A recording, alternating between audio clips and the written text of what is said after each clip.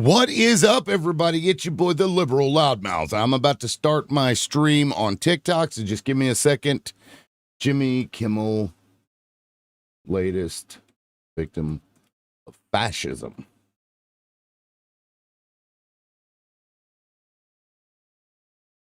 Latest victim. All right, well, let's do it. Fuck it, we'll do it live. What is up, everybody? It is your boy, the Liberal Loudmouth, and we are back again with another show. Let me get all my shit set up here. Let me select the stream. All right, I believe we're live. Yes.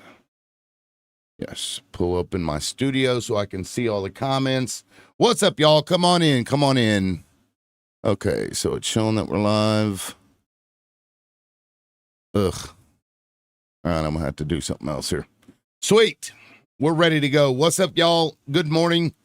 It is a little bit later than I wanted to go live, but I was actually editing a video. That it took me a minute. I see somebody has requested up. Oh, that's for a co-host. Decline that. I don't need a co-host. All right. Oh, and that reminds me, Tapley had gone live yesterday about the Epstein files. I need to find that somewhere and watch it. I ended up going to bed pretty early last night, so I guess we shall see. But we've got another good show for you today, or rather a scary show, because, I mean, let's be honest, we're in the middle of a fascist fucking takeover of our democracy. I mean, honestly, I think it's here. I think he's already done it. I think he has succeeded, and I think that's it. Tiffer and John, what's up? Looks like I may have to restart. Sometimes TikTok is fucked up and doesn't push your shit. When you go live, I don't know, some kind of glitch or whatever. Dan the Historian, what's up? Tia Bia. All right, I'm just going to wait until people show up to start talking, because I know I don't have many, doesn't look like I have any viewers over on the YouTube. But we'll just wait till people start filtering in. Yeah, I may end up having to just restart this thing. There we go. There's the studio I was looking for. And okay, so now I can see my YouTube comments. That's good. Only 2 people. Weird. Very weird. Art and history. What's up? All right, I'm going to check something real quick. Let's see here. Okay, let's see. Let me do this and do that. What's up, y'all? Art and history. Hey, so I'm just waiting for people to filter in. I'm doing something real quick while I wait. Yeah, of course. Okay. Well, that's fine. We'll just keep an eye on that. All right. Yeah, I'm just going to have to restart. I don't know what's going on. Assalamu alaikum. What's up, warrior? 8 people. I'm 3 minutes in, 3.5 minutes in. Got up to 10. What's up, guys? We got a great show. We're going to talk about fascism here today. So share this out, tap the screen, send it to your MAGA friends if you have any, or your MAGA enemies. That works too. Love to hear from them. The MAGA isn't come to you. You have to go to them. They're scared to always, that's true, guitar. Yeah, it's I don't know what's going on. It's crazy. Yeah, you're right. A lot of MAGA don't come here anymore. And especially since I started doing the one-on-one. Oh, I forgot to update my background. Let me update my background real quick. Give me a second. Yeah, actually, I'm going to shut the live down and restart. So if you're here and you want to watch the show, just keep refreshing on my profile. I'll be right back. I don't know what's going on, but TikTok is on one today. Oh, Okay, something's I don't know what the fuck they're doing. That's crazy. Legitimately is wanting to come up here, but I don't even think Legitimately knows what we're talking about today. So give me just a second, Legitimately. I've got to update my background, and then we can talk a little bit. Jimmy Kimmel. Actually, since I got to do that, I'm going to go ahead and bring you in. What's up, man? What's good? How you doing, Antifa? Aren't you Antifa? Aren't you Antifa? Are you anti-fascist? Aren't you Antifa? Okay, I'm not going to do that. That's stupid. Why not? Okay, if you're just going to come up here and play Shadow, and be like a child, I don't want to talk to you. If you want to have like a regular conversation, that's cool. Is latest victim. Trump is attacking the media. And guys, I see people starting to filter in now, so give me just a second. Let's talk. All right. Yeah, I don't know. TikTok is weird. Let me download this real quick. Oh, motherfucker. That didn't work. I need to create this page, baby, and have just one at a time that I just adjust, because otherwise it becomes a pain in the ass. All right. So if you are MAGA, I will like to talk to you. Not like that fucking idiot that was just up here. That's stupid.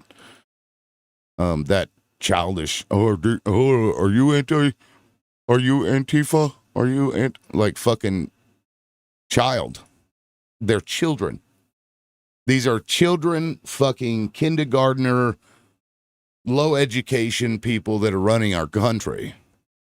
And the only thing they know is how to bully. And that's what happened to Jimmy Kimmel.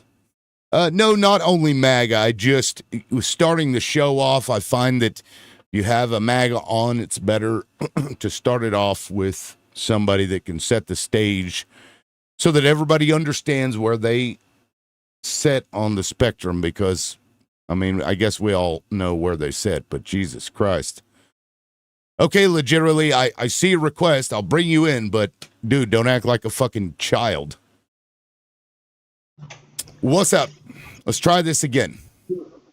Hey, how you doing today? I'm good. So I've fixed my background and whatnot. So I haven't gotten into the the facts that I was going to discuss today. Although the motive we were going to talk about, but I may wait till Chip shows up. So if you came here to see that, just hang around and we may talk about it. But that's a subject that TikTok is really just not going to like.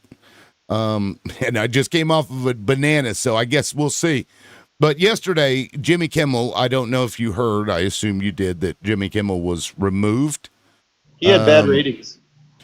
Well, that's not why he was removed, though. But he had worse ratings than Stephen Colbert.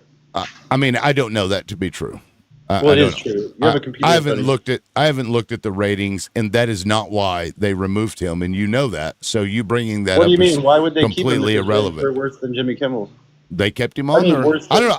I don't even like Jimmy Kimmel. I didn't think he was that funny. I didn't think he was that funny. He was the least funny of all of those people. But they already got rid of Colbert. They both got kicked because of their ratings. No, that's not true. You want me to show you why they got kicked? You want me to show you?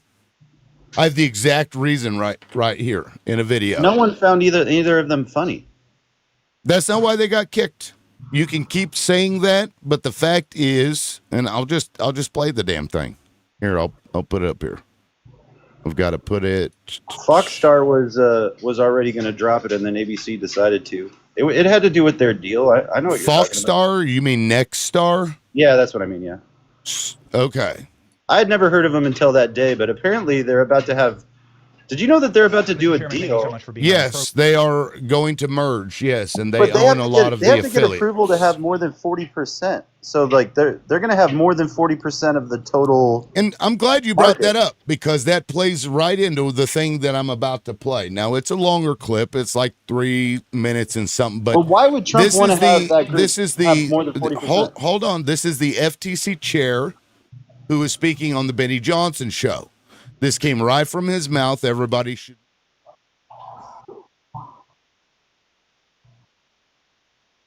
program. This is something that obviously has concerned a great many number of people about Jimmy Kimmel's monologue.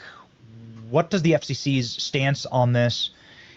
Certainly is a heightened moment in American history where you do not want to see copycats, you do not want to see further radicalization, but by slandering and maligning and distorting what happened to Charlie Kirk, Jimmy Kimmel seems to be inviting it.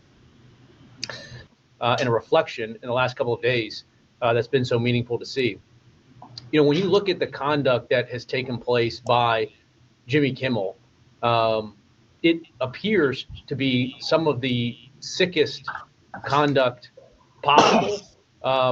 As you've indicated, there are avenues here for the FCC. So there are some ways in which I need to be a little bit careful because we could be called ultimately to be a judge on some of these claims that come up. As you indicated, one of the most significant, newsworthy public interest acts that we've seen in a long time. And what appears to be an action by Jimmy Kimmel to play into that narrative that this was somehow a MAGA or Republican motivated person. If that's what happened here with his conduct, that is really, really sick. And I've been very clear from the moment that I have become chairman of the FCC, I want to reinvigorate the public interest. And what people don't understand is that the broadcasters, and you've gotten this right, are entirely different than people that use other forms of communication. They have a license granted by us at the FCC, and that comes with it an obligation to operate in the public interest. But frankly, when you see stuff like this, I mean, look, we can do this the easy way or the hard way. These companies can find ways to change conduct, to take action, frankly, on Kimmel, or there's going to be additional work for the FCC ahead. What kind of action would you see? I, at the very least, would like to have an on-air apology from Jimmy Kimmel to the Kirk family, to all of those who he slandered, because he did say that Charlie Kirk, he is effectively saying that our movement did this, our movement killed Charlie, that Charlie was deserving of this, effectively. What would you like to see done at ABC? Well, look, I think what you said there strikes me as a very reasonable, minimal step that can be taken. I mean, obviously, look, there's calls for Kimmel to be fired. I think, you could certainly see a path forward for suspension over this. And again, the FCC is going to have remedies that we could look at. And one of the things that President Trump did when he ran for office, he ran directly at that legacy media establishment. And he smashed the facade that they get to control what we say, what we think, the narrative around events. And we're seeing a lot of consequences that are flowing from President Trump doing that. I mean, look, NPR has been defunded. PBS has been defunded. Colbert is retiring. Joy Reid is out at MSNBC. Terry Moran has gone from ABC and now admitting that they are biased. CBS has now made some commitments to us that they're going to return to more fact-based journalism. And so I think you see some lashing out from people like Kimmel, who are frankly talentless and are looking for ways to get attention. But their grip on the narrative is slipping. That doesn't mean that it's still not important to hold them to the public interest standard. That's what we're going to have to do. Removed, and now I'm going to play, for context, the monologue that they allege was so egregious. Okay, let me find that real quick. I've got that clip here some fucking where. I didn't actually have time to throw that in there. Right here. All right, let me pull this up. I don't think it's going to let me zoom in. It's a little harder to see because it's a smaller clip. Some new lows over the weekend with the MAGA gang desperately trying to characterize this kid who murdered Charlie Kirk as anything other than one of them and doing everything they can to score political points from it. In between the finger pointing, there was grieving. On Friday, the White House flew the flags at half staff, which got some criticism. But on a human level, you can see how hard the president is taking this. My condolences on the loss of your friend Charlie Kirk. May I ask, sir, personally, how are you holding up over the last day and a half, sir? I think very good. And by the way, right there, you see all the trucks? They've just started construction of the new ballroom for the White House, which is something they've been trying to get, as you know, for about 150 years. And it's going to be a beauty. Yes. He's at the fourth stage of grief, construction. Demolition, construction. This is not how an adult grieves the murder of someone he called a friend. This is how a 4-year-old mourns a goldfish, okay? There you go. That language that was used by Jimmy Kimmel was not problematic in any way whatsoever. We supposedly live in a free country, and now Donald Trump has sent his little fucking fascist crony dirtbags to go onto these shows and to threaten these companies because they can pull their licenses, they can make these mergers difficult, or they can make them easy, just as Brendan Carr stated on the Benny Johnson show. And I want to point out to you and rebut and impeach what Brendan Carr said about, oh, we're just worried about the public interest of the broadcasters, because Brian fucking Kilmeade said something that was absolutely disgusting, and I'm going to play that next. And let's see which of these fucking things that was said was worse. Yet Brendan Carr didn't go up there and complain about Brian Kilmeade lacking a public interest and calling for Fox News to remove his ass. Nope, just Jimmy Kimmel, and we know why. But let's watch this clip. It's not nearly as long. It's not a money issue. They have given billions of dollars to mental health and the homeless population. A lot of them don't want to take the programs. A lot of them don't want to get the help that is necessary. You can't give them a choice. Either you take the resources that we're going to give you, or you decide that you're going to be locked up in jail. That's the way it has to be now. Or involuntary lethal injection or something. Just kill them. Yeah, Brian, why did it have to get to this point? Right. So legitimately, do you think what we're seeing is okay, where the government can dictate to private organizations what they do, threaten them in the way that Brendan Carr did? Do you think that that's okay? Sorry, I didn't know I wasn't on. I mean, the way that you've painted this statement or whatever, I mean, yeah, I can't help but agree with you. But I think that it's a little bit more complicated than that. How so? Because and I'm not painting this in any way. Like, I played an almost 4-minute clip of what the FTC chair or FCC chair said. You know who I am, and you know that I'm normally not very, I'm being pretty chill. I'm asking you a legitimate question. Like, I'm just saying, I'm trying to be chill. And you know that I'm not somebody who will just find a way for my side to be right either, right? All right. Well, then let me say just a few things before you sandwich me in on this.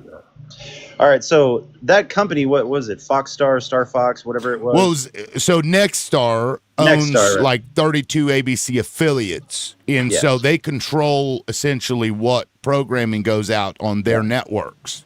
Yeah. So they do have a considerable amount of control when it comes to that. If you go look at Nexstar's portfolio, or like what their stock has done over the life of their stock, they've been pretty consistent throughout the last, I think what it is, like 8 years or something like that. Actually a pretty reliable thing to invest in if you were going to put your money in something. And so I think that what Nexstar was thinking was, what are they about to do, a deal with another company, right? Yes, that is my understanding. So obviously when they do a deal, like the reason why that company wants to, take them in is because they want to have some benefit from it. And Nexstar has a very good track record of keeping its stock growing at a steady pace without very much volatility. And so I think that part of the deal was this, is that they were perceiving the situation and may have over-perceived it as being more harmful than it might be to that deal.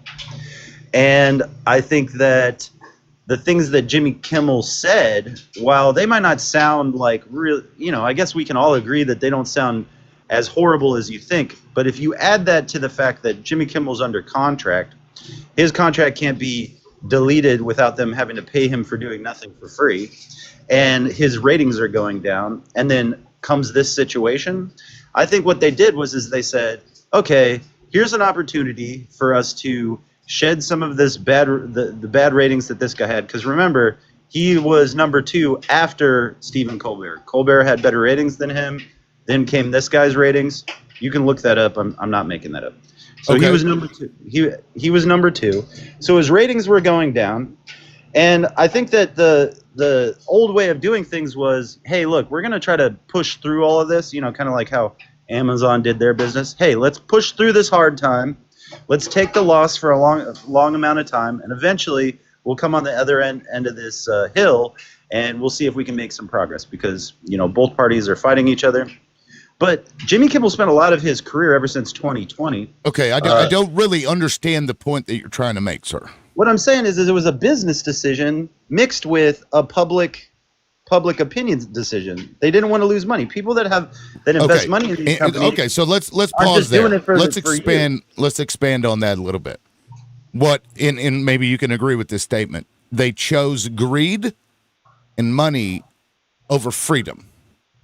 No, it's a business. Oh yeah. Because if somebody and surely you can agree that if a bully gets you to capitulate, whatever the context, right? Whatever the context, that bully is going to do it again, and they're going to do it again, and they're going to do it again. And so unless you say, look, we live in a free country, and we're a private entity, and we can do whatever the fuck we want to do, and you're not going to come here and tell me you have this. A valid argument. I'm agreeing that you have a good argument.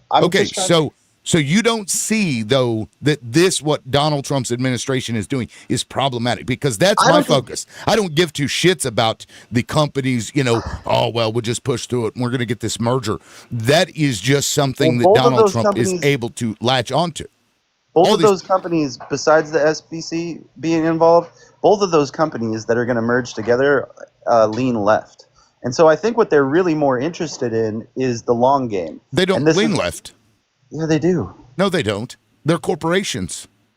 They lean green. Their programming has leaned left for the last 4 years. They literally just removed Jimmy Kimmel over and using your own words. Just let me finish what I'm saying so you can hear what I'm saying. Okay. All right, just let me finish what I'm saying.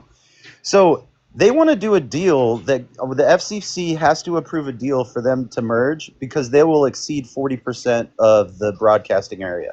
And the reason why the FCC says that you can't exceed 40% is because then you would have a majority on airing. So if you go past 40%, you're getting in the land of having a majority of all the airtime. You know what I mean? The majority of all the airing areas. Right. It's called like a monopoly.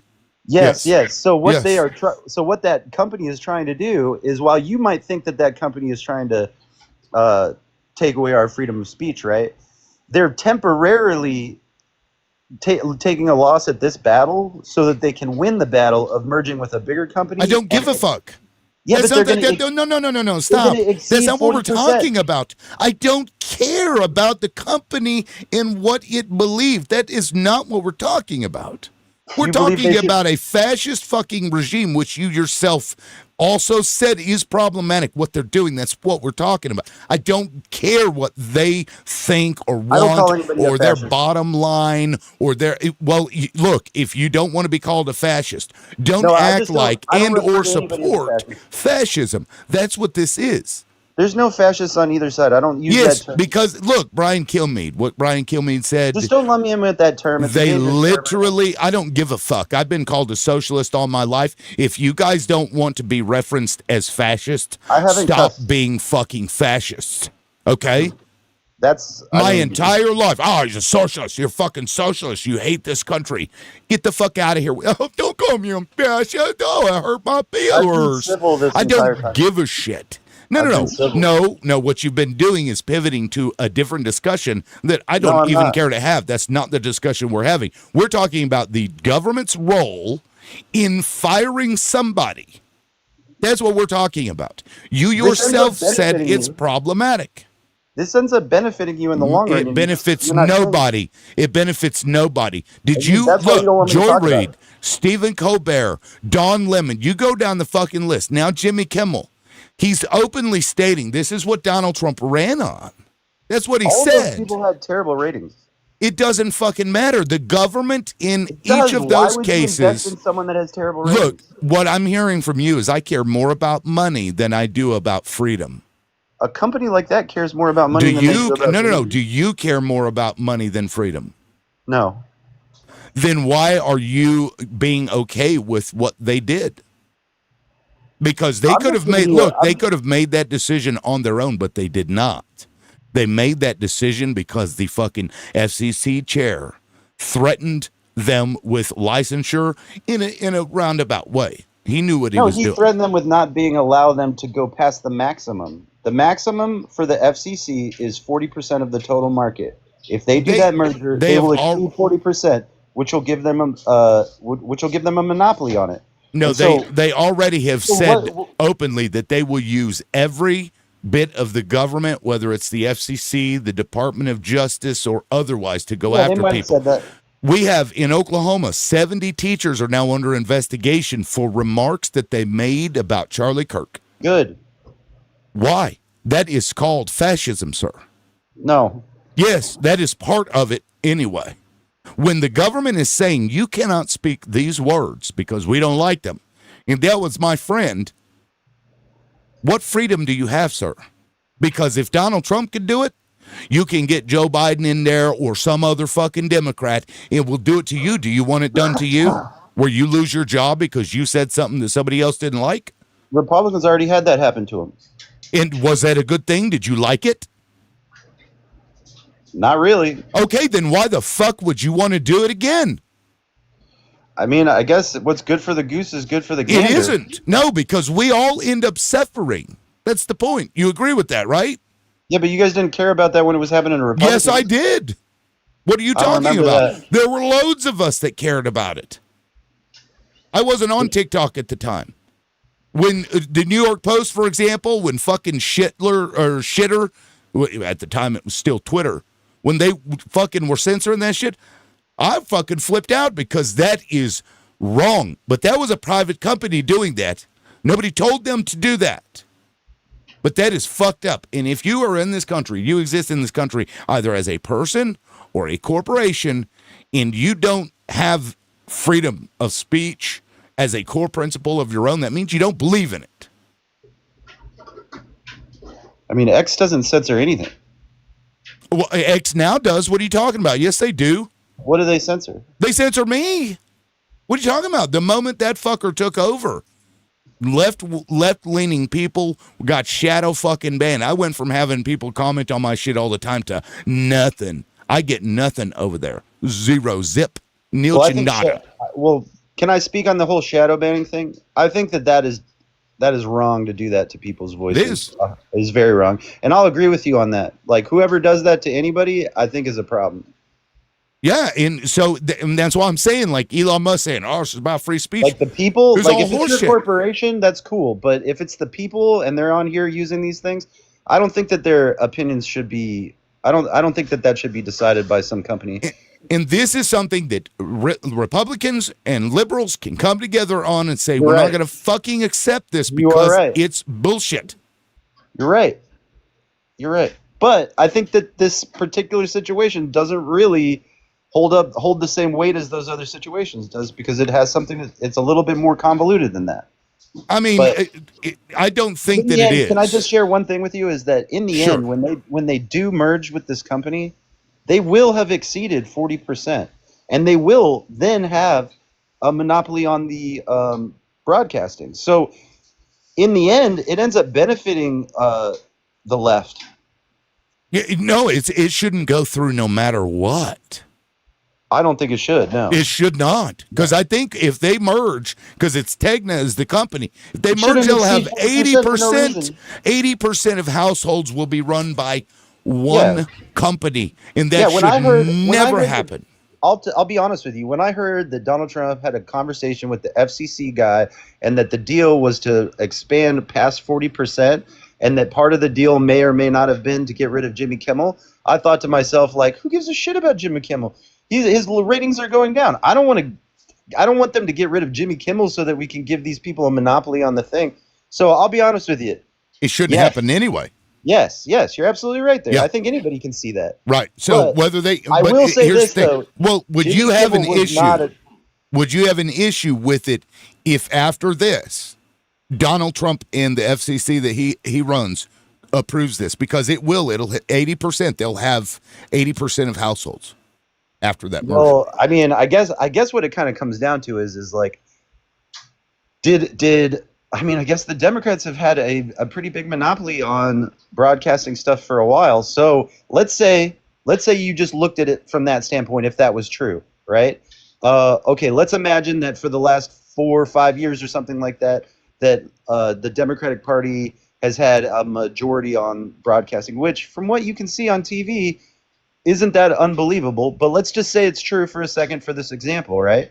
If one party had control of the entire media and entertainment for the last 5 years, wouldn't it only be fair that you gave the other side a shot? Because that's a long time to silence a lot of people's opinions, and you already have said that, that's not cool. So I'm saying, like, yes, it's not good. I don't agree with it. I don't think anybody should have more than 40% of anything because of monopolies. I agree with you. I'm on your side with that. But then let's call out the bullshit.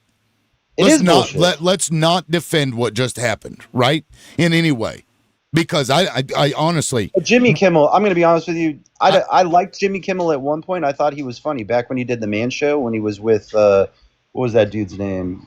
I can't remember him. But when he did the Man Show, and then shortly after that, when he started his show, he was pretty entertaining. But in 2020, they really, like, all of these shows really, their entire programming centers around Donald Trump, and that's not entertainment. That's just annoying, and I don't think that that's good for the country. So the fact that he's gone, whether I'm a Republican or a Democrat, I don't think that he was doing anything good for any of us. I'm sorry that he's going, and if it is under unfair circumstances, Yeah, I mean, look, if they had made that decision on their own without any form of outside influence, I don't think it was political. I really think it was money related, man. I think it was money. It was guys that were going, hey, is this going to make us money, or is this not going to make us money? It wasn't, because when Nexstar did it, they said, we're just not going to put his program on. ABC hadn't done that. And in fact, the executives at ABC, they looked at it and said, and this is what's been reported, they said, I don't see the problem here. But then when Nexstar did that, after Brendan Carr did that, some people are reporting that ABC made that choice intentionally in order to paint this picture like Donald Trump was silencing people. I mean, that is a point of view in the story. Occam's razor. I mean, but it is a point of view in the story. It's a point of view that isn't proven and it hasn't been reported. But it's a point of view that you just now said. You just literally made that up. I have no proof of that. I know you don't. I have no proof of that. Right. And I think that, you're just, well, yeah. I told you I have no proof of it, man. I'm not trying to. I'm just saying that there's another argument out there.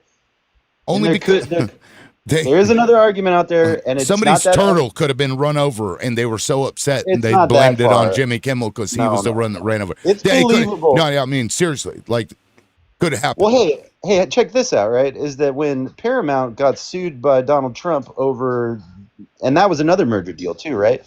Is that they're acquiring another people, and they get sued essentially by doing that merger. They end up getting sued by Donald Trump. They pay him, I don't know what it was, something $500 million. I don't know what it was.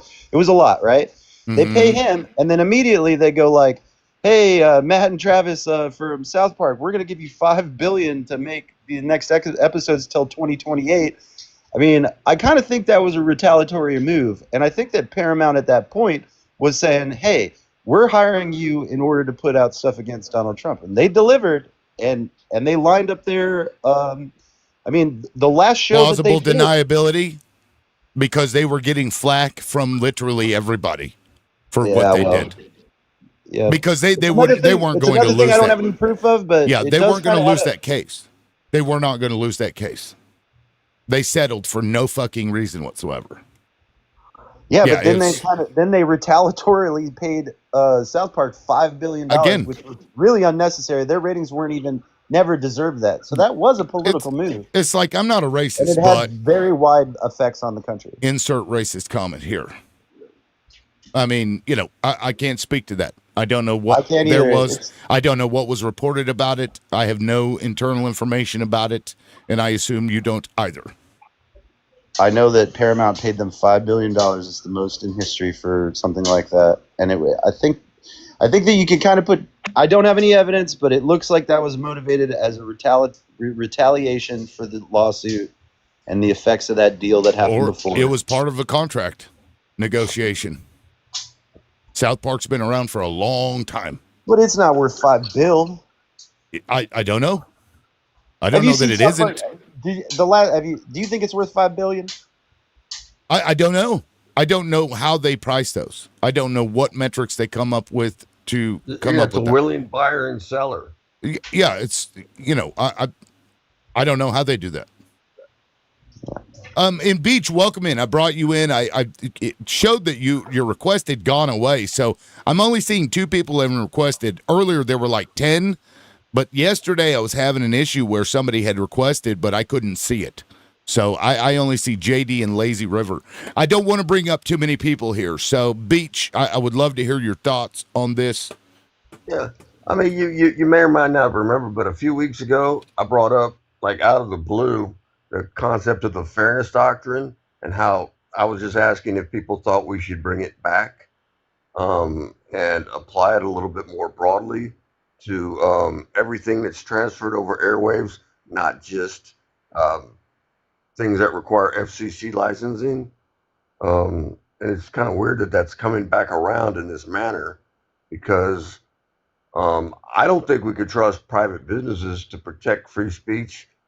I think that really bringing back the fairness doctrine and allowing equal time might be a good step in that direction. And I was just wondering what anybody else thought about that. Yeah, I agree. I mean, if you're going to call yourself news or whatever, like it's one thing to be entertainment, but if you're news, you should absolutely be presenting, and I think a percentage of consensus if it comes to stuff like that. So, for example, if 98% of climate scientists believe something, before you bring up one of the people that disagree, you would have 98 other ones first. Right, because that was one of the downsides of fairness doctrine. It made it look like that 2 things were on equal footing, right? You would have a climate scientist come on, and then you would have to have a climate change denier come on. And because of the time constraints, they would have 1 and 1. So to viewers, it would look as if it was a 50-50 deal, when in fact it was, 98% to 2, whatever the number is. But yes, I agree with you. I think we need to bring that back. And cut down on the fucking talking heads. How about that? Right? Like fucking Brian Kilmeade? That shit's gross. But Brian Kilmeade's statement was tacky, but the other guy, I'm sorry, what's his name? Kimmel. His statement wasn't near as tacky as Brian Kilmeade's was, but it wasn't that funny. But everybody should be entitled to stick their foot into their mouth as far as they want to and let, the public judge.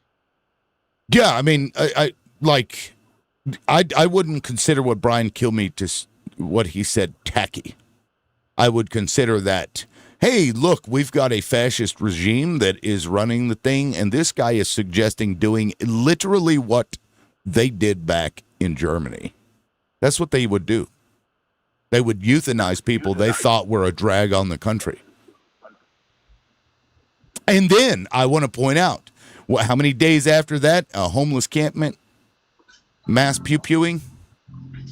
Hey, I don't think that guy's comment on Fox was very wise. given the climate that was going on. It was not a wise comment. No, it's but here's the thing: he has a right to say it, right? He has a right to say it. Well, I mean, I don't disagree with the fact that you said that that's probably not something good to say. It's not.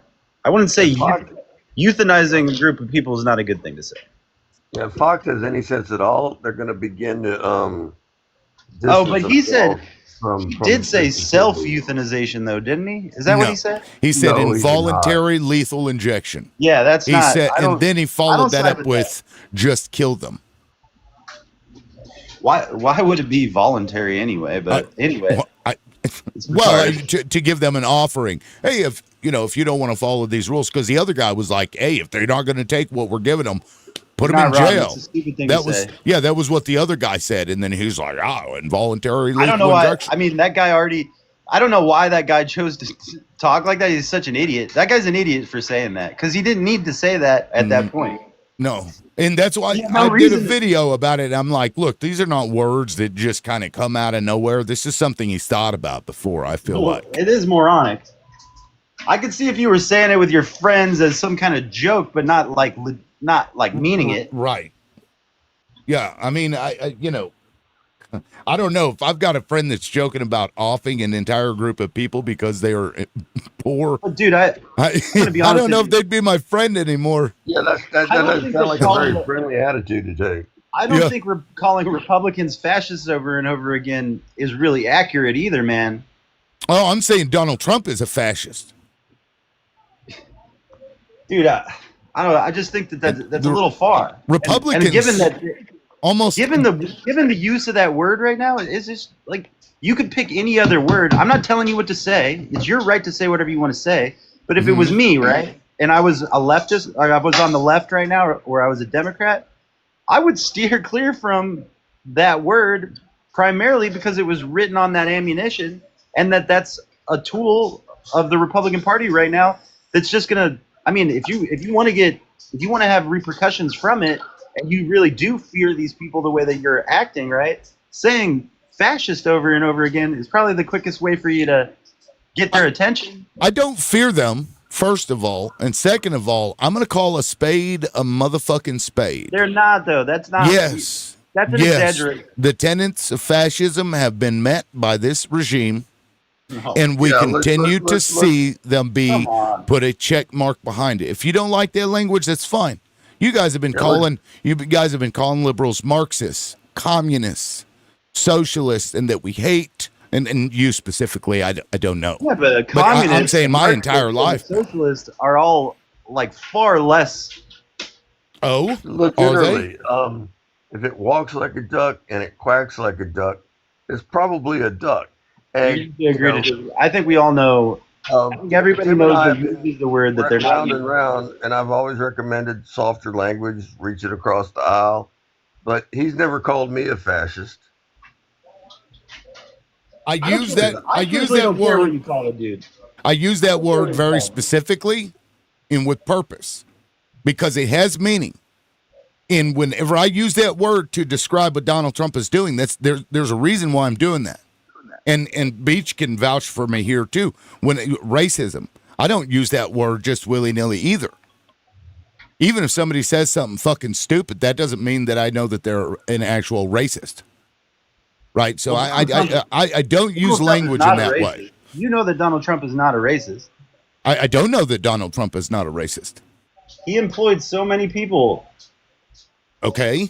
And none of them. Oh my God! I have a black friend.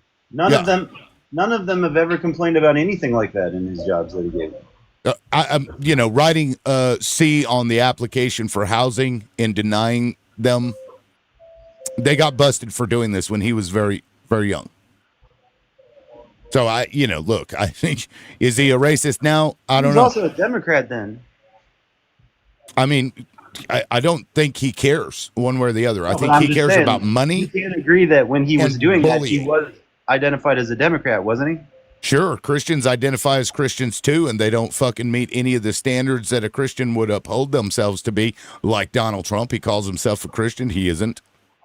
He never really called himself that before. His whole base believes that He he was is. a Democrat. That he was from God. If you're a Democrat and you align yourself with Christianity, it's not good for your. I mean, the dude walked around with a Bible, dude. Non-Christians walk around with Bibles and hold it up. One of the most popular, eloquent, beautiful, wonderful Democrats of all time identified himself as a Christian. It was Reverend Dr. Martin Luther King Jr. So don't say Democrats don't align with Christians. That's simply untrue. How about Jimmy Carter, who was a minister? So yeah, you're really stretching things to say Democrats don't align with Christians. I don't think the Democrats align with Christians, especially Catholics, which I don't think are really Christians at all. Well, if Jesus was around today, he would have been a fucking woke ass liberal. He would have been. I mean, go back. I don't think he would be either. I don't think he would be either side. Hey, treat the immigrants as your neighbors. Evangelicals and Christian he would say above all else love, and neither one of these sides are loving anyone. Evangelicals and Christian nationalists constitute a very small percentage of church-going Christians in the United States. When you try to paint it as if the evangelicals and the Christian nationalists are a majority of church-going Christians, that's a pretty big misrepresentation of what's actually going on. Well, I just don't think that Catholicism aligns with Christianity at all. I mean, Catholicism, it could be, I don't know. I'm not going to talk shit about religions, but I will judge the people that claim to be one of those religions. If your anger toward Christian beliefs it all stemmed from Catholicism, I'm sorry, man. That was not a good representation of Christian beliefs. It's not. It's a history of just living around people who claim to believe themselves to be part of some greater fucking grandiose thing where they have, I don't know, some kind of superiority complex and then turn around and treat people like shit. Christians don't have a voice in America. Well, I'm an atheist. I got deplatformed. So I don't think that carries any water either. Christians are not under attack. They're not being persecuted. White people are not under attack. White people are not being persecuted. Without going completely against, I don't hate Israel or want anything bad to happen to Israel or anything bad against the Jewish population, but I will say this, is that they have way too much control over our entertainment, our media, and I think they should stay out of it. I mean, I can't say I disagree with that. I think that foreign country. they have a big part in sowing this division between the two of us because having us constantly fighting makes them a lot of money, and I just think that they should get the hell out of our entertainment, get the hell out of our media. We don't need their point of view. This is America, and I don't have no hatred toward them, but they have a monopoly on what we see, and I think that a lot of the problems that we have right now stem from them having that monopoly for so long.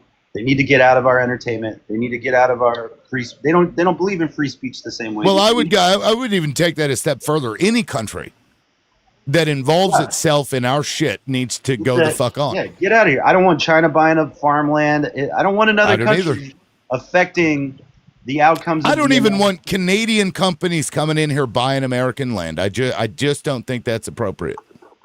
But, maybe some liberals would disagree with me, but I just don't see the reason to.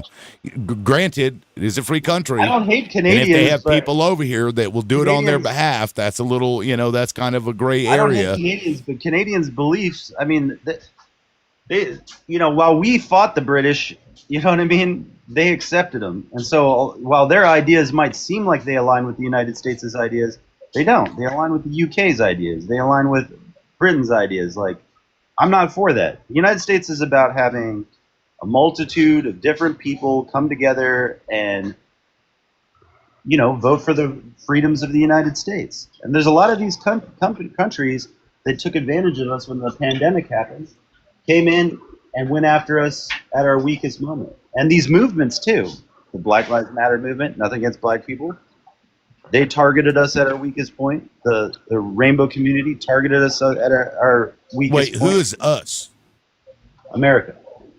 BLM didn't target. Matter people. Yep. and the rainbow people are all Americans. These are not attacks coming at us from Canada or Israel or from outside the country. That's Americans participating in our own political processes in a legitimate way. Yeah, I'm also really curious about this as a member of the rainbow people that you were talking about. Like, how did we attack you?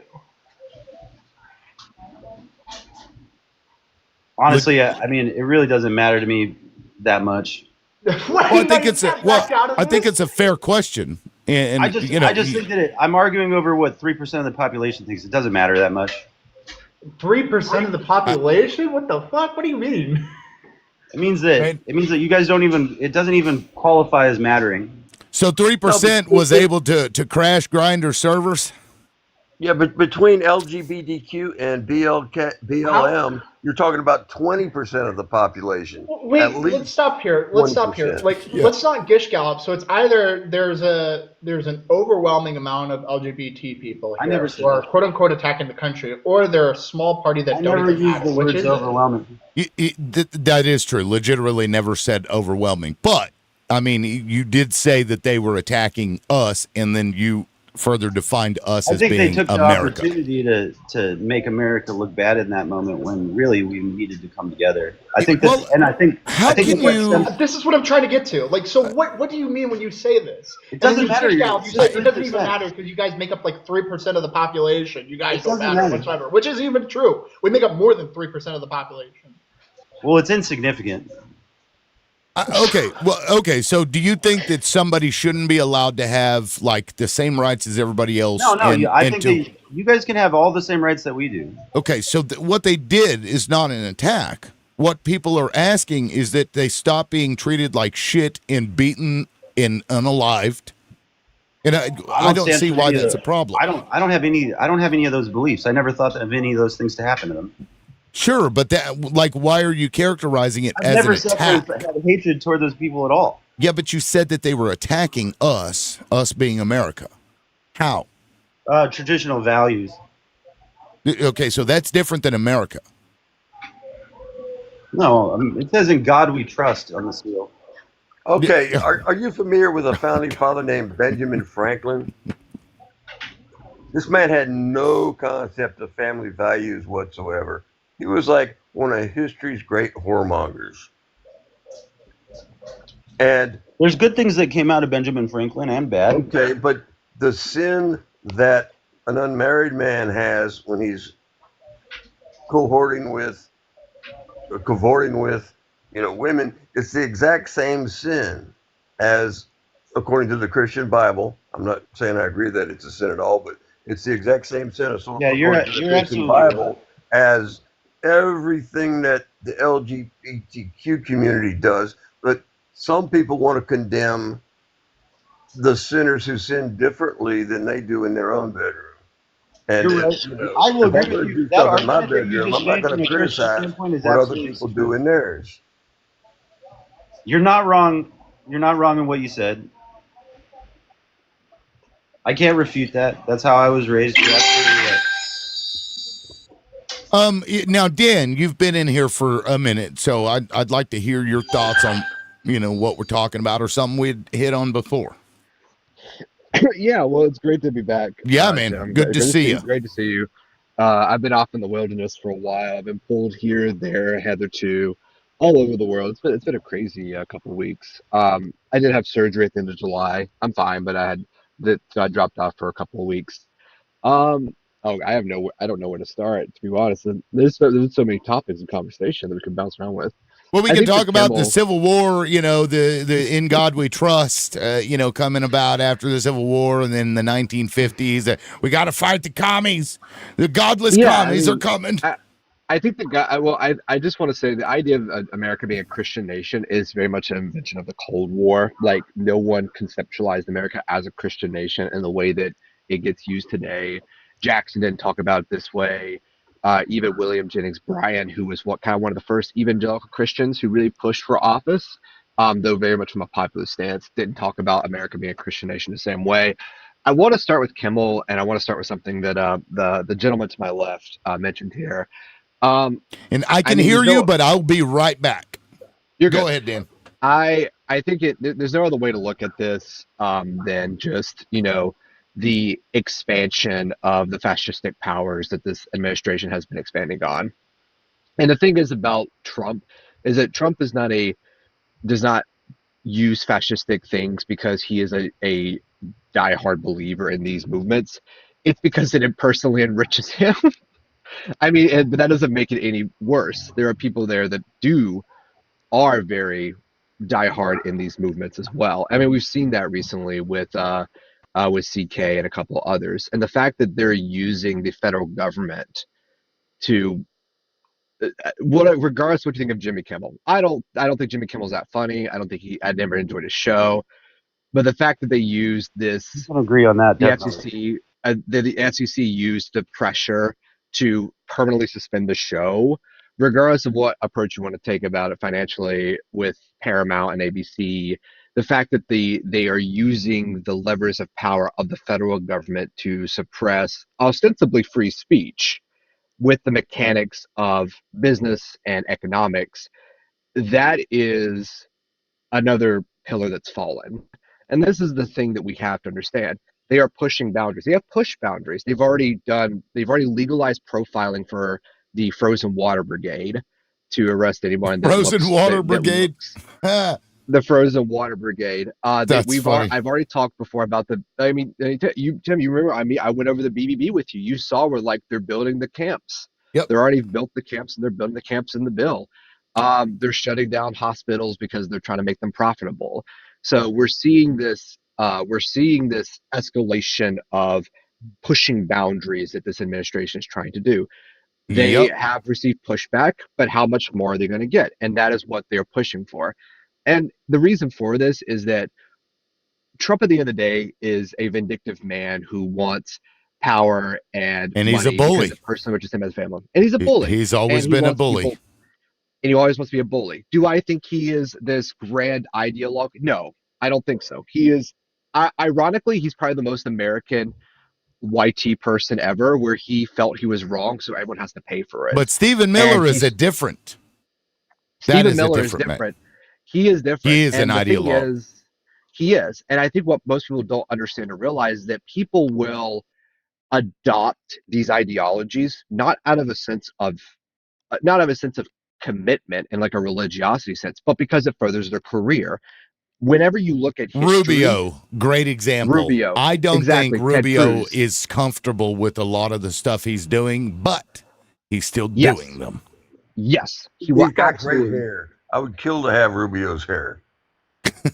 But that's the thing. Even Ted Cruz, you will commit to doing more and more because it furthers your career and because you may have no other career prospects. Marco Rubio is never going to become the Republican president of the United States ever. No. Ted Cruz is never going to be a Republican president of the United States ever. But what they can do is personally enrich themselves and become lifelong the congressmen and senators of their respective areas and build these minor cults of personality around them. And that's what they're doing. And they are just doing this because they know eventually the jig's going to be up.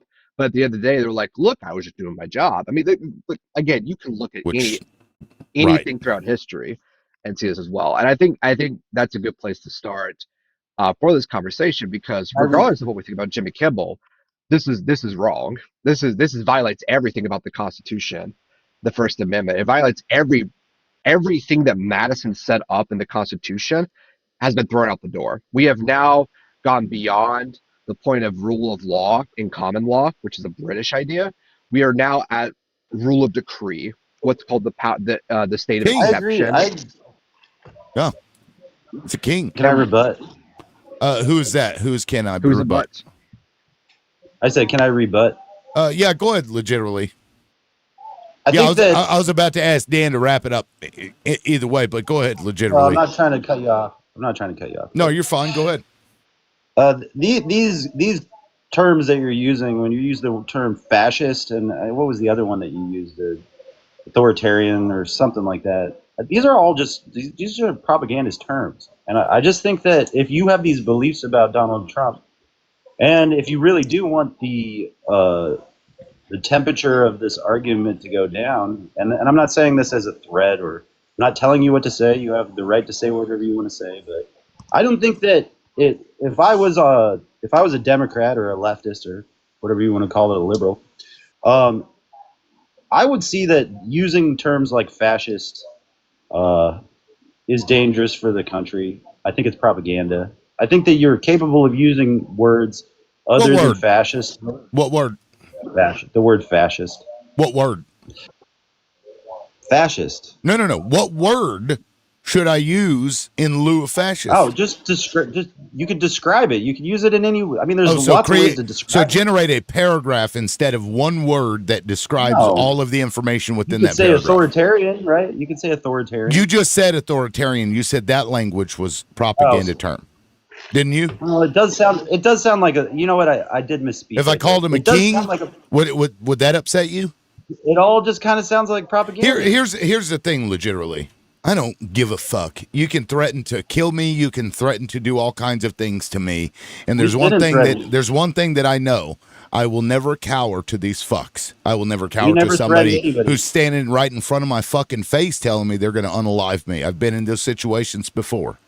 Yeah, I'm sorry that you had to deal with this. It won't happen. I feel like that's delusional if you're going to sit here and tell anyone on this panel that over the course of the last week, since the unaliving of Charlie Kirk, that no threats have been sent towards the Democrats' way. I mean, I sent an article to Mojo's community where literally not even 2 days after the unaliving, senators in Michigan were receiving BOMB threats from fucking conservatives in buttfuck too. Yeah, what? I mean it's yeah, they're threatening. Why did you say? Threatening what was the last thing you said? What? The last thing I said was like, what are you talking about? What was the last thing you just said? I think he said the butt last fuck. thing I said was like conservatives over butt fuck too, wherever the fuck. What the hell does that mean? I don't know what location they were sending it from, so I was just using. Why did you have to add that in there? What is that? See, that's where he thinks the 3% is attacking. Don't attack me from the rear. No, it's not. I'm asking you what that means. Is it a new thing that I haven't heard yet? Is that the new thing? I'm just using it as a. Listen, it's an impromptu term. Jesus fuck. It's me what saying. Does it mean, I don't though? know what they were when they got. Just I don't know ignore where the fuck they were when they got sent these boom boom threats, but they were there and they got sent the boom boom threats. I think it might have been at their residence. I think it might have been at the place of work, but they got sent these boom boom threats by the conservatives. Well, both sides have some pretty dumb people on them that do pretty dumb things. Well, and it's.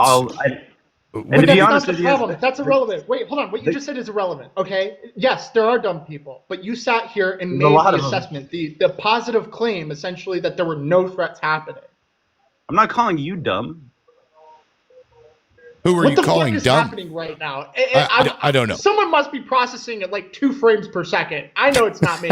But now you're calling me dumb. That was a weird pivot, legitimately, because he spoke to exactly what you were speaking to, and then you try to change the subject in a low-key kind of subtle shift. Wait, how did I do that? Well, you started going off on a tangent about the words.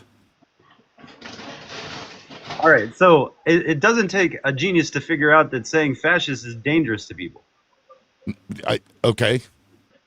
Because we just had a prime example. That's your opinion, but I don't see it that way. Tell Trump to stop being a fascist then. Yeah. I mean, there you go.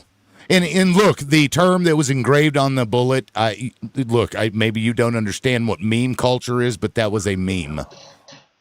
Because it also had, upright, down, down, down arrows. Is there a picture of the cartridge that's in the media? I have not seen it. Nor have I seen the video of them, alleging that, he was walking up to the roof. I think that more information should be, I think that we should have more information out about what that relationship was between all those people on those chat boards. But for some reason, they're not releasing that. And that is questionable. Well, the people in the Discord chat board said that Tyler was not political. Well, and if the government's building a criminal case, it's understandable that they're not going to be releasing detailed evidence until, the rules of evidence are followed in court. And well, if he gives up a speedy trial, then it'll be 3 years before we hear any of that. Well, and real quick, let me do some housekeeping. Real quick, let me do some housekeeping. Debo's in the request, guys. I don't want to add more than 4 people. So if you guys want to see a recycle of the panel, please get us to 25K. Please tap the screen. Debo, please be patient. I'll get you up there. Angel's been waiting for a while, and I'm restricting it to 4. Well, I mean, you're the only opposition, so you're welcome to stay. That said, if you guys want to get this recycled panel, please tap the screen at 25K. We'll do that. But I got a question for you. Does it seem I'm gonna like work something out? Does it seem like when you go on your guys's I don't know, people that you align with lives on here, do you think that that there is a fair amount of Republicans in those chats comparatively to the Democrats that you let out? In what chats? Do you think that you give in what chats? In just all of them on your guys' side. Wait, what do you mean? Like on our personal because Discord? I'm standing on my own right here, and I'm fine with that. But I'm just saying that, like, if you wanted to have a fair discourse, and I'm not coming at you, but I'm just saying if you wanted to have the argument to say, hey, look, we allow a fair amount of both sides up here in order to legitimately, you're making like a lot of assumptions with that question. It's like Tim and I agree about 40%. JD and I agree about 40%. I don't even know Dan that well, but we probably agree on 30 to 40%, something like that. So you're asking that question from the context that we all walk in lockstep against you, and we don't. And let me point out, JD and I have been arguing the last 2 days over Gavin Newsom. Fucking Tyler. Like, literally yapping at each other over this. You know, I don't care if you're a liberal or a Republican. If I disagree with you, I disagree with you. Right. But if you want to bring up, and you want to make it fair. And he's back up again, pointing out the fact that this doesn't bother me. This is part of natural, healthy discourse, is to talk to people that don't disagree. The problem here, legitimately, is that I don't see a lot of MAGAs coming up here anymore. They used to, but they don't. Even though I'm probably one of the more fair when the Epstein stuff came out. That was when that trend really started going down. I think it was because you didn't see a trend after the Charlie Kirk thing. I mean, that is a different thing, and the sample size is small because it was so recent. So I can't really speak to that. Plus, I've been bananaed. I was bananaed the day before it happened, and I had 7 days banana. So I can't really speak to that. Like, that might have been Israel. Liberal. You never know. Well, I mean that it could have been. It's a pretty big stretch to go from where does this kid get the information from Netanyahu and if he does, what was Netanyahu on the Discord server? Like, I don't understand. Wait, what are you talking about? When people paint whatever happened with this Tyler guy as being influenced by Israel, I'm always kind of like, well, how? Oh, I don't know about that. Now there are reports, and I can't substantiate because I don't understand reports. how they're putting that together. That's a little out. I can't substantiate the reports, but it was reported that traffic was very heavy to the home of Tyler and Lance, and in the week leading up to it, like a bunch of vehicles with all different license plates. Right. So this is something that was said. I have no proof of this. This was Candace Owens had made this statement that she was in talks with the family of Lance. I like Candace Owens, but she's kind of out of there right now. Well, she can be. I'm just saying this is something that is being purported out there as to having come from the family of Lance. Can I speak about the Candace Owens things for just 1 minute? Well, sure.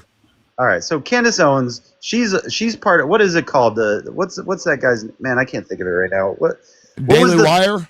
Daily Wire. Candace Owens works for the Daily Wire.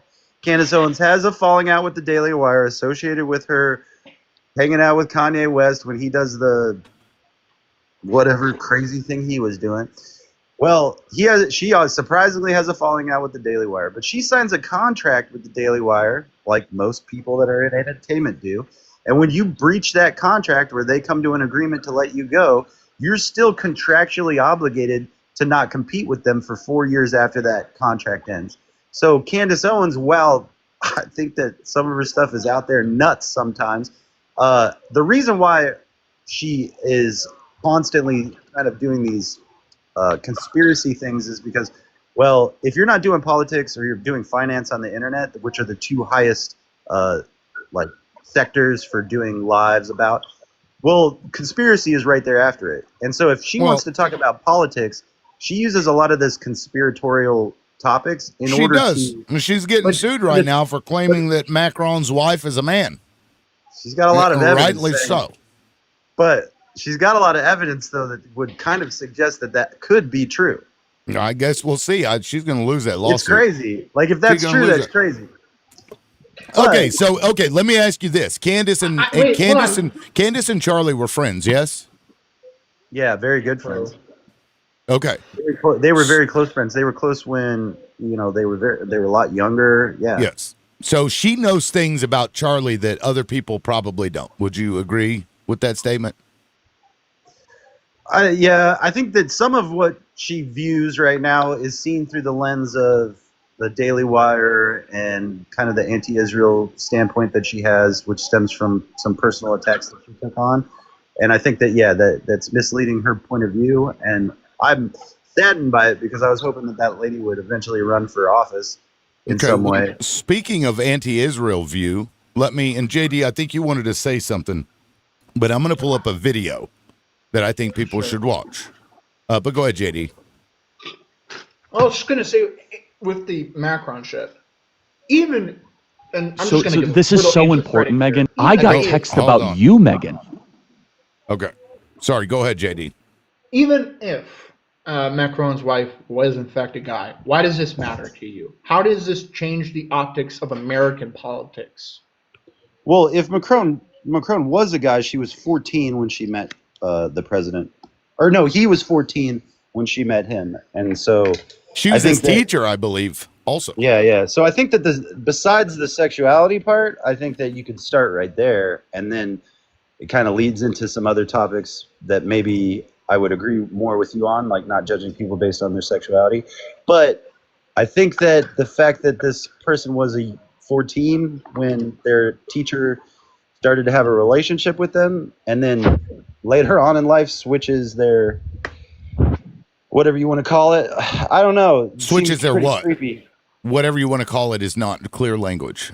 What is it? What would you call it? I don't know what you're talking about. That's why I'm trying to think of how to say it. Hold on. I don't want to say it the wrong way. What is it? Was it her sexuality? Not her sexuality. Her gender? She identifies. Your gender, yeah. So you believe that Macron's wife was a man teacher that got with the 14-year-old, I don't think there's enough. And then changed to a female later. To suggest that it may be true. I think there's enough evidence to say, there's something here. So why did you point out the age in trying to prove that there was a trans thing? What is the relevance? Well, there? Because I think that's really the reason why people are upset, and then other people tack that other thing on top of it afterward. Well, it almost sounded as if you were suggesting that trans people are more likely to go after children. Is kind of what I don't know. I don't know if that's true or not. There's statistics out there that would tell you whether or not sexual deviance. It's true. So to me, this all smacks of the politics of personal destruction, and we shouldn't be going after people for what's going on in their heads or in their bedrooms. That's all politics of personal destruction. It's not relevant even whatsoever. If you're 14. 1,000%. Public policy. There's no evidence of that whatsoever. Dan? Yeah, so Macron's wife was his kindergarten teacher. They did not meet until he was way later, until his 20s. She was already married and had a kid. And also Macron is a grandfather, meaning that his wife had a kid and that kid has a kid too. So I just want to stress here that his wife is not trans. She is a woman. She was his kindergarten teacher. They met much later in life. Now, you can sit here and say, well, that's still a bit weird. That's fine. You can sit here and criticize like Macron's taste. It's very French. I'm going to be very French phobic here for a second. The age of consent in France is, I think, it's either 13 or 15, I believe. So it's France. The French are French. We all know how the French are. It's like, oh, good morning, Tim. How are you? Would you like but we don't stand for that in America. We're not down with that. Again, that's not the point. Legitimately, I'm talking about. It's like France presentism, society. right? It's like applying a standard that we have today or in this locale to something else where that standard does not exist, right? And Emmanuel Macron is not the president of the United States, so like it doesn't matter. And Candace Owens deserves to be sued by them. And she does not work for the Daily Wire anymore. The reason why is because she was underpaid, because they gave so much money to Steven Crowder. That's why she left on her contract. And she's doing her own. She started her own podcast company. She's not competing. She didn't sign up for another media company. She's doing her own media, similar to, I forget the girl's name, but they started this young girl who is like also doing Gen Z like conservative. Oh yeah, I know media who as you're well. talking about. That girl's really Yes. popular, actually. Yeah, she's also really annoying and wrong about everything, which is a frustrating thing for me. I tried to deprogram all these Gen I Z like and her millennials. content a lot. It's pretty good. Now, Sky News says that they in fact were somewhat romantic in 1993 when he was 15, and that the parents had told her to leave their son alone until he was 18, and she said, and this is a quote from Sky News, I cannot promise you anything. So, but again, you know, it's right. It's a different, and You're talking about Sky News accept Australia? that. Yes. Well, I Sky believe News, it let's be honest, Sky News Australia, while I like that broadcasting, it is a very right broadcasting. Like, Well, they're very biased. Is Macron suing them? I don't know exactly what's going on with all that at this exact moment. For some reason, that hasn't gone underway. Yeah. Like, Either way, when you sue people, you have to get discovery, and I think that their main effort is to not have that right now. Yeah. So, I mean, none of that matters. Like, I don't even know how we got off on the tangent of Candace Owens and Macron. I'm just saying that I don't find Candace the Owens Macron kind of compromised conversation. her own opinion. I think that Candace Owens is she's a talented person, a smart person. I'm glad to have her on our side, but I think that she suffers from some of the. I think that she's not really good for the party in some stances. Okay, but because of what? Because of the Israel stance? Just because she kind of feeds into these conspiratorial ideas in kind of a crazy way. Okay. I feel like that's an interesting segue to the video that I've got up that I'd like to play for everybody. But I still think that she has. I don't think that she's a villain. I just think that she's kind of stuck between a rock and a hard place. But I do wish that she would. I wish she was able to talk about politics, but she's not allowed to. And now, real quick, YouTube, I cannot move this video technically. Oh, well, I guess I can. Let me try it this way. Just. Actually, no, they should be able to see it. Okay, so I'm going to play this video, and take.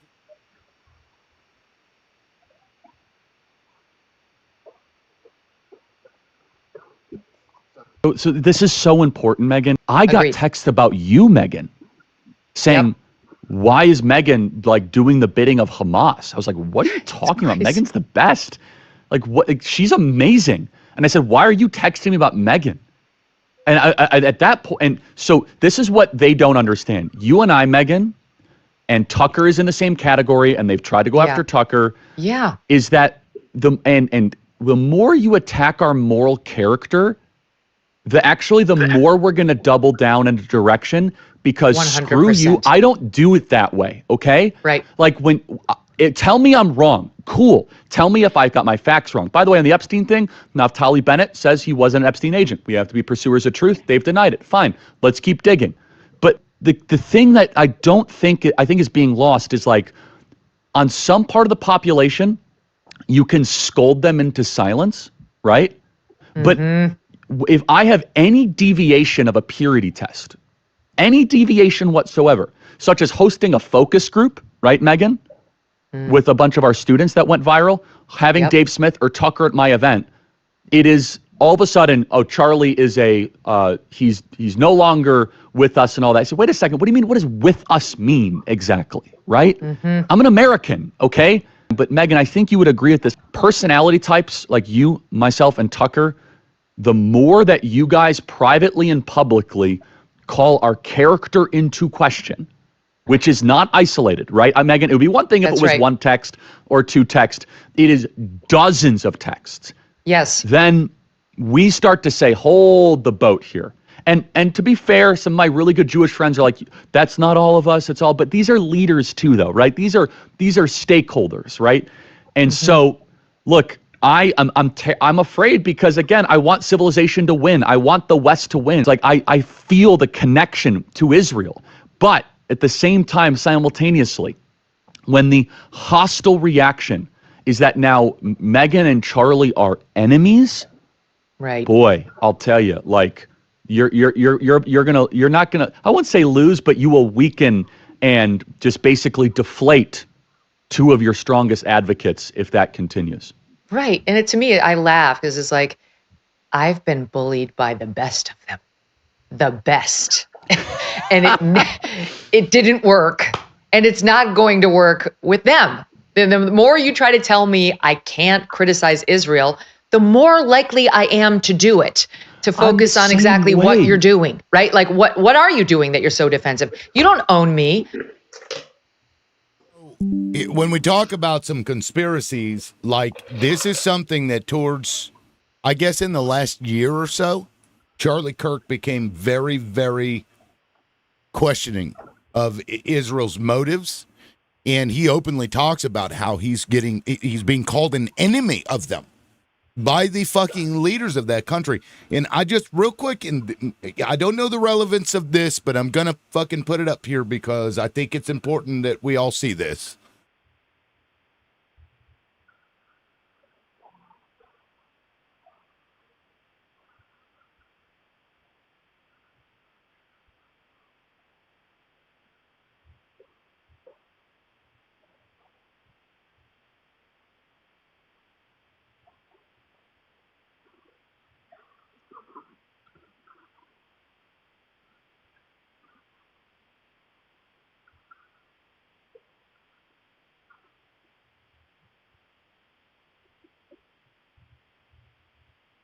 That dude's tweet has now 3 million fucking views. The specificity of that fucking post has got to raise eyebrows with people. Wait, just real quick.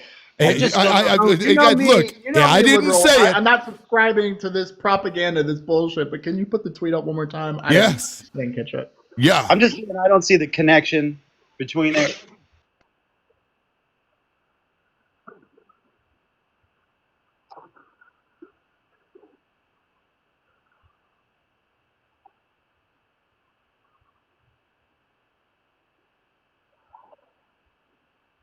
Remember this part.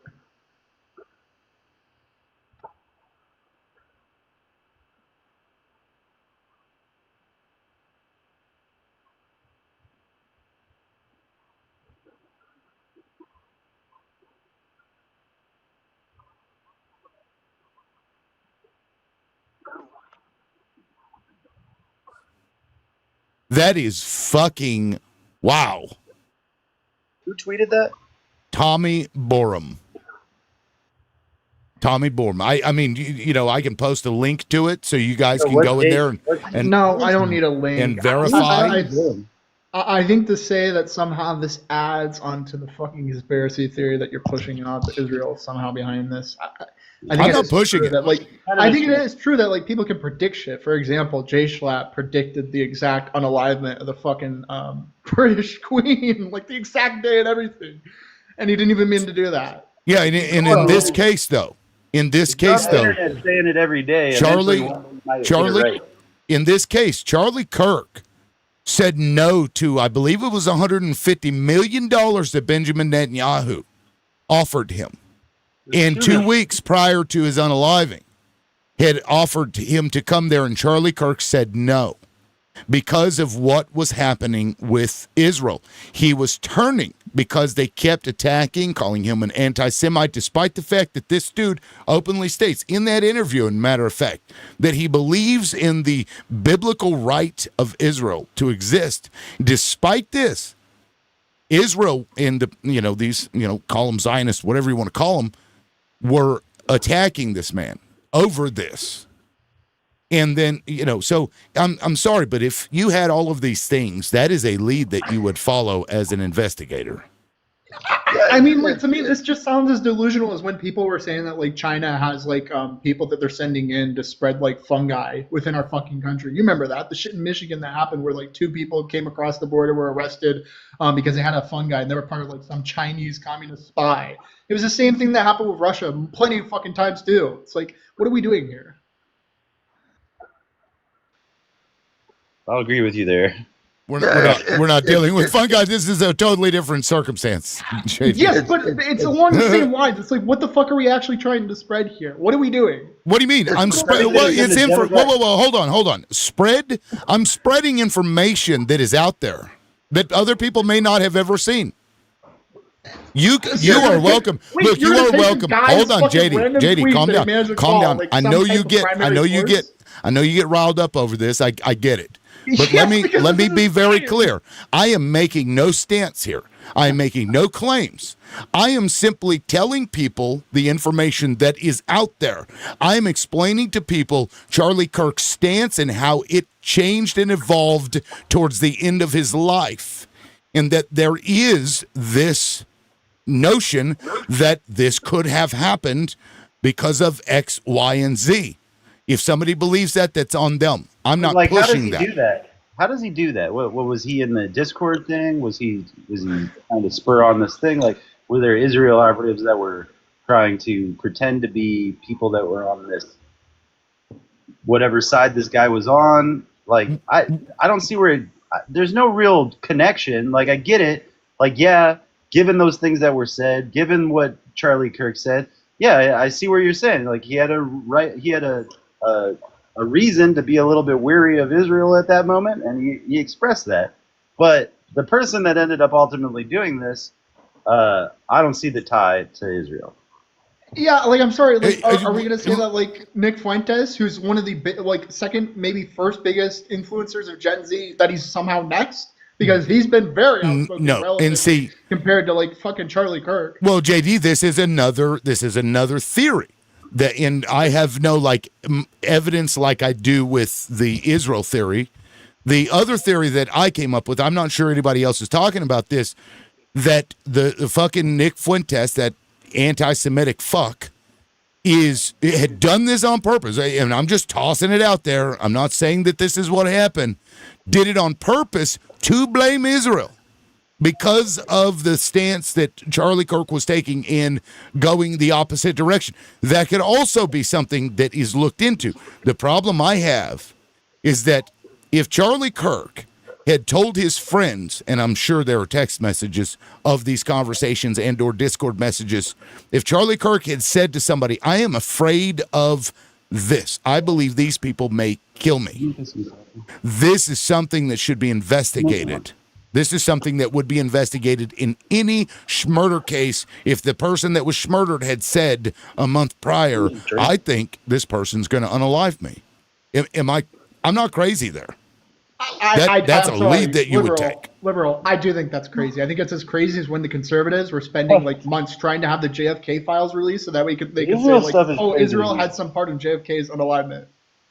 Like, I'm not completely pro-Israel. I would like to support Israel in some fashion because of my faith in some ways. But yeah, I think that this Israel stuff is crazy. Okay, and look, you're welcome to have that opinion. I'm not going to criticize you if for I it. saw something, if I had something, there's got to just be a little bit of something to give me a path to this. If I had at least a path to it. There are more videos. He went in on Ben Shapiro's show, and I haven't clipped that yet, but I'll clip it at some point. He went on Ben Shapiro's show. You should have seen the look on Ben Shapiro's face. This was pretty recent. And he was criticizing them for the attack in Doha and what they're doing in Gaza. And this continued onslaught in Gaza. Charlie Kirk was saying this stuff. And here's the thing. He had the ears of the youth. Benjamin Netanyahu and Israel, let's say they have some kind of handle on our politicians, and they do because of the anti-BDS bullshit where you can't be a part of the government if you don't sign this pledge that you won't, protest and boycott their shit. Did you see Did you see Tucker Carlson's stance on Netanyahu standing on the shoulders of Charlie Kirk on the day that he passed away? Did you see that? I don't know. I have a He did clip not like here. Bibi Let me. Netanyahu, and he said that to me many times, and he said to people Let me around play him. this because I do have this clip. I'm I was not saying sure. how if- Netanyahu's act of trying to like side Israel with what Charlie Kirk was standing for just after Carlson had been told by Charlie Kirk that Israel was threatening him in some way.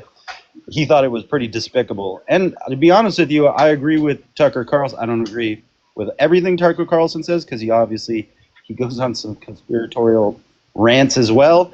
But I don't know. He's pretty base sometimes. You know, for example, he was calling you guys out on wanting to be anti-free speech just like a couple hours ago after the Jimmy Kimmel shit. yeah, I don't think that he's entirely wrong on that. I think that there's a Sorry. I think that there's a level of that happening. I can agree. Yeah, I mean, JD, I don't know if you missed it or not, but legitimately there's so many did more agree. like I said that before, it's there's so many more moving parts that involve money that don't necessarily equate. And in the end, when those two companies end up merging, they end up having more than 40% of control, which ends up being more than 40% control for a Democratic point of view, because that's where those people lean. I mean, it really kind of benefits you guys in the end. So I don't even know, like maybe they got rid of Jimmy Kimmel so that they could gain more advantage. You got to take 2 steps forward and take 2 steps back. I feel like it's kind of a move of the Democratic Party. You know what I mean? The Democratic machine is there to go like, yo, let's get rid of this guy with bad ratings. Let's set him free so that he can go out there on social media. We're just getting further and further into the rabbit hole. Next, we're going to say that Israel was actually the ones who took off Jimmy Kimmel because Israel did not like the fact that Jimmy Kimmel was criticizing. I don't know. No, I don't think that I don't think Israel's pulling these strings that people think they are, but I think you guys are underestimating the complete and total power that Mossad has. What the fuck are you guys talking about? This is a country that blew the head. Hold on, JD. Let me finish. Let me finish what I'm saying. This is a nation that blew the head off. That blew the head off of somebody they claim to be a T group with a cell phone. A fucking cell phone.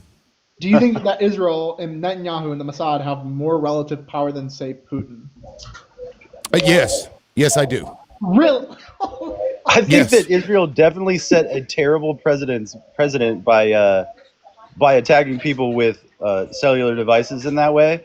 I think that, yay, Hamas is gone. I'm for that. But the fact that we all now know that Israel is capable of blowing up your cell phone and harming you, I don't want anybody having that power. So I don't, while I might be happy that Hamas is gone, I still think that it's pretty terrible the way that they went about doing it. And I don't want that to happen to anybody else. Hezbollah, I don't know. I just can't wait for like the next right to come about. It's going to be amazing. Hezbollah is in Lebanon, not Hamas. Right. What's the next right? Do you mean next right? I'm just saying, like, a lot of the rhetoric that's happening right now in this moment and has been happening for like the last 4 months. What's the next right? Some of it you can find justification in, and you can interpret it however you want. But a lot of it is just like a means to create the Fourth Reich. Like, this is how the Third Reich started, was because there was a Zionist movement at the time, and H-Man really did not like it. Except that doesn't make sense, JD, because the scapegoat here are not Jewish people. So what you're saying right there makes fucking no sense whatsoever. I feel like it is. No, People use it as a they means aren't to the be scapegoat. anti-Semitic. Back during World War II, they were the scapegoat. They were what today would be Hispanic people or people from South America. Sure. And or anybody that doesn't look like a white tee Christian fucking male. Right?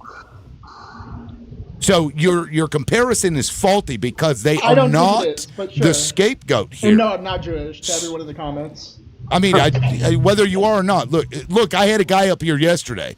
To anybody wanting to think that I'm somehow an anti-Semite, I dropped his ass, called him a bigot because he was talking about Jewish people, which is fucking problematic. We're seeing an increase in anti-Semitism across this country, especially. I see videos all the time of somebody screaming and cursing at Jewish people because they're Jewish, and that's disgusting. But that's not what we're talking about. We're talking about a country. Where do you think that's all coming from the Muslim community? That's not really like again, like it isn't. No. Those were white I agree people with you. doing this to these Jewish people. Just standing there, they were toking on a Siggy. I don't know what the fucking. If you're TikTok dumb enough, language is for to it. openly go against Jewish people and look that dumb, I don't know what to do for you. Like if you're on my side and you do that, you're not on my side anymore. Well, it's problematic when you do it to any group of people. When you look at the actions of one group, one person, or a couple of people, and attribute it to everybody, that's fucked up. I don't care who you are. Same with this jackass Tyler. I'm not saying he doesn't have anything to do with it. You know, I don't even know if he's the guy that did it or not. Right? I don't know why there's no more information about it, but I really don't understand why there's not more information. It's not okay to collective punishment, right? You know what I will say though is, in the midst of this Kash Patel investigating this, right? I will say that the Democratic Party has done a very good job of trying to interrupt his investigation into it by bringing him up in front of Congress and berating him. Like I What think do you mean interrupt? Well, I mean, the dude's in the middle of an investigation for the person that. Yes, we understand that. What do you mean interrupt, though? How are they interrupting the process? Well, I mean, he spent the last 2 straight days in Congress being berated by the Democratic Party. Is he Carmen Sandiego? Is he personally getting a magnifying glass investigating all this? I mean, where in the world? Department. Right, that's part of his job. No, but I would have legitimately. much rather him being on TV answering these in front of someone. I'm sure he would have been too. The public had. Because every time he comes out, he tells us how great and wonderful he's doing and what a great job he's doing and how they caught the guy even though they really didn't. They did in 33 hours. No, the guy was turned in. The FBI had no hand in the arrest of this person. Well, you can thank a Christian person for that because his Christian father, is the one that talked him down and brought him in to turn himself in. What the fuck does that have to do with anything? I don't care if the guy's a Christian or a Satan worshiper. I do. Well, I think that he went to a liberal school and he got indoctrinated into some weird stuff and that it changed him. Wait, whoa. Okay, what liberal school are you referring to? All colleges are ran by liberals right now. No. That college, the college he went to is very right-wing. It's run by a right-wing government. It is a public university run by the right-wing government. They even have Christian spaces in the university that they was going to. He was there for 1 semester, my guy. You're telling me this 4.0 fucking 34 ACT guy goes in 1 semester, comes out completely and totally radicalized? Get off it. Jesus fucking Christ, man. Breaking news. I just got a $150 million deal from Israel to continue to defend them. I'm going to take up on this deal. What is that? What? Do it. What are you talking about? He's being Where did you facetious. get that? Wait, hold on. Liberal, so with regards to that, because I know Nick Fuentes was saying it, is there actually a legitimate source for it, or is this? No, I don't. I can pull it up. Wait, I don't entertain Nick Fuentes. Don't put me in that category. Or is you talking to the host? My bad. Yeah, no, these were people that were his friends that said this too. This wasn't just Fuentes. Nick Fuentes is an ass clown. But if you notice, Tim, the whole time, the gentleman to my left has somehow did a mental mind thing to where he ended up blaming liberals and the colleges for right-wing frog boy to unalive CK. He somehow came around to actually it's all the libs' fault. The Dems are stopping Patel, who's the only agent at the FBI, because the FBI has no more agents anymore. He's doing the investigation. He's Sherlock Holmes. He said, "I'll see you in Valhalla, my brother." Jesus, that was cool. I liked it when he said that. Oh, that's so fascistic. That's crazy. That's crazy. Yo, you just got to figure out a different word or something. I said fascistic, brother. If you need to read a thesaurus and probably some history book. I'm just saying right now, read the room. Read the social. Just read what's going on right now. Do you think that it's gonna? Do you think that your point of view is going to be platformed more or less by repeating the word fascist? I don't care. This isn't my job. Tim, how long have I been calling this administration these words now? It's cool. I mean, that's up to you, man. 4 months. I wouldn't recommend it if you wanted people to take it seriously. Listen, man, I'm good. I don't need your recommendations. Keep your charity to yourself. Maybe you spend it on some books.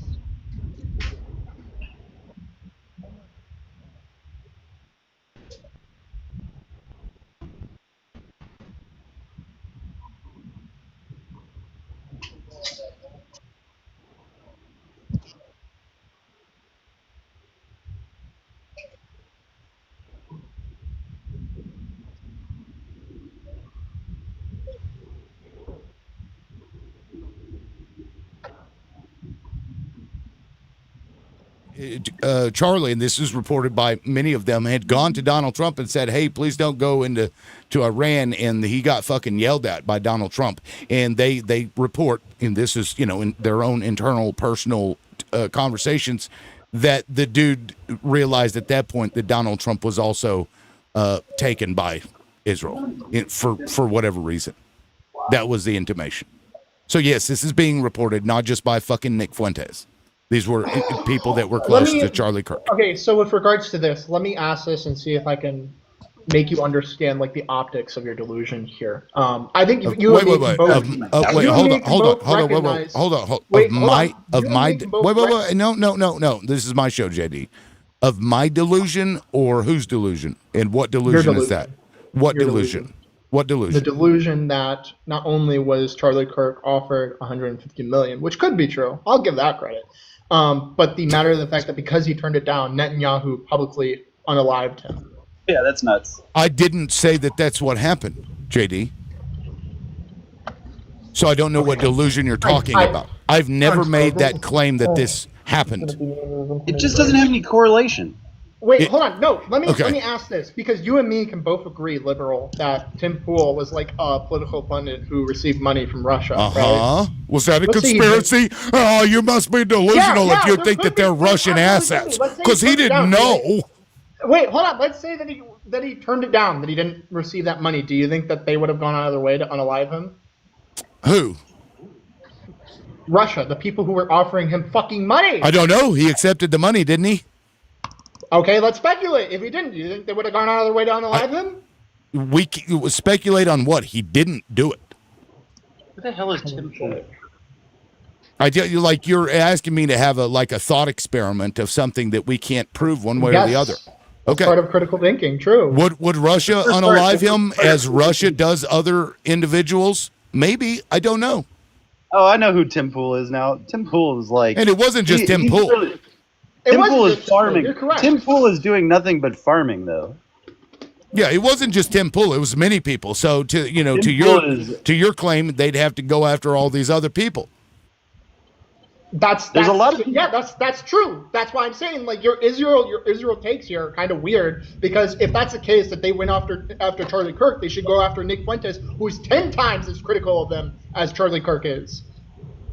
There's a big difference. Go ahead. There's a big difference. At some point, I want to lay this out. So people probably don't understand the history of how Turning Point USA got started and how it got its feet on the ground and how it continued to grow the way it did. It has a presence of 3,200 chapters nationwide at universities and colleges, which is unmatched, an unprecedented type of organizing in modern history for either party. So the guy was an amazingly talented human being, and he was funded primarily and almost entirely by wealthy Zionist organizations from the get-go.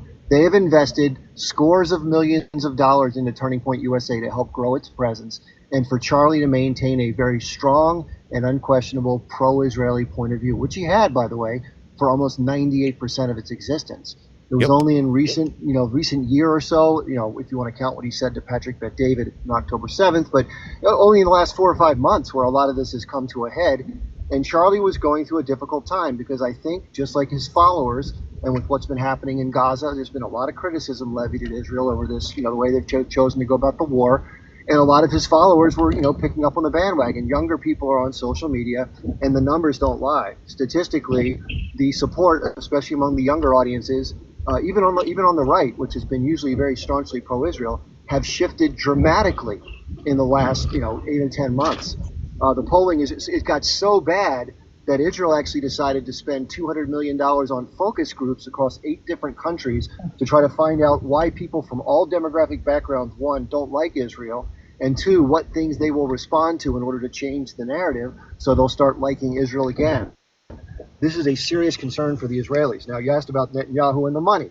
So here's the thing. You got to understand the history of Israel and how they operate.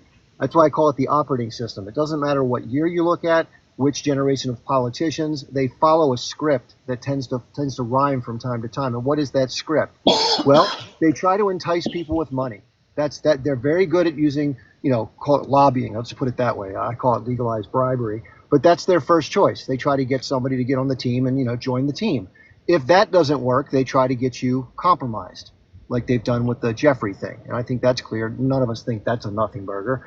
And then 3, they will tell you, hey, if they can't get you on that or the other one, then they'll say you better stop or else. And that's done in private.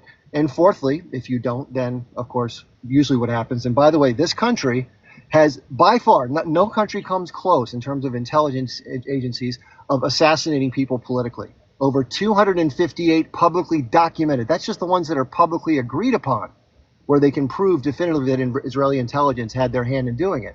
They don't even include the Kennedy assassination. They don't include a lot of other events like 9/11, and I think a lot of us have our suspicions there that I think are warranted. So this is a process that's been going on. It rhymes. Now, who had the biggest motive? This is what any open and honest investigation will uncover. Again, I don't think there's going to be an open and honest investigation because if you know anything about the FBI and the CIA and how they came to be and how they're staffed, they're integral to the political process, the same political process that's heavily influenced by the Israel lobby.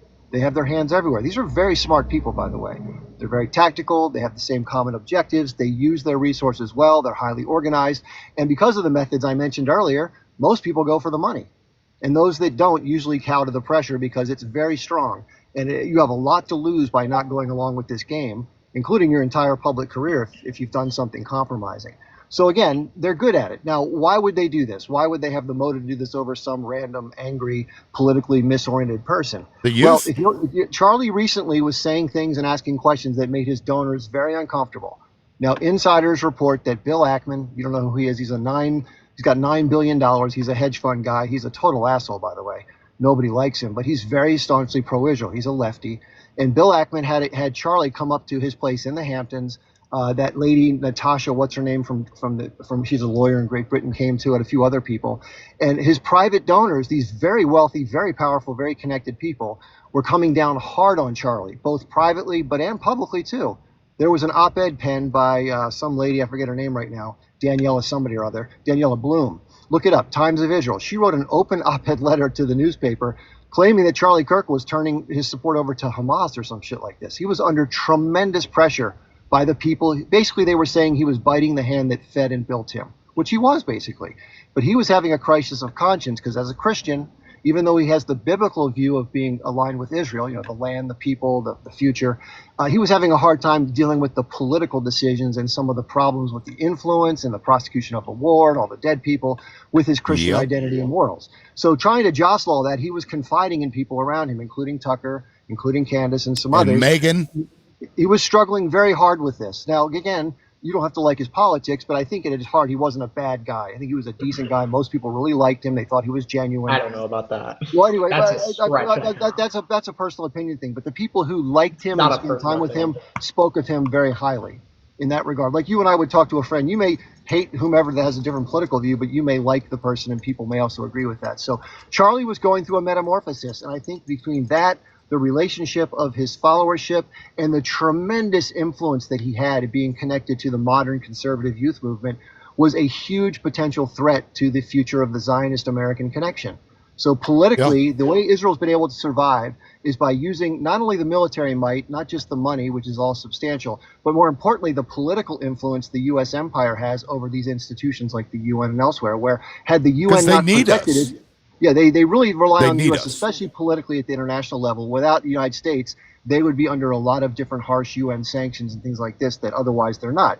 So in terms of motive, if a police officer were to look at this and have nobody pressuring them not to look at certain things, which I think is exactly what we're going to see, they would say, of course, this connected network of power that mostly is Zionist, I hate to use the word Jewish, but most of the people who are powerful and wealthy that are the Zionists happen to be Jewish.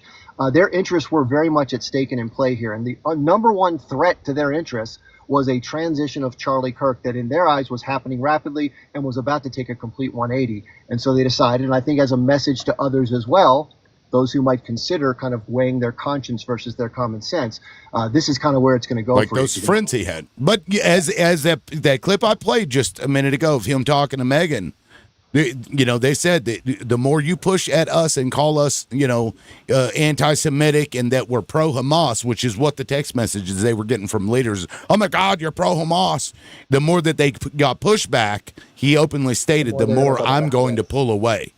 Yes. I'm sorry to say so. I'm not trying to be long-winded, this but guy's been yapping for 4 minutes. Please. Well, I mean, okay, so JD, he may be yapping for something, but there's a lot of context here to give people the reason why this isn't completely out of the question.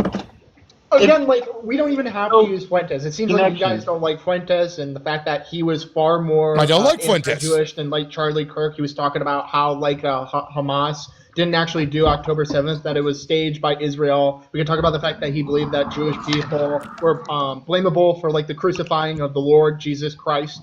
How about we use Kanye Which is West stupid. instead, right? Kanye West also. We're not talking about publicly Kanye. out, and probably he was probably one of the more public people, like the famous people, to speak out publicly about Israel, right? You're comparing an apple to a rock. What do you mean? Kanye West does not have the following and the pull and the ear of the youth in this country like Charlie Kirk did. Kanye West has a huge following. I don't think you understand how big Kanye West is. And did he talk politics all the time? Is that all he ever did? And was he going around to the young people in campus as an idiot? The guy's a fucking idiot. But he ran for president. Charlie Kirk was not an idiot. Kanye West. This isn't saying whether or not Kanye West is an idiot. This is saying that Kanye West was also one of the people who spoke out against Israel. Is a troll. Kanye West did not have the ability to persuade people in the manner that Charlie Kirk did. And that's just a fucking fact. Kanye West is not trying to persuade people. What are you talking about? He's trying to troll. He's trying to troll the internet. So there's like Yes. Oh, Kanye. Oh, I'm sorry. I thought you were talking about Kirk. Yes. No, I agree. When you can look up certain topics on the internet and see how much traction they're getting. Kanye West looks at those topics and he says, "Hey, it's just like when he did the Taylor Swift thing at the awards. Anything that he can troll someone else is fame. That's how Kanye West gets as high as he does. Yeah, he's a fucking idiot. And people look at him like the idiot that he is. I mean, the guy is not serious. I'm not calling you an idiot, but the same thing is happening here on this live and on every other live. Is that you take a subject that has a lot of volatility, emotion backing it, and then you're pretty much taking the reputation of another topic and then putting yourself in front of it. It's like virtue signaling or anything on the internet. Okay, so reporting on things that are happening and things that Charlie Kirk himself has talked about and things that other people have revealed about how he felt afraid. You're saying that I'm putting myself out in front when I'm just relaying information to people. Kanye West is on no one's side. He's on his side. I wonder if there were people back when JFK was assassinated, if they were like, "Oh my God, you can't say that it was this. It had to just been this guy." Wait, I wonder if they dealt with that too back in the day. There probably were a lot of people in the 1960s who were anti-Jewish. It's true, yes. The term conspiracy was widely used right after that. So, how we're using the word conspiracy now, no one was using that before that time. Do you think that people thought that there was more to the story with JFK's unaliving? They used the word conspiracy in order to downgrade the people that were questioning it. It's the same thing. You can use a different word, but questioning the official narrative. Do you think people did that? Did what? Did that with JFK? Wait, what do you mean? Did what? I missed that part. Question the official narrative. Yeah, a lot of people did. Okay. And that's why they came up with that term to say, you're just a conspiracy theorist. So pointing out factual information, like this right here. Let me just play this. Oh no! I want to play this. This was on September 9th. Wait, is this JFK stuff? No, this was on September 9th. Oh God, this guy's annoying. I don't have anything against Israel, but Netanyahu. Let's just see if he has anything else to say. Again, praise the hospitality of our host, Mike Huckabee and Janet. I have to say, if we had 5 or 6 more Mike Huckabees, Israel wouldn't have a Hasbara problem. Thank you. That was one day before. He's openly acknowledging the day before this happened that they have a propaganda issue. And this speaks to exactly what Charlie Kirk was his problem. We need more Mike Huckabees. This is a foreign country stating this about our country. I'm sorry, what? Why are we allied with these fucking people? First of all, that We're doesn't make aligned any with sense them to me. because there's a lot of things that the And- United States needs to get involved with. I don't even know if I'm aligned. I'm And just saying why you are- keep saying it's always No, the no, no. Jewish people. Listen, It's because we need to be in the nobody Middle said East. it was the Jewish people. JD, nobody said That's where that. it's You getting just to said that. go. No, that's what you're saying. Israel is not Jewish people. Israel is an excuse for the United States to be in the Middle East. We need to be there. Israel is not Jewish people. Israel is a fucking sovereign country. Made up of Jewish people. Not all of them are Jewish, JD. Hold There's on. a lot of Israeli people there. You would Holy be shit, they're not technically all correct. Jewish There's about people. 20% of people who are Palestinian that are living there, but what are the vast majority of people there demographically? Doesn't speaking? matter. You don't get to conflate those two Jewish, things. yes, You don't true. get to so if the United States were to go and I don't know into Iran They never and mentioned the fact that the create a 20% revolution, You never mentioned the fact that all the 20%. Americans should be collectively punished for that. And we just that's an American thing instead of a U.S. Probably government also thing. If Israel hates Palestine so much, why is there 20% of his population that are, like they're not under fire, they're not under danger?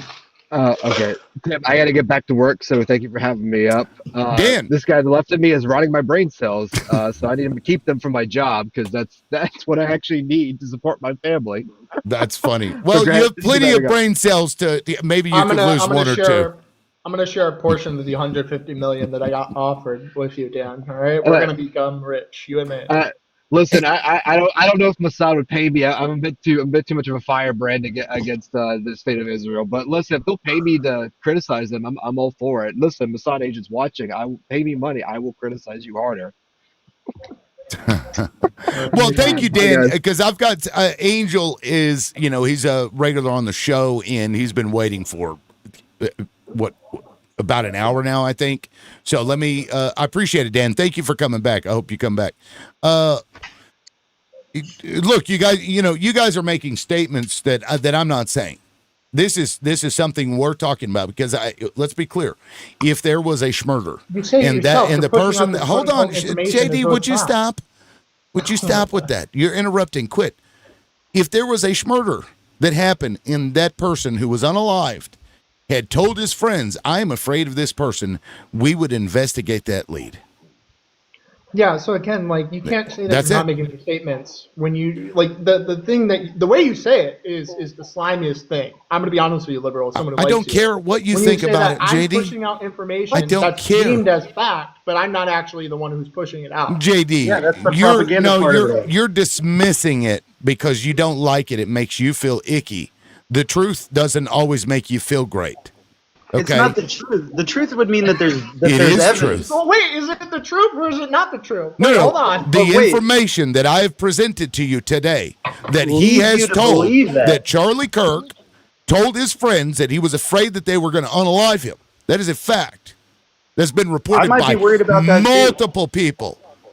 And that Netanyahu offered him money to Turning Point USA, a couple of weeks before his unaliving. That is true. That's being reported I by don't multiple doubt that people. part. I don't doubt that part. Take Again, from like, that I what you didn't- will, JD, but sitting up here on my panel calling me slimy for offering information. You sound like a MAGA right Oh my now. God. You sound like a fucking MAGA, sir. Compared to you. No, you definitely- sound like a Remember, fucking MAGA, people bro. prior to You October sound like a 7th were fucking already MAGA. saying How entirely did you? anti-Jewish things. He doesn't Yeah. sound like a MAGA. He's definitely. No, he sounds like a MAGA. Good Lord. Why are you Because generalizing like because that? you know what? ignore Actually, you I'm a ignore Democrat. I'm glad facts. Jimmy Kimmel got taken off the air. MAGA ignores facts. They ignore facts. I am happy that's- too about Yeah. it. Wait, JD is happy that Jimmy Kimmel was taken Everyone's off the air? happy. He wasn't funny, There you No, go. I was being facetious, bro. but he was not funny. Yeah, I mean, I agree. I didn't think he was that He funny. is not a funny guy. I didn't think for he a was that long funny. time. But Maybe that's beside the point. 2021, he was still funny. But That's it's 4 beside the years point. later, and the guy is not funny. I mean, that's beside the point. I just want to say that I don't think there's a problem questioning power and control, especially when it comes to any institution. So I mean, I'm all for liberal. I'm all for you like questioning, Israel because I actually thought Chip was pretty spot on with his assessment and And also, didn't Netanyahu offer Turning Point USA 150 million, which Charlie Kirk declined to be more pro-Israel? I think that's also a missing piece of the puzzle. Now, I'm not saying about that for like an hour. Yeah. So, I mean, I'm not saying that there's direct correlation with what happened, but what I am saying is that I'm kind of appreciative of these types of stories because I used to be an individual that was blindly all in, all pro Israel, and I guess from like a culture of the people perspective, yes, I still am, but from a government perspective and those that are leading, I have some serious questions, concerns, and I don't view them favorably at all. So, especially, Yeah, I think that a lot of people confuse supporting the Israeli people with supporting the Israeli government. So I'm grateful for, I mean, not what happened, but I'm grateful for these types of stories that kind of shed light into the fact and make it okay to criticize the government of Israel, because I think we should be in a position where we can question power and control no matter where it comes from, because it's one of the most freaking American things we can do. Again, like, I feel like people misunderstand my position on this. It's okay to criticize Israel. Israel's done terrible shit. I mean, prior to 2000, right? They weren't great people at all. They were fucking terrible. But when I say you shouldn't criticize Israel for this, what I'm saying is you shouldn't criticize for something that you can't even assert is 100% true without relying on some other person who got it from some other person who got it from some other fucking person. Yeah. Bro, that's how investigations occur. What the fuck are you talking about? That's how they investigate shit. Oh, what do you? I'll tell you what, when you find I'm the not going to record- follow. No. Your logic is I'm not going to follow a lead until I can verify with 100% certainty that lead is accurate. Yes, because that's how an investigation happens. True. Bullshit. Exactly. You follow the fucking where the shit takes you. That's what you do. Is that slimy? People come at Israel for No, it's not slimy. That I want to make sure that all of my facts are correct. I think it's kind of crazy that how everybody comes after the Israeli government for like saying that there's like a genocide or whatever, but there's 20% of their population that are Muslim that are just, and that the amount of people that have passed away in Gaza are less than 1% of the total population. Like, in order for there to be a genocide, it has to exceed 60%, and they haven't even exceeded like 1.2%. I don't know about that. Not true. No, but that's true. Like with the Jewish people during World War II, it was 60%. With the Polish people, I can't be here for this. If we're gonna go into H event, I can't. I'm sorry. I love you, liberal, but I can't be here for this. I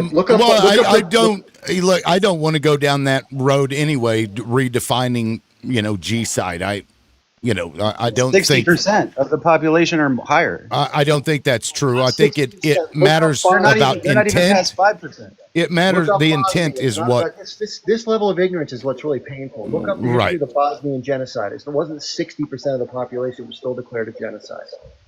Jesus Christ. Look up the definition of a genocide. Right. I'm pretty sure it doesn't require a certain amount before you call something a G-side. It's like after the fact. You can only call it after the fact. No. Think about what you're saying. Think about what you're saying. You can only call action a G-side after the fact. That's what you're saying. Let's just look up the definition. Yeah, it's intent. The intent matters. If the intent is to unalive these people in that way, in that collective way, that can be considered G-side. What percent of a population?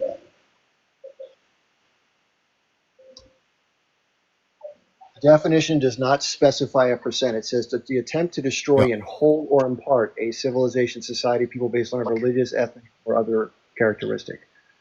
Right. So how many people? How many Muslims are there in the world? And there are five key. Well, listen, they're not trying to G-side the Muslim Palestinians, population. The population. How many Palestinians are there?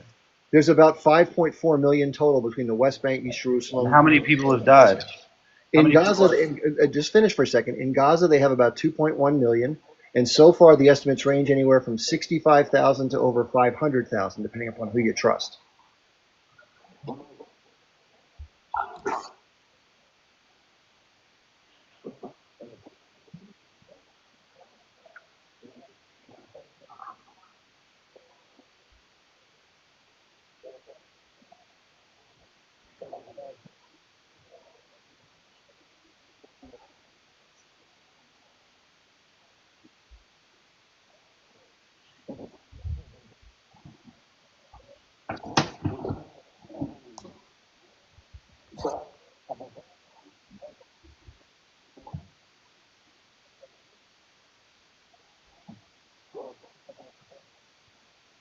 Do you want to go ahead and admit that you were wrong, legitimately? I mean, I don't think I was completely wrong, but I think that maybe there's some element of what I said that might not really apply. Jesus Christ, man. Okay, well, I mean, that's fine. I just want to point out that using your definition, you'd have to wait until after it was done. Right, because you wouldn't know. Well, we're at 59%, guys. We're at 59%, so it's not a G site. I'm pro their attack on Hamas. If you stop at 59.9%, hey, guys, it wasn't a G site at all. They're still 0.1% over 50. What the fuck? I don't think that Israel can be safe having all those Palestinians there on the Gaza Strip. Well, let me counter that personally as a person who actually, I voted for Trump, just to give you background, literally. But I agree that they had the right to retaliate against Hamas. And I don't think that's the dispute. The dispute is to what level, right? At what level? Yeah. Look at all the I agree with that. Yes. Okay. So you agree with that, and I think that's the underlying. I think they're reaching numbers that are making it look pretty bad at this point. Then I think you're that's probably the same page as liberal, right? Because he's saying that this is a humanitarian crisis that is being that was caused by Israel and is being further escalated by Israel, that they need to stop because what they're doing is deplorable. And I mean, I think that's all he's saying. I don't want to That's put what words Charlie in- Kirk said too. It is what Charlie Kirk said. I was already coming. I was coming to that conclusion before Charlie Kirk ever said that. Once it we're started on to the reach same a certain page, amount of yeah. people, once it started to reach a certain amount of people, I was like, man, this looks pretty bad. I guess I don't know why we're debating it. I mean, Almost the it's entire world we're knows. trying to be Because I don't think that they, at this point, are committing a genocide. But I think that they're approaching those numbers. So we all are pretty much, you all sound like you're very favorable towards Israel, but you think they're overdoing it. By the way, that's how most people feel worldwide. However, this ties into the exact conversation we were having, because the reason why Israel is so vulnerable right now, they're losing the PR war. They say that publicly themselves. Jonathan Greenblatt said we have a TikTok problem, one of the younger people. Charlie Kirk had such huge influence over the most important demographic, which is young conservative Americans, which is so critical to the ongoing support, so Israel doesn't have to starve on the vine. And that gave them every reason under the book to take somebody who they had, especially because they had built the guy from scratch. They had funded this organization, built it, they were loving it, and all of a sudden now their key guy, who can influence more people than any other single person on the planet, is turning on them. Yeah. Think about that. And legitimately, I just want to make this quick comment. Even though it's not, even though what you're saying, right?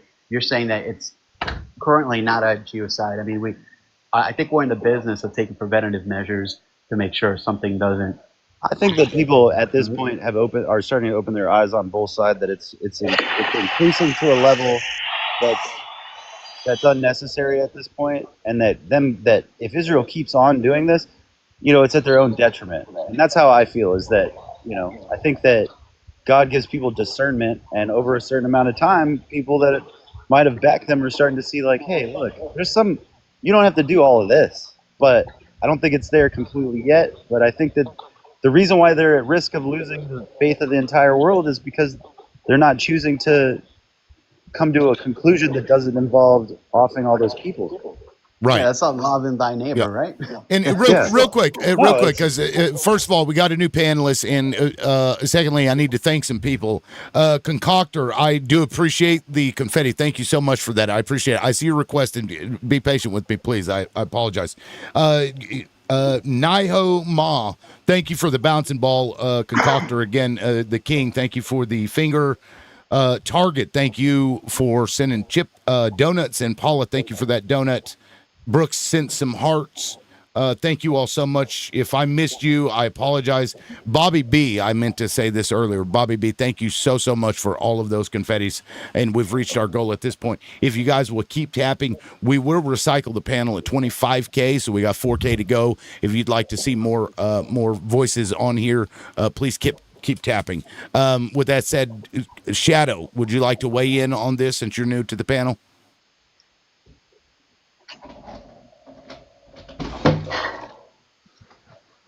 You aren't shadow banned here. Sorry about that. Yeah, what's up, man? Go ahead. Yes. Thank you for having me up and with such beautiful panelists that are pro-Pally, pro-humanity.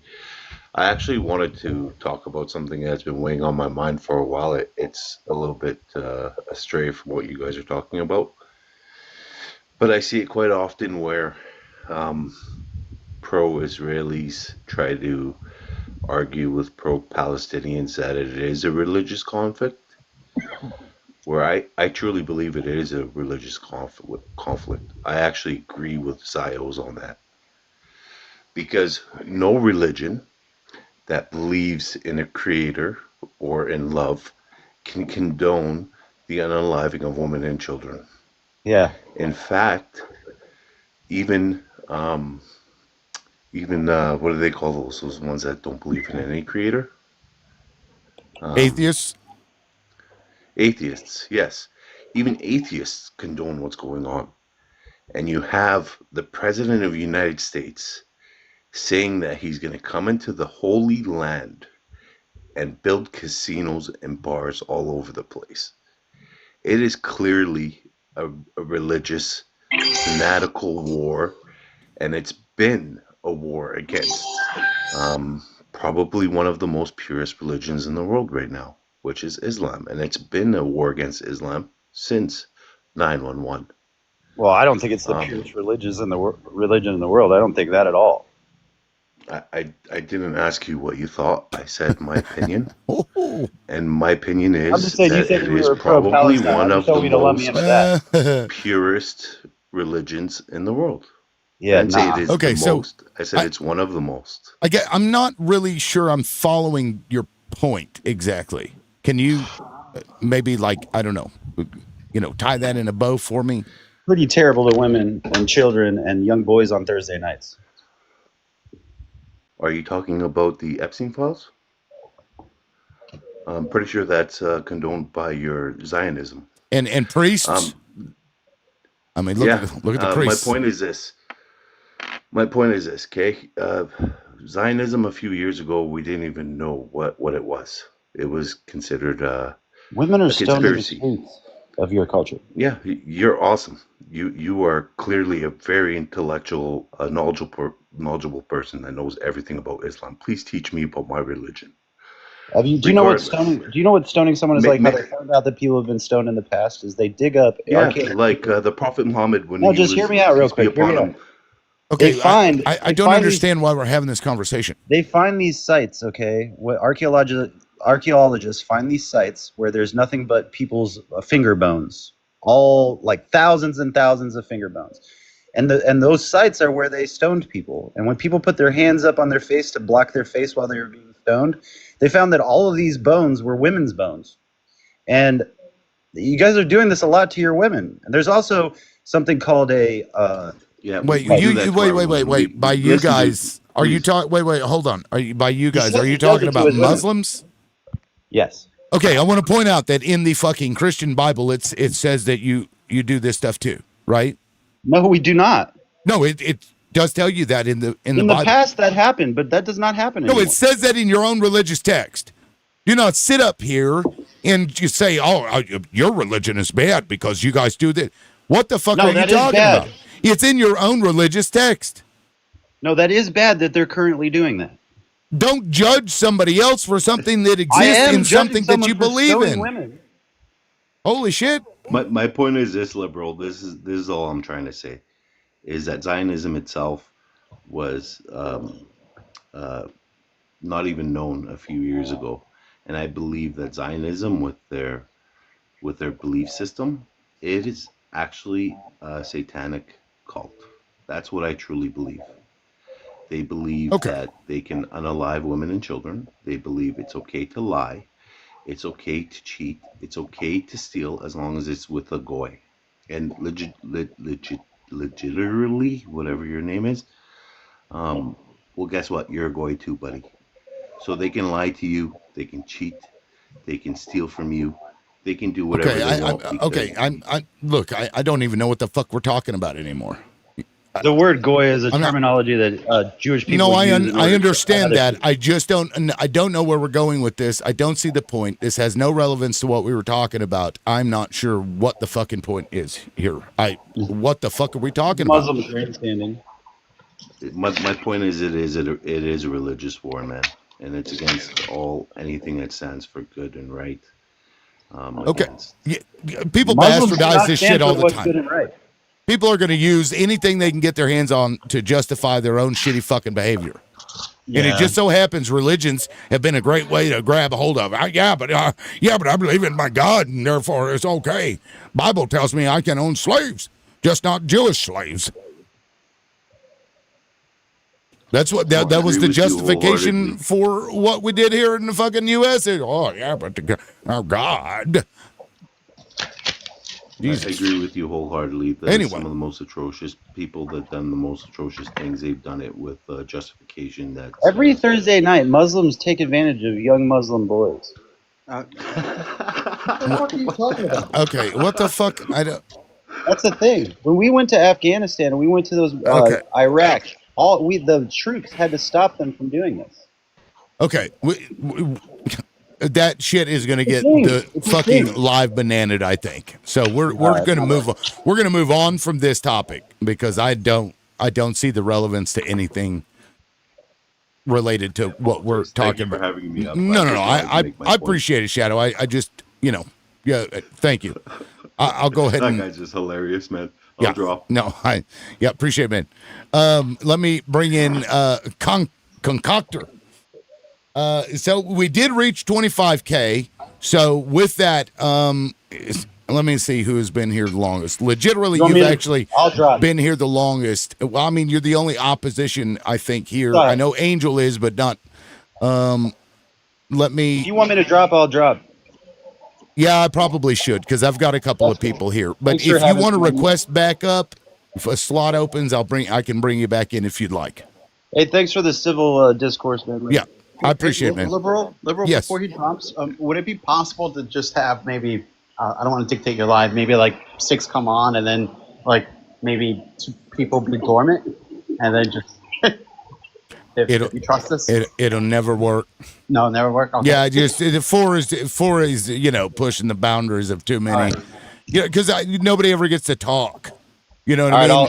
Because technically, I was supposed to do only one at a time, and then for some reason, Wait, I you brought. gotta drop me. You gotta drop me. Yes, well, you can drop yourself also. You can. Yeah, do but that if too, I drop myself, I lose my coin. I don't think so. I don't think so. Yeah, that's how that works, man. I've never heard that before, and I think that's how that works. I don't think so. I think you keep it that way. Yeah, I think It you keep doesn't? it. Yeah, I don't think so. Let's test All right, it. maybe I'm wrong. Let's test it. All right, I'll drop. All right, and let me know. And if it doesn't work, when you can come back up here, I'll send your ass 100 coins. Of course, he could lie to me too. You better fucking have screenshots and send that shit to me. You lying little shit. Can I point something out that was very noticeable about what he said? Not to criticize him particularly, but as an example of a phenomenon. And that is the United States propaganda system has been very effective at vilifying Islam and Muslims. If you watch Netflix, our movies, the comments from our government, listen, there are some Islamic cultures that do some of the things that he mentioned, so it's undeniable it does happen. The question is, out of the 2.1 billion Muslims, what percentage of them engage in these practices? The answer is almost none. It's almost negligible. So to pin that tail on the donkey of, let's say, the Palestinians, for example, and vilify them as these radicals is absurd. Their beef is regional with their adversaries, not with the globe in terms of Christianity. In addition, that wedge that gets driven between Muslims and Christians is exactly what the establishment media wants. Because there's no way in the world that Muslims and Christians will join arms to oppose Zionists if we're fighting each other over these hateful ideologies. So that's what I heard from him. I don't think he has the full skinny on the totality of Islam. Not that I do, but I think there's a big gap there among people like himself that needs to be closed. Yeah. Okay, so Concoctor. Oh, you've got bars now, but if you would like to offer some thoughts, please go ahead. Concoctor. Well, let me wait until he doesn't have any bars. I'm gonna type in the comments real quick. I may go ahead and just bring in Concoctor. You have bars in case he can't hear. Okay, DJ, I'm gonna check that. Did you join the Discord? Because I have to manually give you roles after the fucking moles. I had to shut that shit down. Anyway, so I would like to speak to this ridiculous notion that talking about these things that are out there, this I think is a lead that they should follow, and they're not going to. Referring to this, this fear that he had that Israel was going to unalive him. Talking about this stuff is not problematic. Tell me I'm wrong. If I'm explain to me how that is problematic. If you believe that, I don't get it. You're not wrong. That's a system of checks and balances, right? For a reason. We're called to question. We have safeguards for a reason. Media does this, all the time. So you're not wrong. Yeah, I mean, because isn't that what investigators do? They may not have all the stuff, but if they see something that looks suspicious or seems like it could be something, they go and look at it. But the difference is in the small town example that you gave, though, let's say that you're wondering who the suspect may have been. If, let's say, Jane said that Johnny, her ex-husband, wanted to unalive her, well, obviously they're going to do that because nobody's politically pressuring them not to go down that avenue. But at this situation, everybody and their mother is saying, don't you dare even go down that avenue. Right. And he was, he openly, he even said he was afraid. And in that same interview that I played, and it was, I know this is probably meaningless, but he said, I have a bulletproof defense that I've been on Israel's side this whole time. And I was like, wow, that's, what a choice of words. Yeah, he said he had a bulletproof resume of supporting Israel. Oh, was it resume? Yeah. I've got the clip here. It's I pulled that out of that longer because it was like a 17-minute clip I'd edited. That's why I was late this morning because I was, going through there, clipping the parts out. General Prince. Oh, actually, Concoctor. You're muted, by the way. You don't have bars now. Welcome aboard. Go ahead. Well, that's why I apologize. I started going in a direction where I get better reception in 5G. Sure. Yes, it is an extreme amount of conflation. Today, as of an interview that someone that was Palestinian had with someone who was on flotilla, I believe I reached a turning point in which I owe both of my parents an enormous apology to stop looking at not individuals. Right. I'm so sorry. What's your No. That was an autoplay video. My apologies. Keep going. Well, I mean, all right, that's my fault. I don't stay on topic well. I communicate like garbage, but I mean, I could sit here and pontificate for hours, perhaps even days, about all the horrible things that have been done by people of different religions, whether they're Abrahamic or not. They'll lean back and forth and scream and yell at you and play the conflation game and try to convince you that it is the case, but it isn't. And that anti-Semitism and anti-Judaism are one and the same, and they're clearly not. But it's just, today, somebody from the 18th Corps, somebody who's an Army Ranger that's on the flotilla, used some of the goofy things that I've made up in order to help him. Thankful for that. And it's just curious not to deliberately play gotcha games, but whether or not Chip Barnes was familiar with what a metonym is, and the term or the conflict or the ambiguity or the confusion of the word troop, that he of all people would be uniquely qualified to answer that. Chip?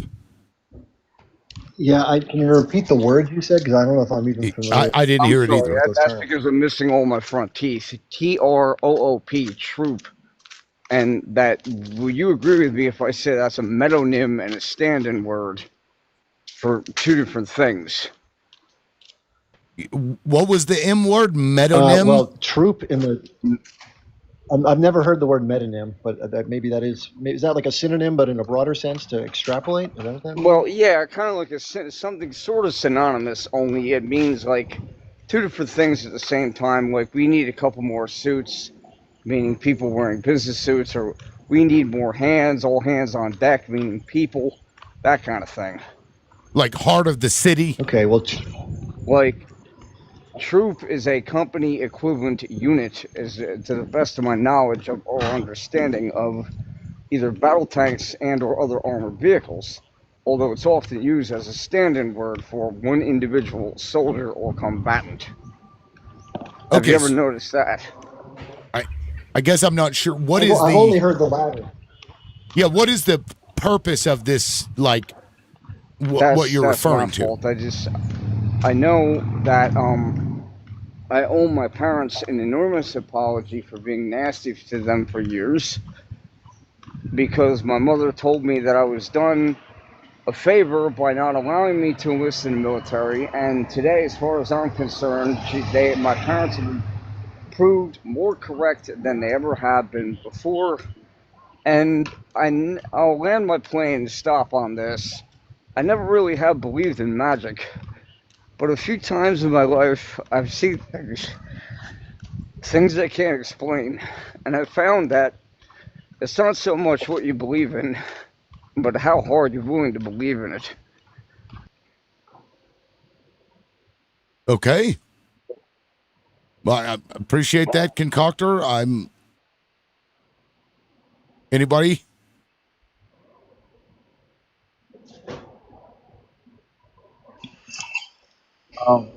That was deeper than my deep dish pizza.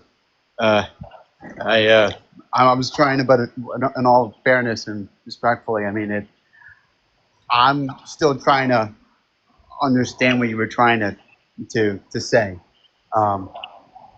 If you can summarize it like in one sentence for me, because I'm like in between like work and this life and God, so.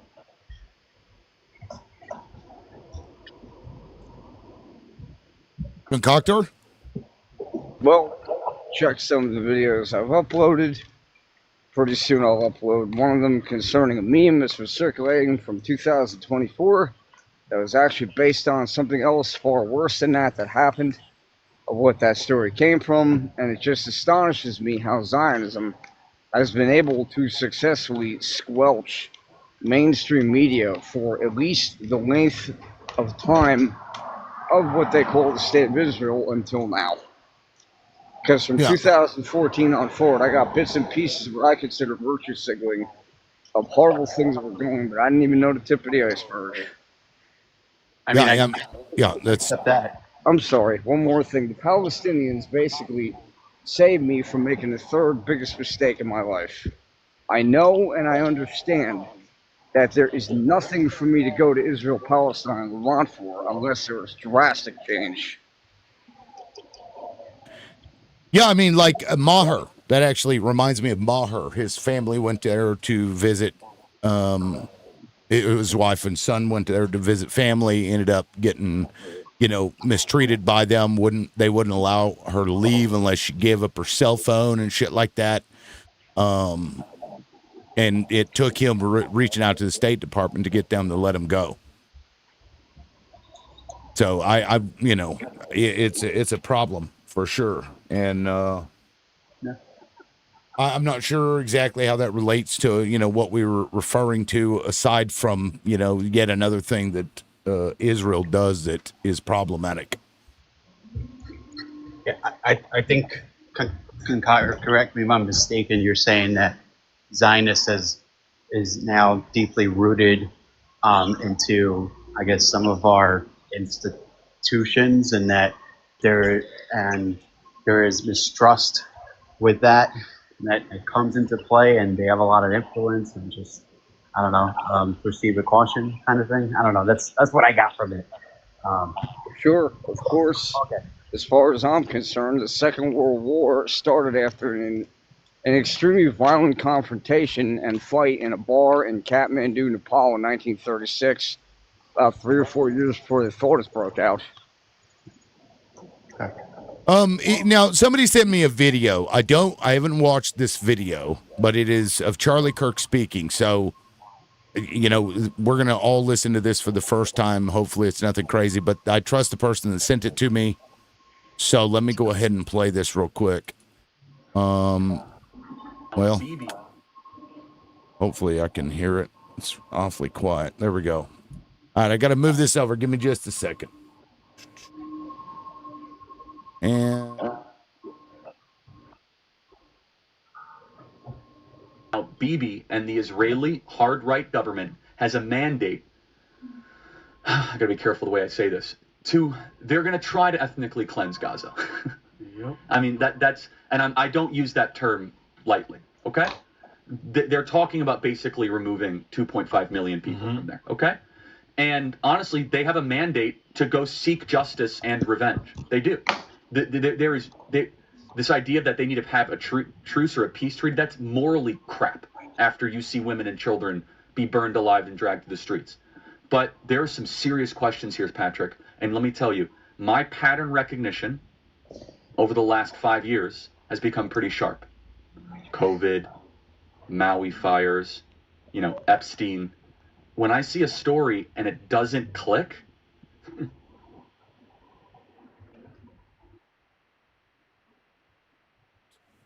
is a rebuttal to the very thing that JD and some other people were saying about us, shouldn't be following this. I mean, Kirk himself was making that statement. Now, I've got 3 others.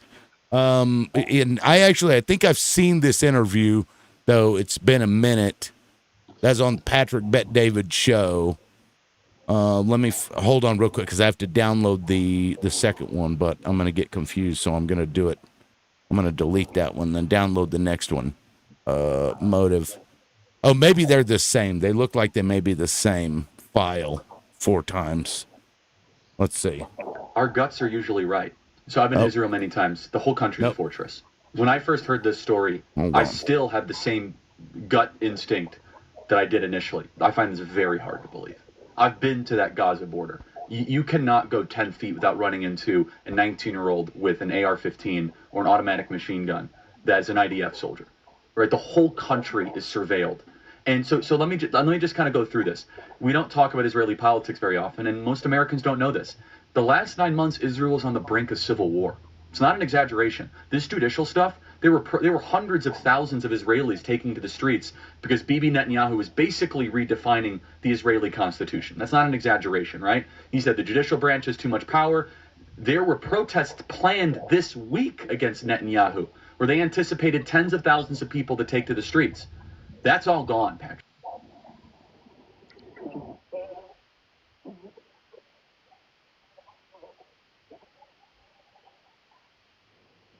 That's what they'd have to say. Because that's what they would say to us that brought this up. So let me go through the other 2 real quick. On, Patrick. And here we go. Netanyahu now has an emergency government and a mandate to lead. I'm not willing to go so far that saying that Netanyahu knew or there was intelligence here, but I think some questions need to be asked. Was there a stand down order? Whew. Was there a stand down order?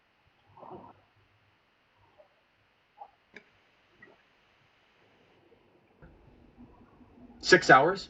I don't believe it. Israel's the size of New Jersey. When I took a helicopter ride from Jerusalem to the Gaza border, it's 45 minutes. Wow. 6 hours. They're live streaming the killing of Jews. Did somebody in the government say stand down? That is a legitimate, non-conspiracy question. The whole country is the IDF. The whole country is. Yeah. And you're trying to tell me that they're going to concerts and kibbutzes?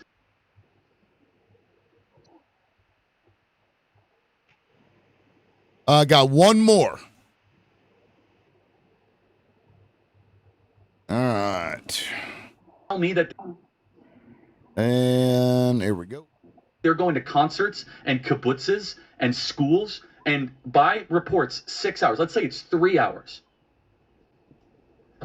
That's suspect. Go ahead, Rob. It's also not like a right-wing reporting. This is from the New York Times. The long Thank wait you. for help as massacre unfolds in Israel. 9 I can't think of a more liberal news outlet than the New York Times. And by the way, I'm actually very pro-Israel. So let me be very. I mean, so I'm not exactly. Well, I think we all are. No. I just want to make sure my position is clear here. But I would. So Patrick, there are other explanations. It's possible that the Netanyahu government was double-crossed by bad agents. Okay, that's dark, but it's not as dark as what we're talking about. He suggested that Mossad may have allowed the attack to happen deliberately to give Netanyahu a blank check for his ethnic cleansing campaign. That's not something you say without making enemies in Tel Aviv. Tell me that they're going to. So, again, these are his own words. This is stuff that he was changing his position on, because I think we all know the entire time he was doing what he did, he was raw Israel, everything, every time. So, he's pro-Hamas. Yeah, go ahead, Angel. Yeah, so I know we don't see eye to eye on half the things, but one of the reasons I keep coming just to reiterate is because this is something that I'm increasingly more aligned on with you on. So I think you got there first because I had some reservations, but I think we're probably on the same page. So we probably will still have disagreements on the religious aspects and doctrines, etc. But in regards to this particular stance, I'm grateful that you and I never thought I'd use you and Charlie in the same sentence, but you're talking about this, this issue, because I mean it's a valid issue to talk about, and these are valid concerns. So, I mean, thank you for that. Yeah, I appreciate you saying that, man. Yeah, it's this is nuts, because, like, the downside here is that Netanyahu is going to be the cause of this serious fucking hate towards Jewish people, because people can't seem to separate these two entities. Israel as a government with this political ideology called Zionism, and Jewish people as a whole. And so you're going to have jackwads out there collectively punishing all Jewish people for what this fucker is doing. And that's not right either. Yeah. May I comment on that? Yeah, by all means. It has been my experience that virtually every single individual that I know that is Philistine, the majority of which are Muslim, but they're not a plural, they're not majority, whether they're atheist or they're Christian, they understand that there is a conflation, and they have never behaved in that manner towards me or really anybody else. It has happened, but it's a whole lot, at least of what I've seen on TikTok. Oh yeah, and also, what is being described by Charlie Kirk, he was publicly talking about what's been on Israel TV 7, of which if you go, losing transmission. If you're to go on my channel and click on the Garbage Pail Kid, Dwight Bite Apple Corey, that video, the one that's pinned, it talks about the stand down and that weird things went on, and they're accused of knowing what was going to happen over a year in advance. Yeah, I mean, I've seen this reporting. Yeah, 3-star lieutenant. But the moment you talk about it, you get these people up here. You hate Jewish people? That's their go-to. They're saying it's an inside thing. Yeah, now I don't know that that's true, but certainly, what was it, 6 to 8 hours, Chip, that they didn't respond? I think that's a little stretch, but it was. Are you talking about October 7th? Yeah. Yeah.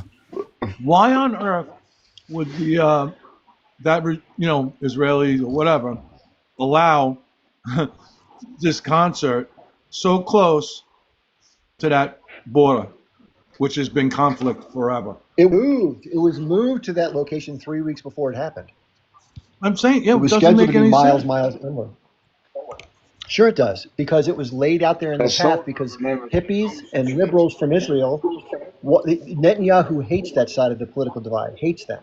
So they were the sacrificial lambs with the stand-down order who got ramrodded by the attacks so that they could then use it as justification to do what we're seeing now.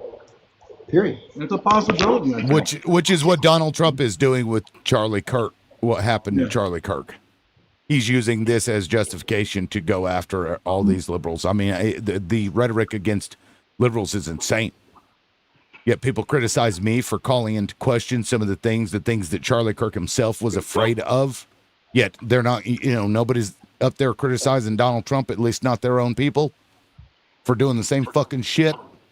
Did you hear what Kimmel actually said about Kirk? I didn't think it was all that crazy. It was like right in line.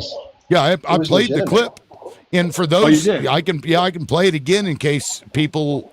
If you want to see the clip, if you haven't seen the clip of what Kimmel said, please let me know in the comments. I'll play it. Play it again. It's Play it it's again. not even very Play it long. again, Sam. All right, let me grab it. It's somewhere. I didn't think it was all that terrible. It was in line. Here we go. We hit some new lows over the weekend with the MAGA gang. All right, hold on. Let me get my shit set up here. We hit some new lows over the weekend with the MAGA gang desperately trying to characterize this. Sorry.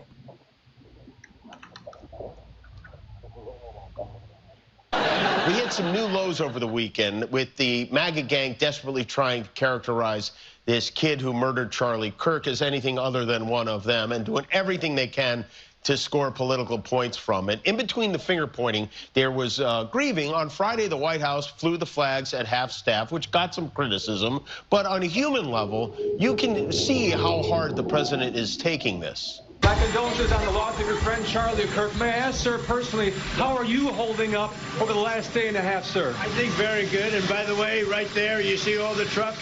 They've just started construction of the new ballroom for the White House, which is something they've been trying to get, as you know, for about 150 years.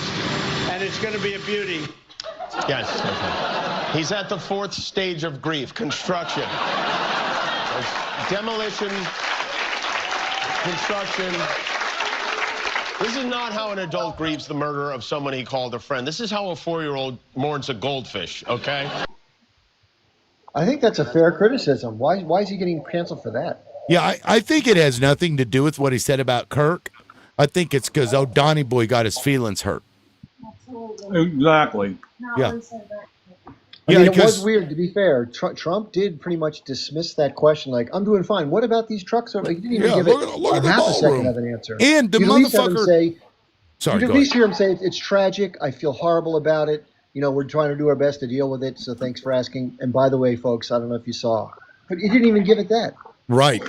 And he didn't even go to the vigil. He didn't even go to the vigil. He sent somebody else in his stead. He went to Bedminster. Not sure if he was playing golf, but one can put those things together. Right. I just can't believe we're canceling people who are making jokes, period, but jokes on primetime TV or whatever the hell that guy does. I'm not a fan of Kimmel. I don't like him at all. But I don't like canceling people for speech, especially when it was nothing that was over the top.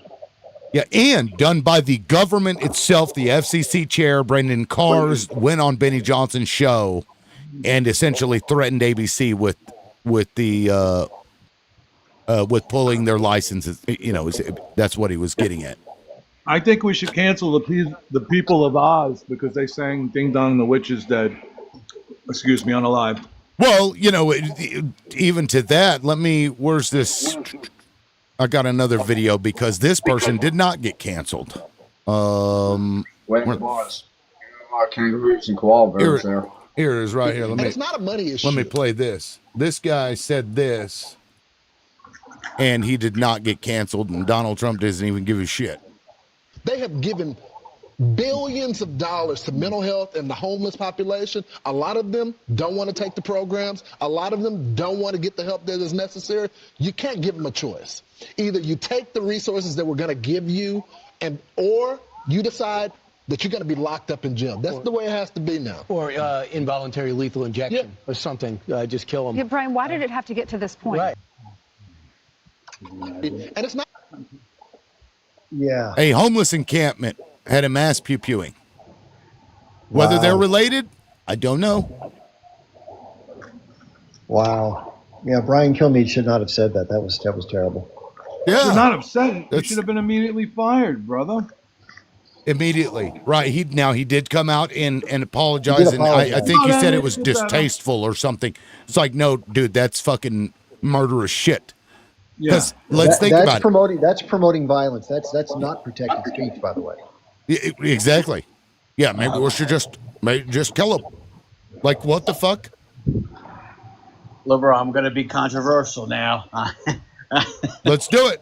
Let's do it. So how can you be? Oh well, I agree with you on the Kilmeade. Tony says that. I love the way you said that too.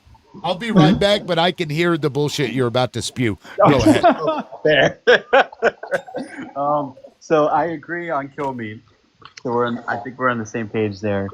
In regards to Jimmy Kimmel, I guess I'm wondering. I think we have to make a distinction between corporate interests versus FTC, and maybe like talk about it that way. Let me know if I'm incorrect there. I think the time in which, the moment in which he made that comment as a comedian, aggravated the grief of victims' families. Right? I know comedians have said some wild things. Look, I'm Christian. I've heard Bill Maher say some outlandish things about, Jesus and goats and stuff.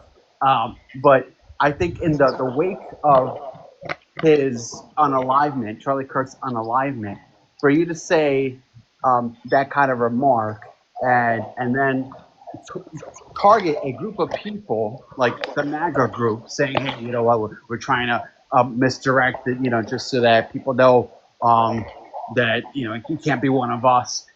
Then what you're doing is, during a time of a lot of political dissent and divide, you're kind of exasperating that. So as a business, if I was running that business, I would have definitely let him go, because it was just not the time. Now, maybe Hold on a second, sir. Yeah. I mean, for the most part, I think Kimmel was reporting it as it was. He was just reporting it. The joke was Trump's reaction, right? It was before that is what. Well, I mean, everything he said before Trump's reaction, right, was basically reporting what was going on. So where was the problem? Let me quote: "The MAGA gang desperately trying to characterize this kid who unalived Charlie Kirk as anything other than one of them." Isn't that the truth? Is that not what was going on? Well, here's the thing. Yes, that's a yes or no. Do you see things for how they are in real life, or are you living in fantasy land? Well, no, I don't think that's proper, to put it that way. So I apologize. I apologize. We could be done with this, but let me close. For anything other than one of them. So he already has taken a position saying that group is trying to make it seem like it wasn't one of them. So he brought that issue. I don't think to the you're forefront. taking a position when you're just reporting what's happening. Okay, so I'd like to point out here that there's kind of two different things I'm hearing from you, Angel. One is like, what's moral or right? The other, and this is the issue I have, is what the government can do and tell you to do. Because so that's an FCC issue, had the corporation made that decision all on their own, that would have been a private discussion and thing that they would have come up with, and they'd have every right to do that on their own, right? But the executives themselves, it's been reported that the executives of ABC, not Nexstar, but the executives of ABC saw that and had no issue with it. It was only when Nexstar, who is trying to merge with a company to grant to themselves 80% of households, a monopoly of 80% of the households. They're trying to do this right now. Whenever they heard from Brendan Carr, the chairman of the FCC, say that if you don't do something, the FCC has work to do. And then they were talking about one of the things that they could do was fire or suspend him. That's what Brendan Carr said. I played that clip earlier as well. Did you hear what his sanctions were? We can say that what he said may have been distasteful in the moment, I disagree. I don't think it was that bad. I don't think it was insightful in any way whatsoever. But you can have that opinion, and that's fine. But what we shouldn't do is excuse the government going to a private company and saying, you must do this, and if you don't, we're going to threaten you. And that's what they did, right? They threatened him. He had to have an apology, a public apology, and pay fines to this Charlie and whoever, right? There was something I heard along those lines, which is, that's insanity. Yeah, and I played that clip earlier. I'm not going to play the whole clip because I should have clipped it more because it's like almost 4 minutes or something, 6 minutes. Let me see if I have hold on. Let me see if I have the shorter one. I can maybe cue it up. But in my opinion, again, I felt he was just, for the first half of his monologue on that, he was kind of reporting what happened. Right. No, I mean, you are correct. He was saying they're trying to, paint this guy as anything but themselves. And that's an accurate statement. That's what they were doing.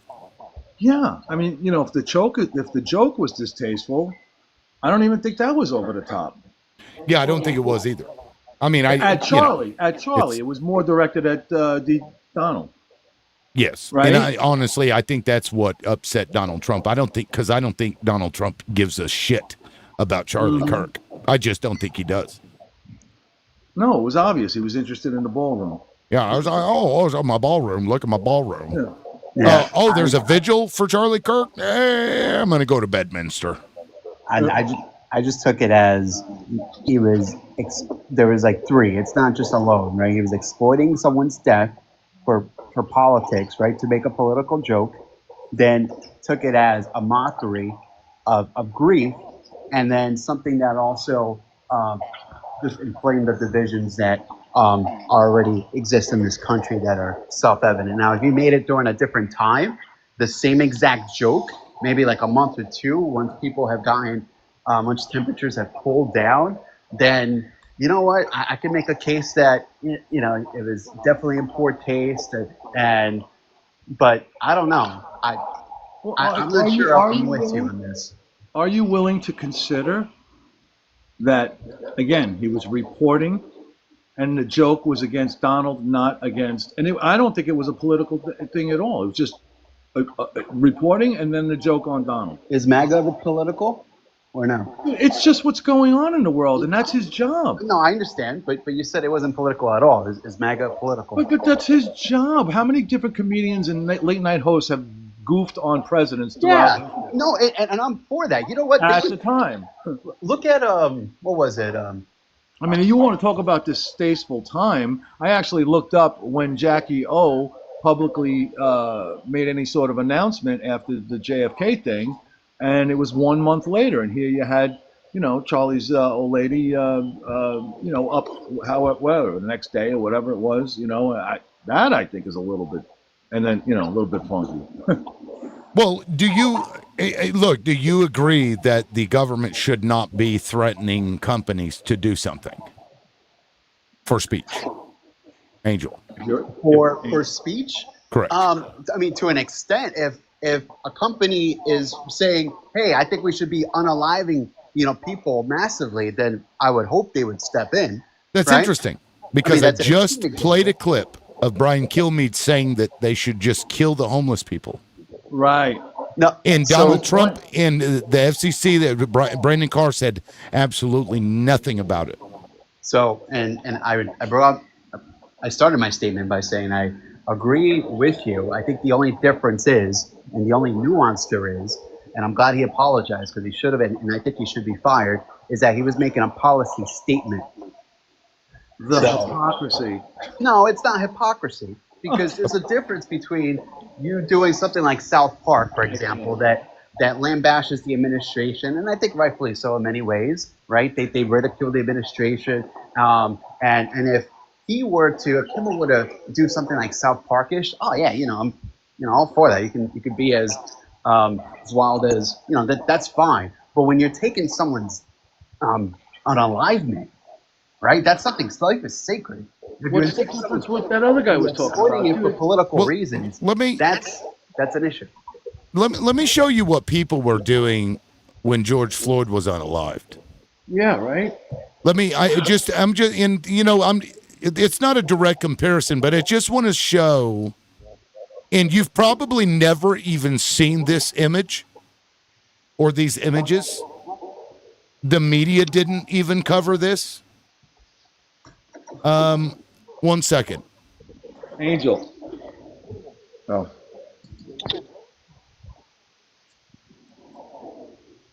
Wow. Yeah, and that's deplorable. It is, and nobody gave a fuck. Like, people thought it was gross, yes, but I don't know of liberals that were like, oh my God, we need to call these people's employers. And then, Angel, I apologize what I said before about the Fantasyland thing. I really do. And I notice so much more smarter people that come up on these things than I. I'm just a dumb guy from Long Island. No, But, man. I'm from Long Island too, by the way. So. Oh, cool. All right, so you're one of the small ones. At any rate, I'm just saying, man. If you don't see the messaging issue in this country right now, it's kind of scary to me. Like, I mean, a little bit. You know what I mean? I think this stuff is pretty obvious.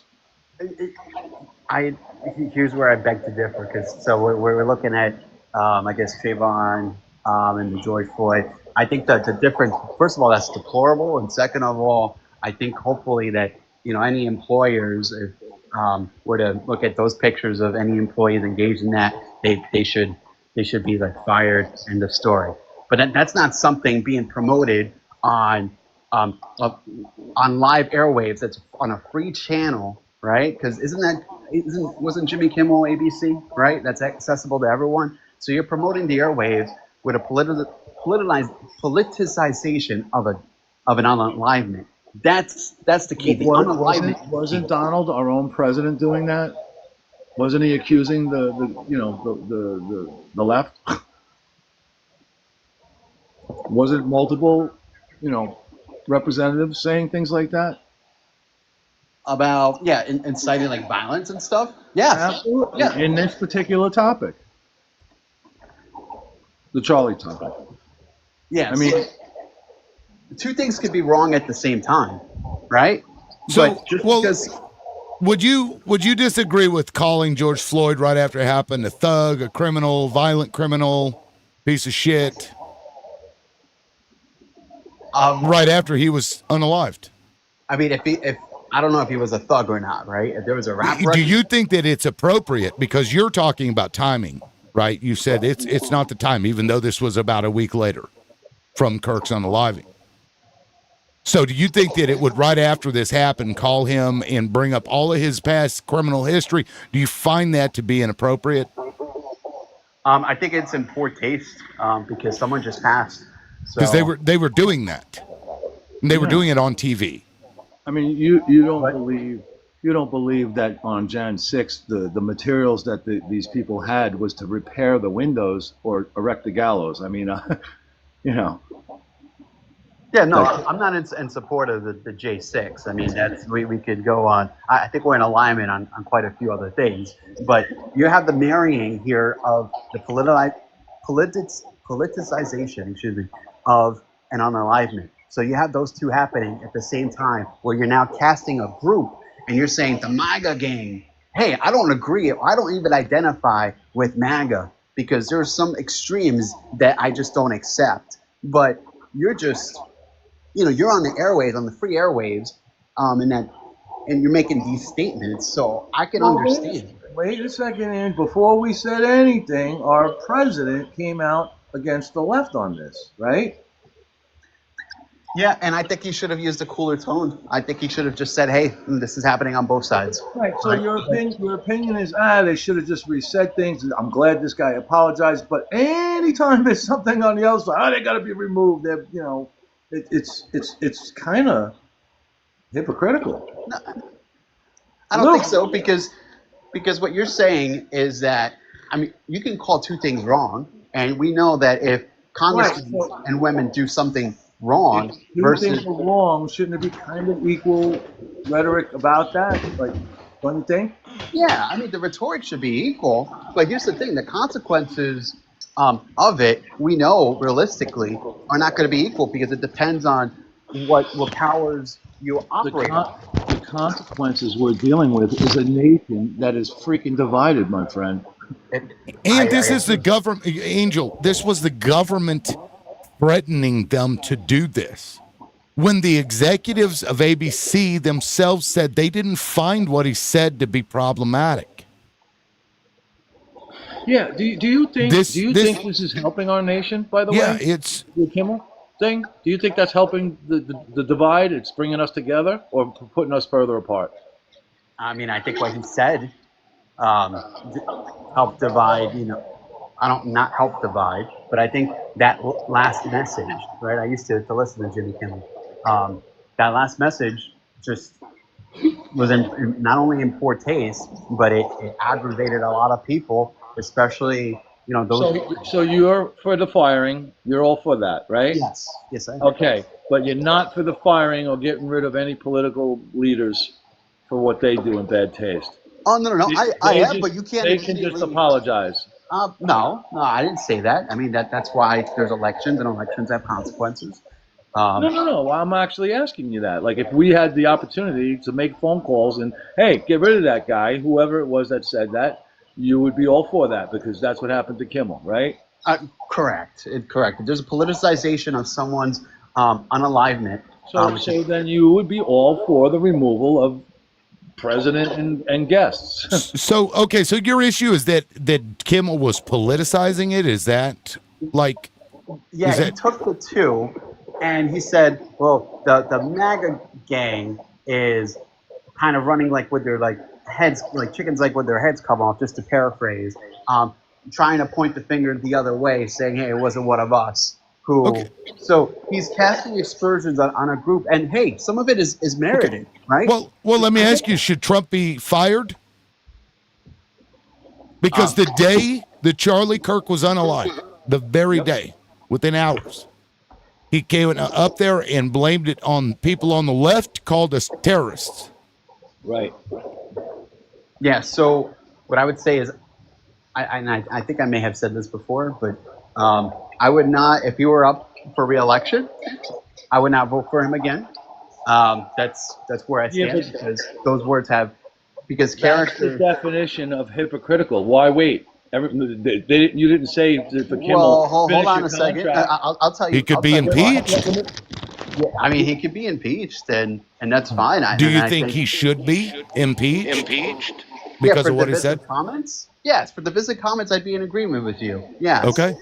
So we're on the same page there. But we can't just realistically, the way it works. Yeah, we could get someone impeached, but we can't just throw them out the next day, right? That just doesn't happen with government, right? That's not how the system works. You can impeach them, you can call them out, absolutely. So that's all I'm saying, right? I'm not trying to. We're supposed to accept the new way of doing business when they don't like a comedian or whatever, saying you're out. That's it, done. No, there's a difference, because look, here's the thing.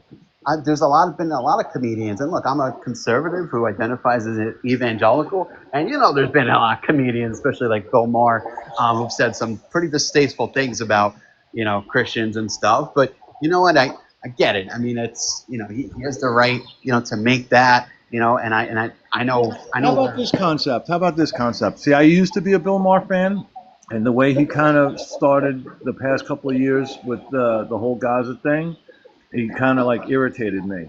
So I decided, guess what I decided? Not to make phone calls to have him fired, but I just don't watch him anymore. So why isn't that an option? Well, because you're saying that someone. Would that make any sense? Yes, and that made a lot of sense. That's why I'm responding. So you're basically saying that government should not be in the business of having any safeguards or any moral standards in regards to the politicization of someone's unalivement. So if someone could just go in the airwaves that are free airwaves and start spewing a bunch of filth and start saying, you know what, we agree with what the Zionists are doing, or we agree with the fact that the government should be taken down. And you're like, well, it's freedom of speech. Have you ever heard of it? Doesn't work It that is way. freedom of speech. Yes, it is. And the government cannot. They are restricted by the fucking Constitution. They cannot punish you for speech. They can't. And whenever it comes to Donald Trump being impeached for what he said, that's different because that's the people saying, fuck you, get out of here, which we have a right to do. The government does not have a right to go into a private company and threaten to punish them for speech, no matter how fucking heinous it is whatsoever. Skokie, Illinois, you can look this case up. These fucking Yazis wanted to walk through a Jewish community. And the city itself would not give them a permit to do a parade as Yazis going through it. The Supreme Court ruled that they couldn't ban them from it because that's punishing somebody for their speech. And the Alex Jones things, that was civilly done, not from the government, right? Correct. Yes, there is an avenue there, but the government itself does not get to do that, nor should they, and it is a bad precedent to set. This is way different. I mean, we saw some of this in McCarthyism, and it was a problem then too.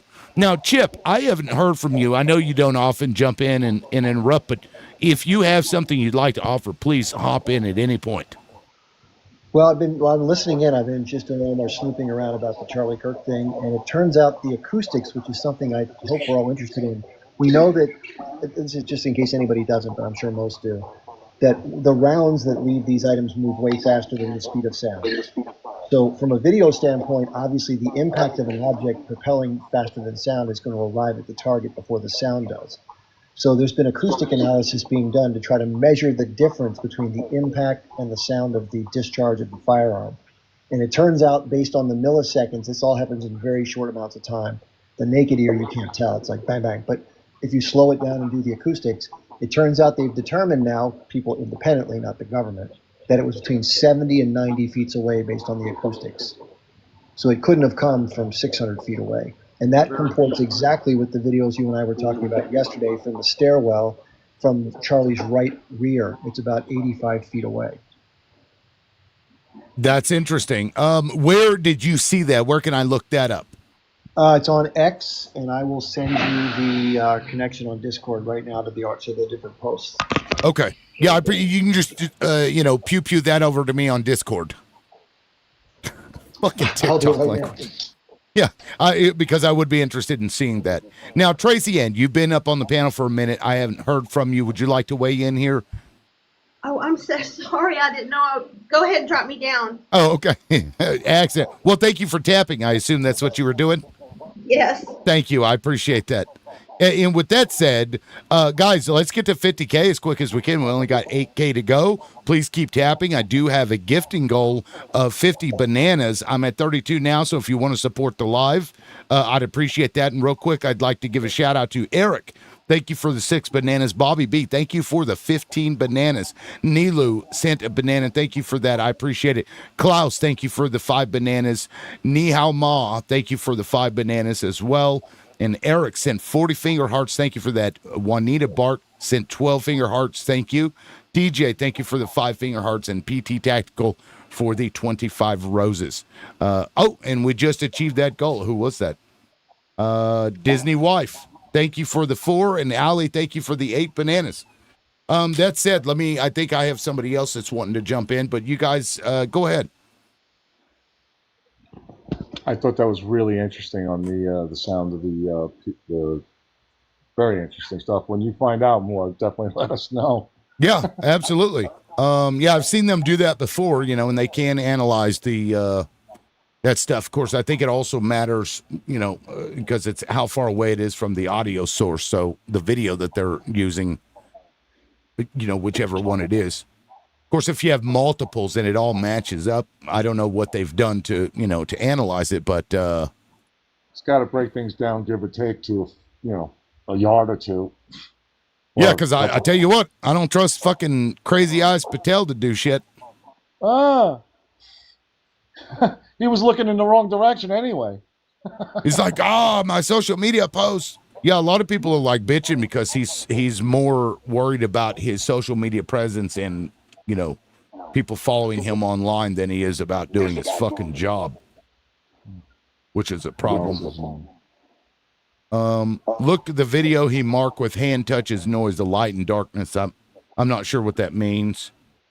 He marked to take the shot. I think maybe they're talking about. So I saw a video of the guy. Debo sent it to me yesterday, of the guy who was in the white cap, and he was good friends with Charlie and had known him forever. Like so I'm not sure. He seemed pretty genuine in what he was saying. I'm not sure if he is, it's an inside thing. So the hand signals, I mean, that's a stretch.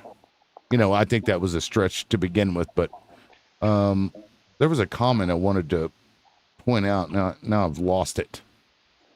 Anyway, did you guys have anything else on that you wanted to speak on? Because Angel? Angel? Oh, okay. Sorry. Yeah, just want to lay my plane. So all right. So the FCC. All right. So broadcasters have licenses. Broadcasters get those licenses from the FCC. FCC has the right to impose certain sanctions. They can come in the form of fines, and I don't know, impediment to license, etc. But the FCC, by design, can restrict, can fine, can pressure broadcasters. By design, the FCC has always had this power. Whether there's a distortion in the way news is covered, there's false information, there's something that counteracts public interest. There's something that there's they even have like a hoax rule that they could follow that I think says something like when broadcasting, when people broadcast false reports of crimes or catastrophes where the harm is foreseeable.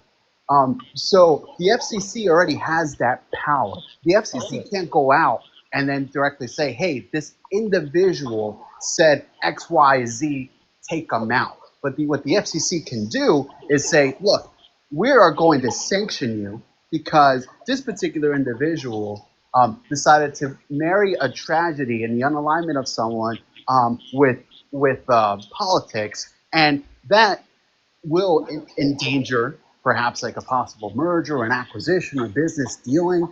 So, well, you let him land his plane because I'm gonna. So sorry.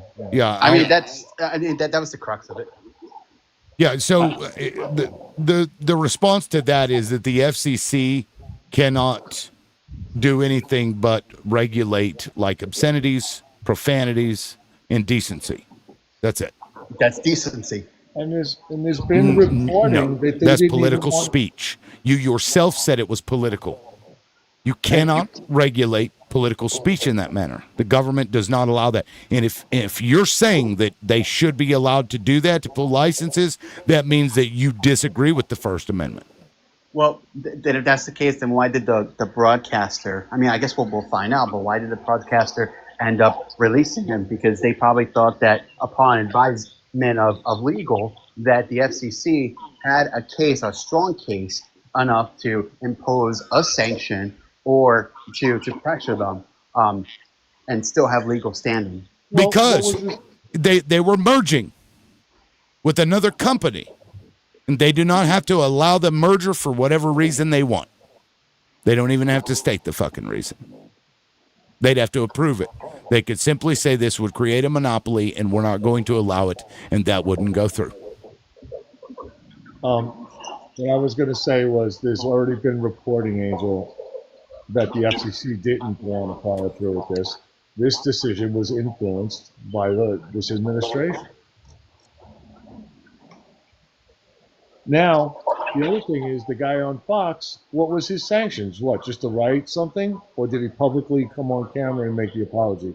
Did he just have to have somebody, one of his people, write something? Because I heard that Kimmel's, the agreement, if he wanted to make good on it, he had to like pay a lot of money all over the place and publicly announcement, I mean, it was pretty harsh.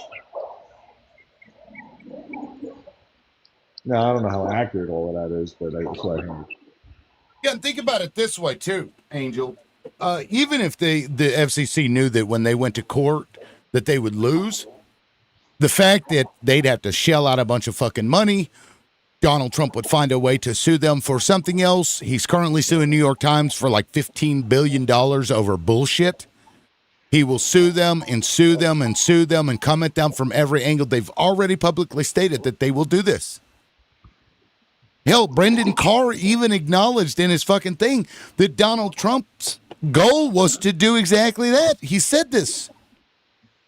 So let me try to splice this. So morally, are you saying that on a moral basis, I don't want to put words in your mouth, I just want to understand because this is layered in my opinion.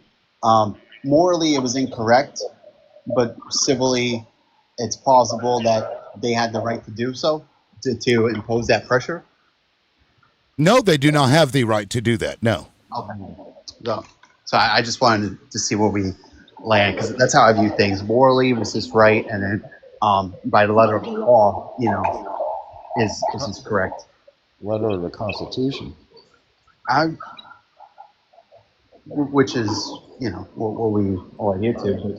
But, yeah, okay. I mean, well, not all of us. Apparently, the president doesn't adhere to the Constitution. Right. Yeah, he could give a shit. And really, that's what I got to say, Tim, was just quick, is like what we are witnessing is a master class by MAGA. And Angel, I'm sorry, you can say that you're not MAGA because you're ashamed that you voted for them 3 times, but we all know you're MAGA, right? Like, we see you, we hear you, we know the rhetoric. And what you're witnessing is a master class by MAGA getting people like Angel, who really don't understand the ups and downs of, like, I guess, free speech, to just talk their free speech away, to just hypocrisy it away, right? Because they were the whole party of free speech, and everybody has the right to say, and now it's, well, I mean, how free is free, right? Because, like, if you're gonna talk about Charlie Kirk, maybe you should get shut down because of the moral turpituding and blah blah blah. And this movement is literally just taking people of average intelligence and dumbing them down to the point where they're literally giving away their own rights. And it's really interesting to watch. Yeah, and I want to point something out real quick. And Angel, I know you want to respond, but I just found this interesting because I was going to prove to you about the decency and that the FCC, this wouldn't fall under that category. So as I'm looking this up, I see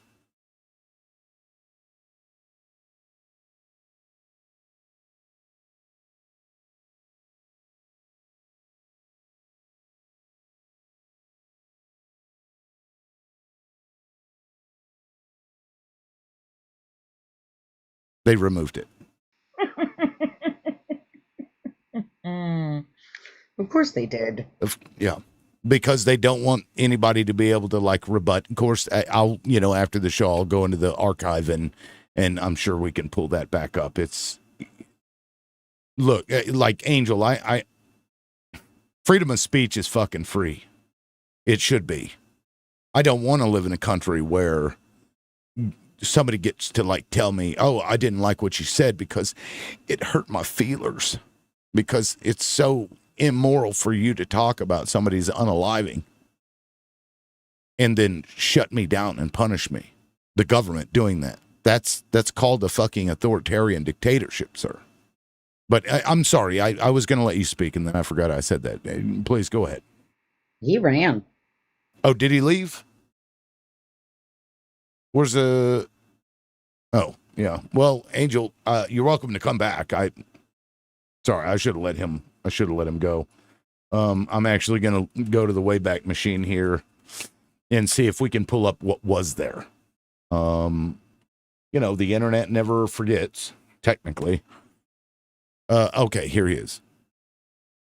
I didn't even disagree. Here's my thing. all these people were up in arms about the list that right wingers made about people who didn't feel empathy for a Schnazi.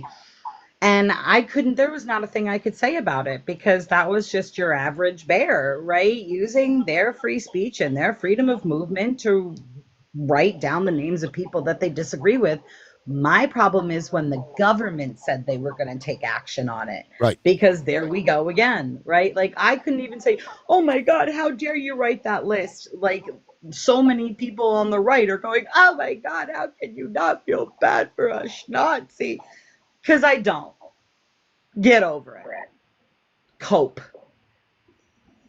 Well, Angel, please go ahead. You're back. I appreciate you coming sorry, back. my phone died. Uh-oh. So I lost what you, I think, said. You said you were looking into something, and I'm not sure if I still appeared on, but Oh, phone you died. didn't say. Okay, so let me pull it back up here. It won't take long. So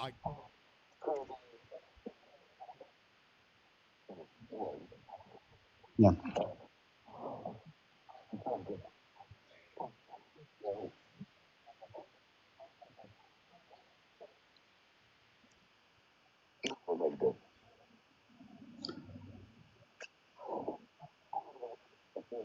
and I'm going to see what it did say. Yeah. Fair. So September 17th, yesterday, I've got snapshots. HTTP 302 response. So page not found, probably is what that means. So let me go back. Let me go back to August 29th. As you're navigating, do you mind if I respond? Oh, please. No, by all means. Yeah, go ahead. Yeah. So there's a couple of things, Fire. So I already stated that if he could run again, I wouldn't vote for him. So I already made that statement. So that's number one. Number two, I think that if someone does not share your belief on a particular issue or matter, it doesn't automatically make them MAGA or put them on the other side. Maybe it's one of many issues that I may be aligned with on the MAGA movement, but there's other issues that I agree with Democrats on, or those on the left. But so I just caution you to stop using these buckets. I mean, you have every right to do so. It is your right, because you're essentially telling me that I'm one of them. And after a while, hey, you're one of them. Well, you're one of them. So, okay. Well, you're saying there's no room for me to vote opposite or against, Trump, because apparently I'm one of them. So That's my problem it's with the a fuck it lot bucket. of men, right? Now it's because I I'm gotta a say man. it, and I'm gonna say it, and a lot of men on the MAGA side, and especially just in general, what happens is you need this level of comfort. You need, like, it's almost like you exist to require that somebody spoon feed you a baby bottle in order for you to see right versus wrong, and in order for you to admit that the person that you voted in thrice, by the way, not once, not twice, but thrice. I voted for him once, by the way. So Okay, I so just it wanna was correct the worse, record. by the way. I got to tell you, if the time you voted for him was this last time, that makes it even worse, because you saw how badly he fucked up the first time. Right? Okay, so that I would not characterize Angel as MAGA. I just want to throw that out there. I've seen a lot of like crazy fucking people and just pretzel themselves. Angel does not do that. I don't do that. I mean, Literally, so like respectfully, he's literally been pretzeling himself this whole time, talking away his own right to free speech. Yeah, I get that. Because Daddy Trump said Kimmel's a bad guy. I get that. I'm just saying that I've like he's been coming around here since I started, really, and he has conceded on many, many, many, many things. I think he gets lumped in just because of the vote. And I agree with you on the last time was probably the worst, but he seems pretty reasonable. He's a tough cookie. He doesn't want to give up things, but he seems reasonable. You can have a conversation with him. I'd much rather talk to an Angel than a lot of these monotone, hate Debate, talking bro. to, Fucking yeah, pretzel maggot. Yeah. Yeah. yeah. I mean, I'll give him some props. I know why you're saying what you're saying, Pyre, because I mean, this is really an egregious fucking thing to me. Especially because I had the government trying to punish me for something I said. And so I fucking hate it, but I understand what you're saying, but I'm just saying, like, the totality of what I know about Angel, I just personally would not characterize him that way. But you can have your own opinion, Yeah, obviously. like I said, like he said, to each their own. It's just I think people should be way more worried, not only about this whole thing that's going on with the Kimmels, and the Colberts of the world, but how many people, even as reasonable as Angel, are becoming mouthpieces against free speech. That should concern everyone, like way more, I think, than it is. I don't think Angel is necessarily talking against free speech. I don't think he's aware of what free speech is. I mean, I like to say I like to think I am aware of what free speech is. Now, I'm engaged in this conversation because I hold a particular view, and I've been swayed, right? So this is for educational purposes, and I hope that is the goal, to educate, not to badger someone for believing what they believe in. Because if that's the case, if the latter is the case, then Trump and people like Trump will win in the future, because you're not growing your party that way. So that's all I have to say. Okay, And so this whole thing with this part of free speech. Go ahead. Sorry. Yeah, I want to pull this up because I did find this document, and this may help clear some things up, I think.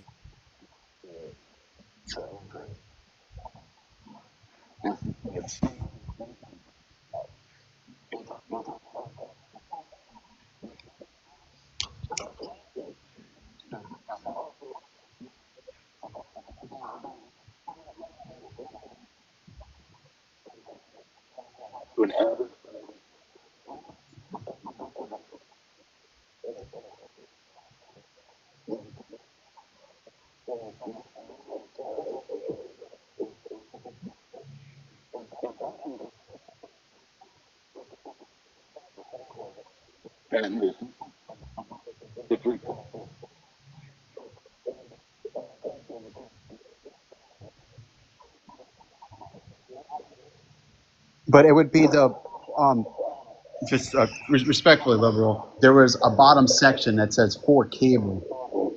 So right below where you just read, there's another section that was for cable, satellite, etc. And I think it probably went on to say further. I mean, you don't need to present. No, it says because obscenity is not protected by the First Amendment, it is prohibited on cable, satellite, and broadcast TV and radio. However, the same rules for indecency and profanity do not apply to cable, satellite TV, and satellite radio because they are subscription services. Okay. That's why HBO can use curse words without fines, etc. Whereas on the airwaves news channels, they are not allowed to say the same things. That's how we got Skinamax. Yeah, that's like Bill Maher. Remember when he was on regular TV and he hated it, and then when he went to HBO, he loved it because he could curse all the time.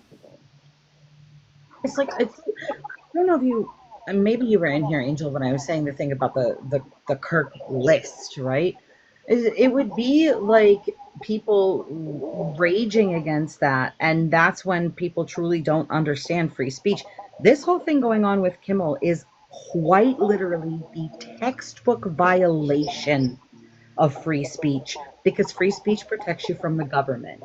So like I said, I couldn't get upset about the list because I understand that my free speech doesn't protect me from personal consequences. If somebody wants to come and punch me in the face because of something I said, they're going to get in trouble. I'm still going to get punched. Right? But I can't.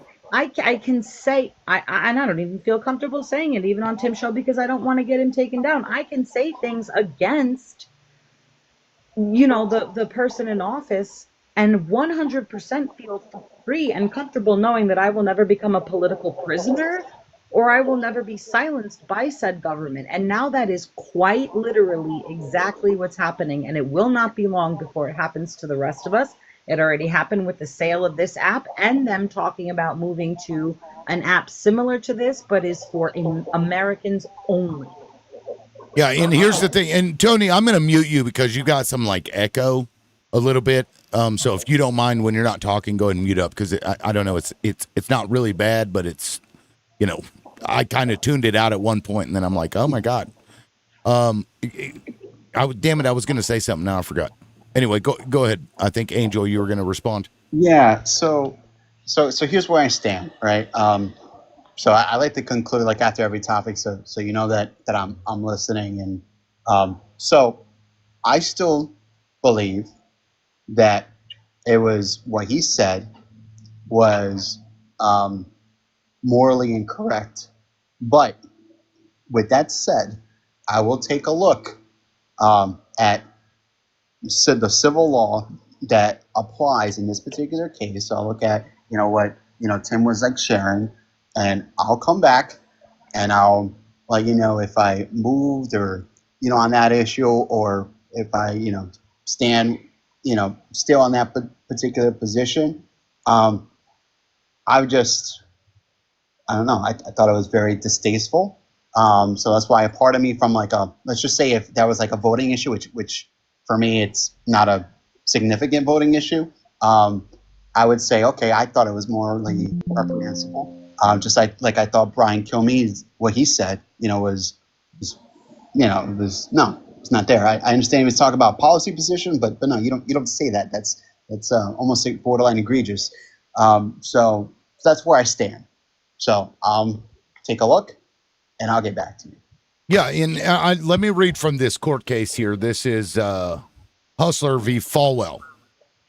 They ruled, and I'll just pull it up so you can see what I'm reading here.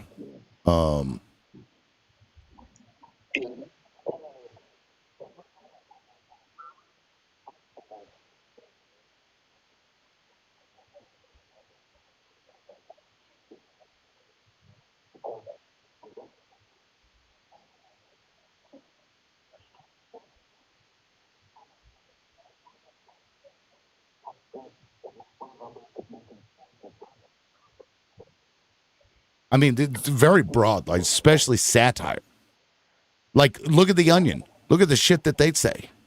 The crazy shit that they say all the time. It's protected They speech. don't even sound that crazy these days anymore, though. That's the sad part. They've had to come up with like the most ridiculous headlines even to sound like The Onion anymore, because sometimes I read a headline that's real news and I go, no, certainly this is like The Dot or The Onion, and no, it's MSNBC. Exactly. Yeah, it's like something actually fucking happened. The reason for that is because, and hold on, I got it, is because of this. We are in the Twilight Zone. I want to go home. You're stuck. We're all stuck in the Twilight Zone, guys. And you know what I find ironic in all of this is these guys are the party of they want smaller government, and meanwhile, yes, right? Isn't it like you can't make sense of that? Makes no fucking sense whatsoever. Now, we do have a new panelist, and I brought in an extra person beyond the four because we only have 15 minutes left, roughly. Corey, you're welcome to jump in at any time and yell at us, call us names, what have you. I agree. You know what I mean? I like Jimmy Kimmel is a testable. Like I can't stand the guy, but if we're gonna hold to the standards, like Biden was doing, going against, you know what I mean, and they was crying, trying to suppress the internet and all that speech. Well, if Twitter. the left are doing it and the right are crying about it, well, if the right's gonna do it, well, they don't have no right to cry about the left doing it. You know what I'm saying? So, like, I hate Jimmy Kimmel, but he has a right to say whatever he wants to say. If you're going to hold to the standards of freedom of speech, you got to hold to it if it's speech you don't like. That's the problem. I say leave them up there. All the people that are celebrating Charlie's, you know what? Leave it up there, because then that shows people what kind of character they have. You know what I mean? Leave it up there. That's right. Give them the rope and let them do with it what they want. That's I don't right. understand this So trying to. here's my thing, though. Can I ask you a question? And it's a serious question because And real I've heard quick, a I lot want to of say, people. welcome in, Paula. Hi, Welcome Paula. in. Hey, everybody. So I've heard a lot of Good to see people say everybody. this. I've heard a lot of people use this word celebrate. My problem with Hola. that is a lot of people are really confusing, like people like me not having empathy for the man with celebrating. I have not seen very many people like ding dong, like Well, ding you're donging not. around and laughing Well, and, you're and not on having TikTok. parties. You're But not on like TikTok because my For You people page is flooded with it. people just like Flooded with people it. have said the same thing to me when I say literally I have said before Kirk the only good schnazi is an unalived schnazi, the end, right? And so that is how I feel about all schnazis. Like people can't say I'm celebrating anything because I don't have empathy for hateful individuals. I just Well, I wasn't saying it about the people that's not celebrating his. You know, if you don't feel about him either other way, that's fine. But for you to get on the internet and say I'm glad it happened, Why do and, you care? and Why like do you care? Why do no, I you don't care care. that somebody is I not don't care. That's unhappy what I'm trying about to it? say. I want to I leave just it up don't. there to show And it sounds people like you how their care. character is. Like let Corey, it it like kind of hang sounds like you yourself. care. No, Wait, I'm we have saying. shitty Well, people. he's argument he's arguing that that should be allowed, but even though it's gross. Yeah, I just don't understand I that. don't agree with it. To unalive somebody for political speech, whether you like it or not, how are you going to be for the First Amendment when you're celebrating it? You know what I mean? He has a right I mean, to that do what is he your First did. Amendment right. I mean, it is your First Amendment right. That's the thing. People don't, I mean, we have people in this country that are complete, and forgive me, assholes, and they walk among us, right? They're not good people. People who are going to celebrate the unalivement of people, or people um, uh, who celebrate bombing AB clinics. Those people, they're the same assholes, right? Exactly, I agree. I just don't You know what care. I mean? I don't care. I just don't Just care about because those people. I don't agree with anybody celebrating the unalive of anybody. Period. If you celebrate the unaliving of anybody, that goes to your character, not anybody else's. Yeah, I just That's don't. what I'm Right, saying. but the But I government believe you should have the not right. intervene I in believe you have the that. right to say whatever you want to say. Right. Let it be out there. Let your feelings be known. Let people judge you on what you say. You know what I mean? That's what I'm saying. That's Yeah, why but I'm the hypocrite. thing, That's why I'm mad about this Jimmy Kimmel stuff. Why is the right getting mad about that? You know what I mean? I don't They should be on understand. It's Jimmy kind of Kimmel's side. crazy. Go ahead, Paula. It's absolutely. oh sorry, go ahead. No, I was just gonna. I agree with Corey. And I kind of flew in a little bit late, so sorry, Corey. But basically, I cannot believe that there are people that are out there basically like, oh, somebody said something bad online, and I'm gonna have a hissy fit. It just move on with your life. Just turn the channels. Just don't read X. Just don't. You know, Exactly. because there's so many things you can do besides give it more oxygen. Exactly. So I do have one thing to say about I cannot remember, somebody mentioned something about political speech. And yeah, no, I agree. Nobody should be attacked or harassed for their political views. But we have a huge problem in this country of misconstruing political views with human rights. And like, that's where I kind of get lost in the sauce there, right? Because what Charlie Kirk was spewing wasn't political. It was hatred. It was intolerance and bigotry. That's It your was about opinion, people. though. So if you That's could your just opinion. excuse me, because I didn't interrupt you. It was about people's right to exist, and it was about people's choices on how they live their lives.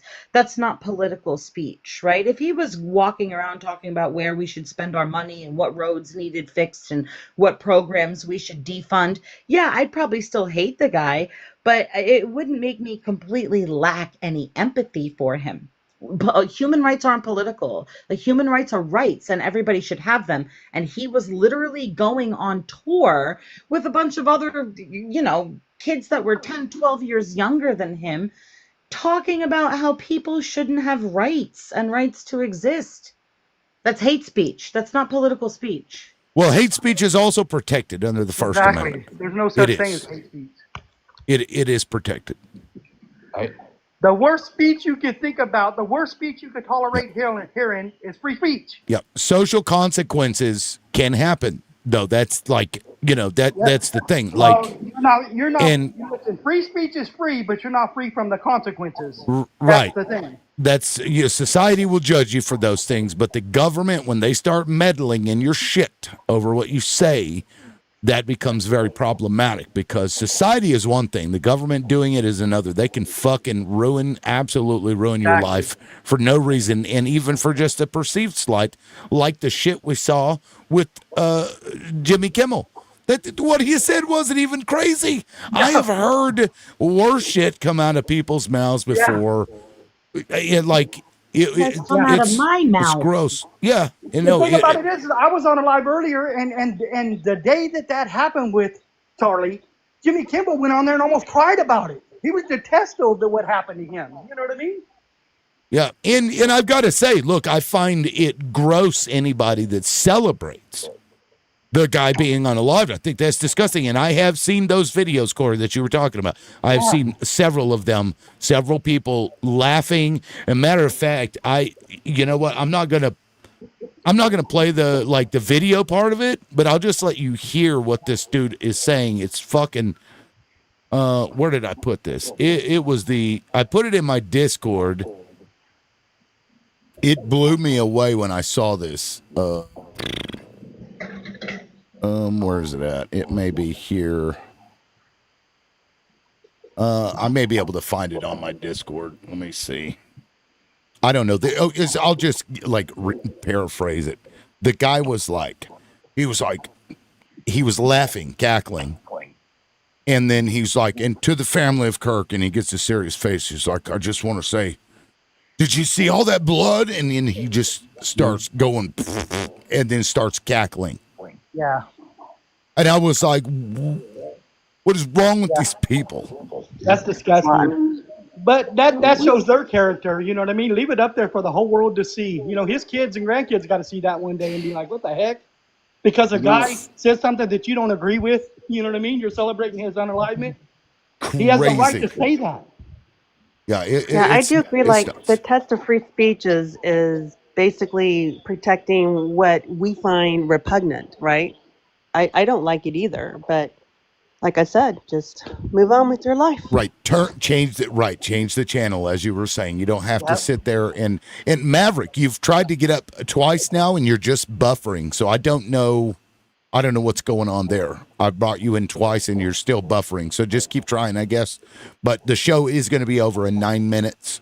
So if you want to support the channel, please send some gifts. I do have a donut gift up there, 50 donuts. I don't have any so far, but if you appreciate this was something else I wanted to bring up because it is very clear to me that this administration is going to unalive anybody deemed left in whatever way that they can. They're coming after them. They're suing them, and eventually they're all going to capitulate because they care more about money than the freedoms in this country, right? Even though they rely on those freedoms to do what they do. And so it's important for liberals to start supporting the channels like David Pakman, for example, Kyle Kalinske, I can't stand David Pakman, but the Young Turks, if you like them, pick any creator. Even if it's $1 a month, whatever the fuck it is, you've got to start supporting them because they are taking that media and fucking it up. But they are going to have a lot harder time with people like myself, like Mojo, like Kyle Kalinske, and all of those other independent, kind of news stories.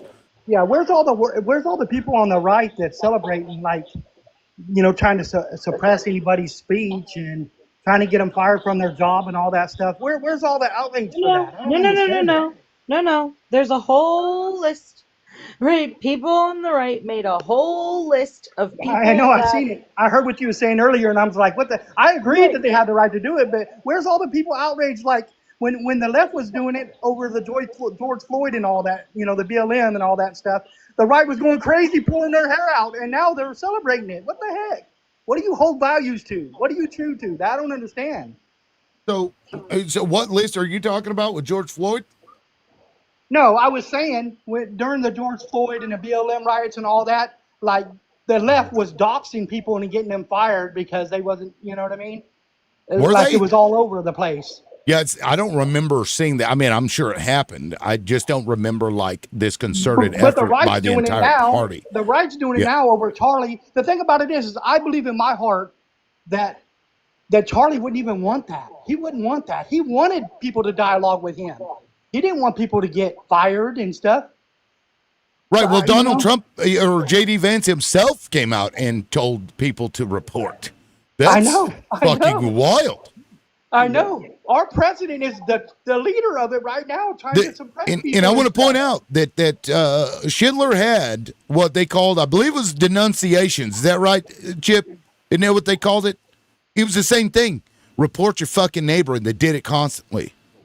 Any dissent, to report it. And this is along that same vein. You see it in McCarthyism as well. When you were, you were encouraged to turn in your neighbors for being communists, and you then were, some people were even forced to write names on lists that they didn't even know. It's all coming back, one big circle. Yeah, and Corey, I'm not sure what you're referring to. Like, it's a little different if you have a few jackasses online doxing people for something they didn't like, which I can see does happen. But that's not like a concerted effort with the fucking president, coming out and being like, "Oh, do it," or the vice president anyway. I'm sure the president, when Biden came in there, Mark Zuckerberg came forward and said that he was trying to suppress people. You know what I mean? The government under Joe Biden was trying to do it. I'm just saying, hold the same outrage. That's all I'm saying. It ain't like both sides are not doing it. That was brought up. The right now is doing it like crazy. That was brought up in the first 5 minutes of this show, and I didn't like that shit either. The government shouldn't be going and working deals with corporations, saying, "Hey, we do this and we give you a benefit or we'll punish you." Either way, I don't care if it's an advantage or a disadvantage. The government should not be meddling in that way. Yeah, they just shouldn't. Where's all the outrage for these corporations just taking our money and not giving us nothing? How come you don't hear nothing about that? You know what I mean? Well, you can come to the Liberal Loudmouth show. You'll hear about it all the time. Exactly. and even more of a reason to support creators like this, because eventually they're going to get rid of all of those people. That's their goal. That's his goal. I think one of the most important things to pay attention to is so we had two people, and we've discussed them both, have said two horrible, I don't even really think what Jimmy said was all that bad, but the other guy was talking about things that had said two quote unquote horrible, egregious things. Which one has a job and which one doesn't? So whose values is the government aligning with, and whose values are they trying to suppress, right? They're trying to suppress comedic free speech, but aligning themselves with the guy that was like, oh, yeah, just kill him. Problem? Lethal injection. Like, easy. Come on now. Yep. I don't, what was that? You guys are saying something on Fox News? Somebody said something? Brian, kill me. Yeah, here, I'll play the clip. I've got it here. Yeah, play that. I don't watch Fox News. It's fucking insane. Real quick, I've been playing it most of the day anyway. I played it probably 3 or 4 times. Where's it at? It's in my Kirk folder, I think. He lost his job over it? I just want to say he did not. Called it, Tim. Really? They said eventually they're going to say that the homeless people are dragging down our economy and should be unalived. I said that like last week. Yeah. I mean, this is right from the playbook, y'all. This is like this is my question to the should be no liberals. surprise. Let's start at like 2019. Well, hold on real quick. They have given. Hold on, I've got a video I'm about to play, and then I'll let you go. Let me go back. Hold on, I got too many fucking things open. I don't know where the fucking anything's at. And it's not a money issue. They have given billions of dollars to mental health and the homeless population. A lot of them don't want to take the programs. A lot of them don't want to get the help that is necessary. You can't give them a choice. Either you take the resources that we're going to give you, or you decide that you're going to be locked up in jail. That's the way it has to be now. Or involuntary lethal injection or something. Just kill them. Yeah, Brian, why did it have to get to this point? Right. And it's not a money issue. They have given voluntary lethal injection. There's no way just that guy killed still him. has his job. He still has his job. Yeah. I gotta be honest with See, you. that's what I'm telling I you. didn't even So like what he the. was forced to do an on-air apology, and then he went right back on air. Yeah, Wow. I think he called it Killing distasteful. is only there for boomers, and nobody actually respects the man. But Who? this is my question to the liberals. Okay, since let's go December 2019. If anybody remembers, what happened starting in December 2019. This is my question. When, since then, has Jimmy Kimmel ever said anything funny? Please, somebody tell me something funny that he has said. That is Man, irrelevant. Kimmel's hilarious. That's Right? it. What are you What talking point about, That are you Johnny? trying to make? hold on. Whoa. That question is totally He irrelevant, and you guys rest just in peace, ignore it. Easy. That's He stupid. was talking about unaliving anybody that didn't wear a mask, that didn't jab up, triple jab, double mask. The man wasn't funny. His career was flopping. Okay. Did it hurt your These feelings? failing news networks probably fired him to act like they care about Charlie Kirk to try to get their ratings back up I don't when care he about was honey. he wasn't Hey, even John. funny. He wasn't even John. funny. Okay. That is John, irrelevant to how this about an You're not conversation. even funny, Johnny. How about an original statement, not something right out Yeah, of the mouth of Donald? it's Right out of the it's mouth of That totally has nothing to irrelevant. do with that. That's the opposite of what we're talking about. We're talking Yeah. about free speech. I was Yeah. going to say, now that you got that off your chest and you shared with the class, do you have anything to say about the direct violation of free speech? Okay, I'll say something to what Corey said. He said, who's talking about corporations and government taking our money? Something along those lines. In Charlie Kirk's last interview with Tucker Carlson, he was talking about building 10 million new homes in America and making sure that Larry Fink, BlackRock, and private equity couldn't get their hands on it. Who cares? Who cares? Charlie Who probably would not be for Jimmy Kimmel losing his job, but Jimmy Kimmel was a failing freaking comedian. He wasn't even funny. Are you, This was Johnny? just a ploy by Okay. your failing networks to get their ratings back Cool. up, to pretend like they actually are moving to the middle. Okay, Johnny, shut the fuck up, bro. You just keep talking and you say nothing. And I just don't give a fuck. I just don't give a fuck. I already said that, and you just kept going. It is 1:00. My show is technically over, but I'd like to go through it and let everybody say one last thing, especially the people that haven't spoken yet, really. So, Maverick, let me start with you. Please, go ahead. Thank you. Listen, do not allow these people to take our eyes off the prize. We know that this government is against us. They will lie to us. They will tell us that black is white and white is black. And then they will make us believe we're crazy if we don't believe it. We know this, right? We know that Charlie Kirk has been around for at least a decade, saying the same things that he's been saying. No one has bumped him off or did anything to him within all that time until he decided to change his position on the I country, Israel, right? Once he did that, once he started asking for the files, which we should be screaming to the top of the release the files, that's when things got dodgy. Number two, as far as people celebrating, I am indifferent to people celebrating. If they want to be happy that someone they believe brought harm to their communities, who am I to tell them not to celebrate? Why don't we run around and tell Jewish people not to celebrate Adolf's unaliving? Why does America have parades after every WAR it has when it's bombed innocent people when they think they've won? This government always celebrates the unaliving of groups of people, masses of people, whole countries. So we're being hypocrites by saying, oh, don't celebrate. Why are you celebrating? They don't want you to celebrate because this person was one of their soldiers. And then one of their soldiers was starting to get really big. He got too big for the one who was at the top. And then the ones who are the puppet masters started getting scared because his rhetoric started to change. As long as he was talking about trans and gays and black people and things of that nature, they loved it. Soon as he started saying, we got to question what you're doing, we have to take him out. This is the playbook they use, guys. Don't let people come up here and both sides this issue like Corey or come up here and take us off of. They know exactly what they're doing when they bash Paul Pelosi. Excuse without telling me. me you're When losing the they, argument. I'm almost Well, landing my plane. hold I on, know you're Corey. triggered.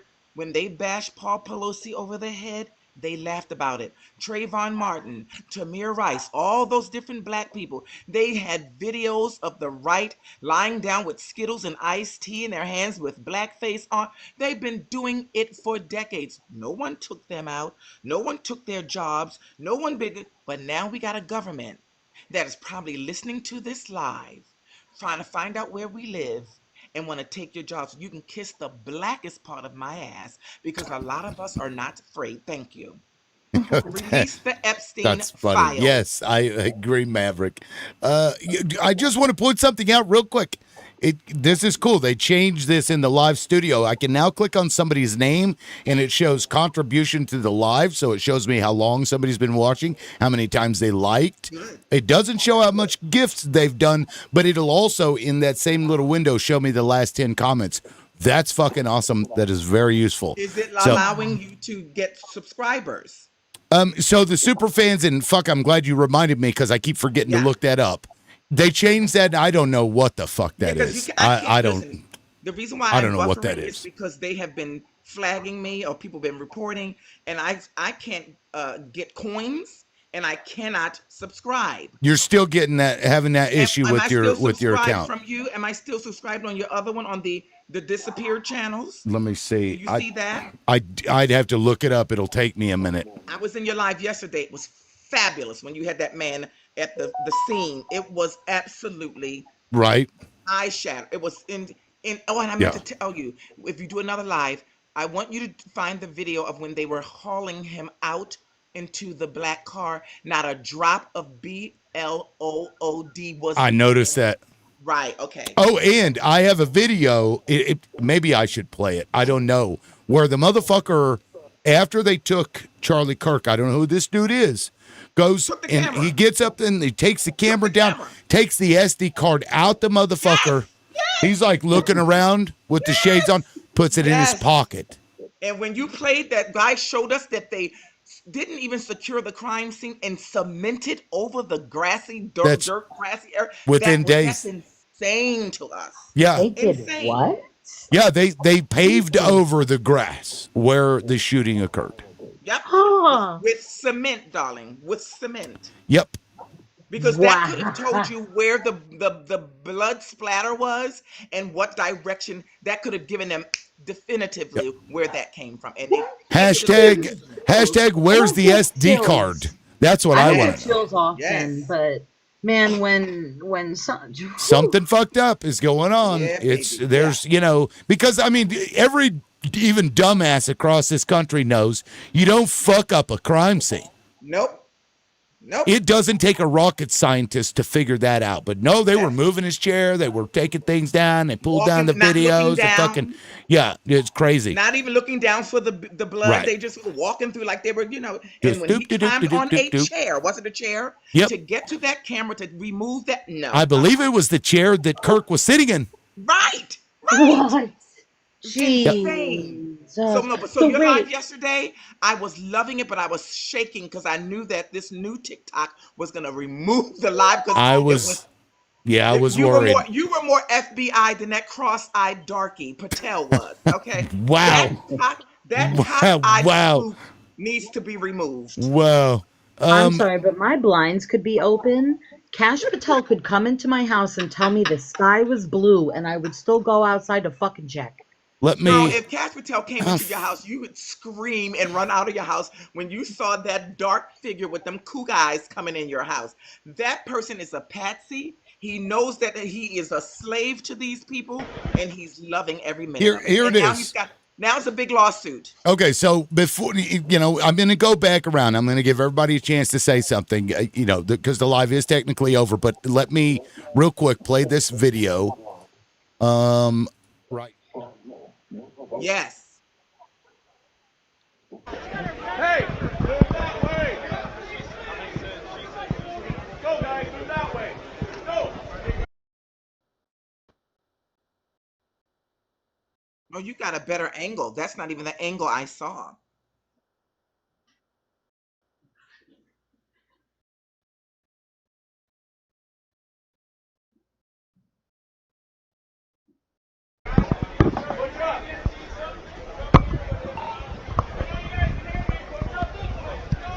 Definitely not fireworks.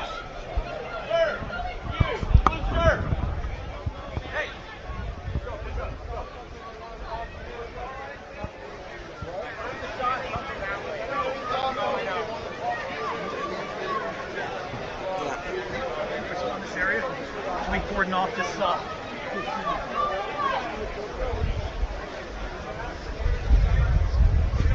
Yep.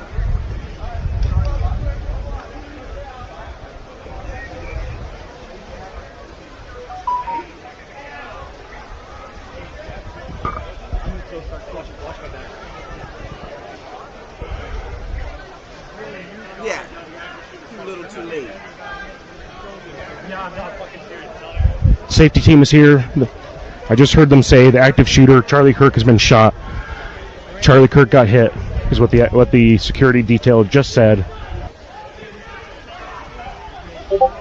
Damn, if it was not the chair that man was sitting in. And look how he's just walking through the scene.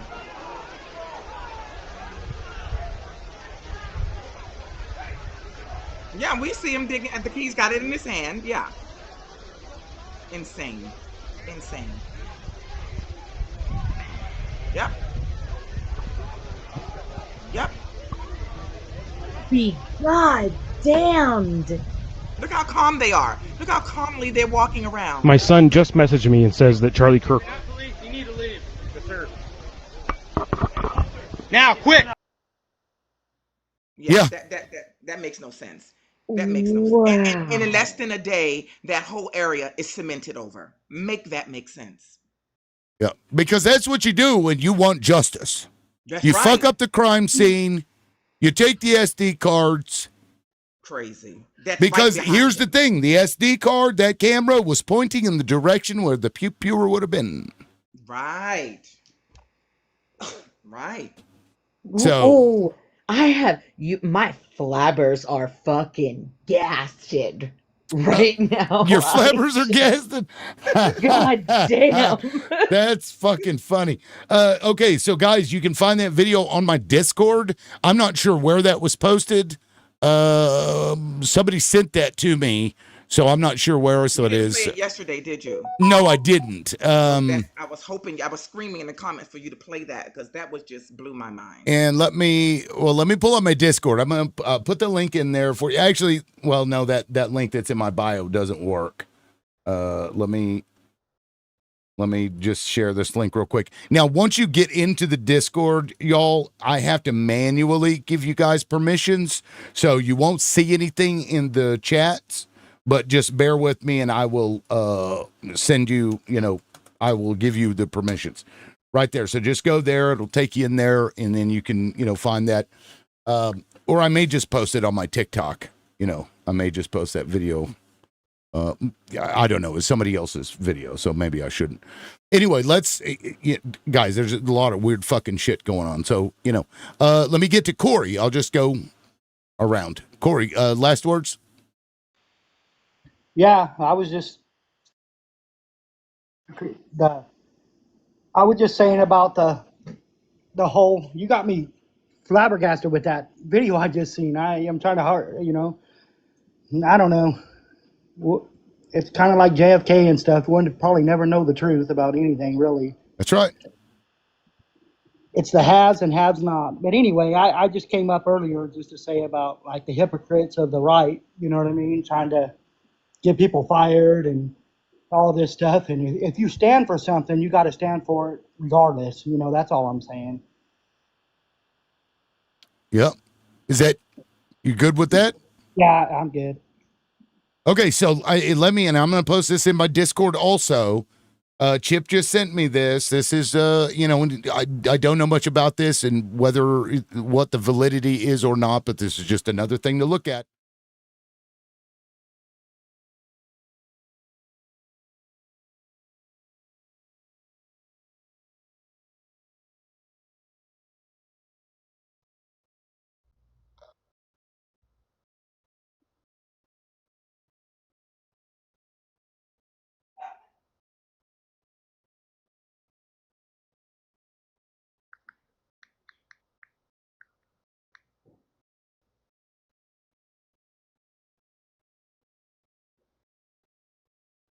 about that, so I can't validate or invalidate that.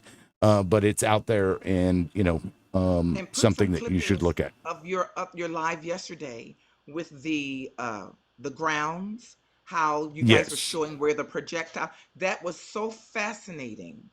It was Right. so bone chilling how we are just being played like we're really just stupid. They Yeah, really and think that we're this Right. dumb, like it is 1963. No, we don't have the film with the grassy knoll. We have technology now, and people know how to use it. Right. The TikTok FBI is much more better than the governmental one. We have TikTok, and you're one of those TikTok FBIs because that was so phenomenal, that live yesterday, and it was shocking. And to show us that the woods were like 3 thick trees or 4 thick trees was Right. insane to me. It was insane. It was Yeah. insane. No, the viewership. Other people were also shocked. I mean, because Yeah, we had several people in here and to yesterday. touch on that, I meant to tell you, I heard a little bit of yesterday of the live and stuff. I have the 30-06 Mauser 98. I have the same exact unaliving tool. I have that same one. And Really? yeah, and when that happened, and when that happened to him, and they came out and said that the chamber of the round, because the Mauser doesn't come with that. You have to chamber it into a 30-06. The Mauser comes with a 7.62 by 54 round. That's a Russian round, and it's a NATO round. So you had whoever had that, they chambered it in a 30-06 like I did. You change the barrel and stuff, and you change the stock. I turned mine converted into a deer hunting rifle, and that's common for the Mauser 98s.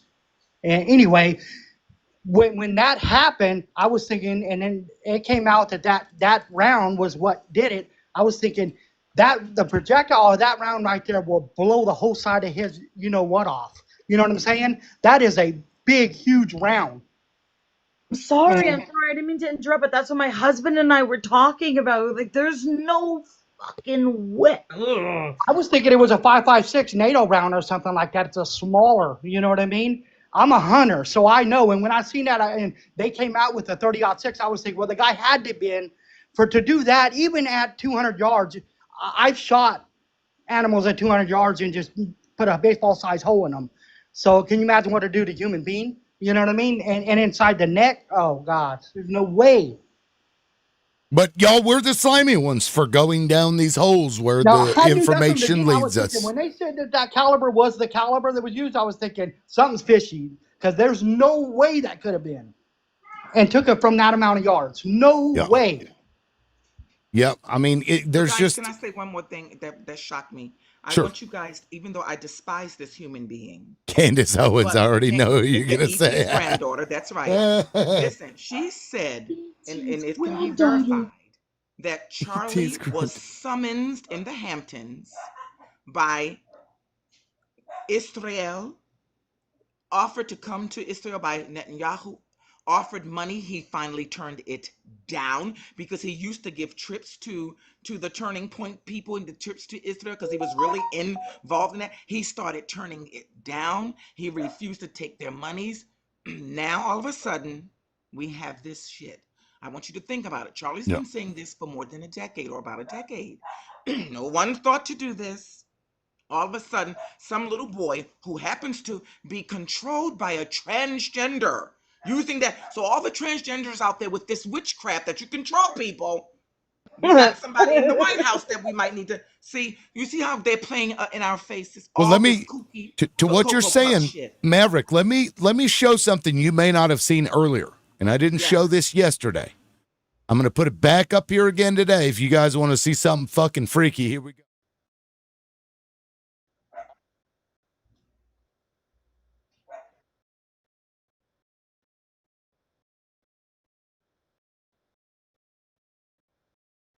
Oh God.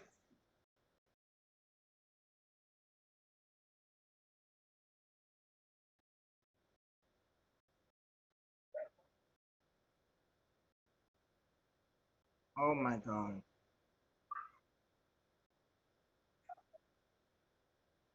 Oh my God. It's right there. Who would these people live? This is so Harrison Smith is part of he hosts American Journal, which is the InfoWars. So, I mean, take that for what it is. But the other guy is just some dude on Twitter. He fucking called it a month ago. Wow. I mean, exactly to the T. Yeah. Here's my thing, right? And I don't want this can be my last word if you need it to be, but all this being said, right? As much as I despise Charlie Kirk, like I said, don't give a crap that the man is dead. I don't care. Oh, sorry, I don't like. When he wasn't a politician, guys, he wasn't a senator. He was you and he was me with slightly more followers and a bigger mouth. Right? And I'm talking to everybody in here that talks about these things on the internet. He was not a policymaker.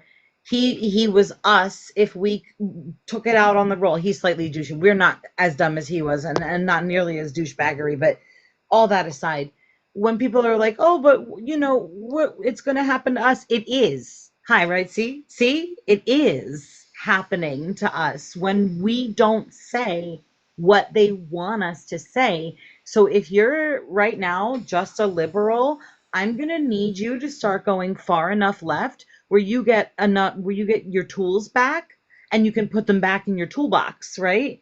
And then we can all have the tools that we need to need those tools in our toolboxes.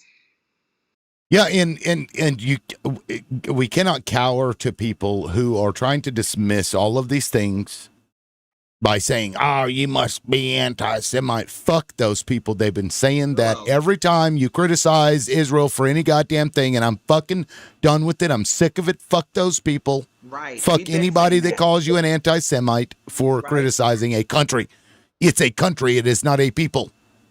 This is a country, a government, in fact, that has an agenda, just like the United States government has an agenda that is not indicative of every fucking person that exists in Israel, and it certainly doesn't indicate just one part of the population and none of the rest of them. So don't let them cower you into not saying anything because you're afraid that somebody's going to call you an anti-Semite, because they're going to do it no matter what. That's right. This isn't religious. It's a land grab. It's been a land grab from the very beginning, and it will continue to be a G-side and a land grab as long as the general public allows it to be. And their problem is the general public is now seeing more than they have ever seen.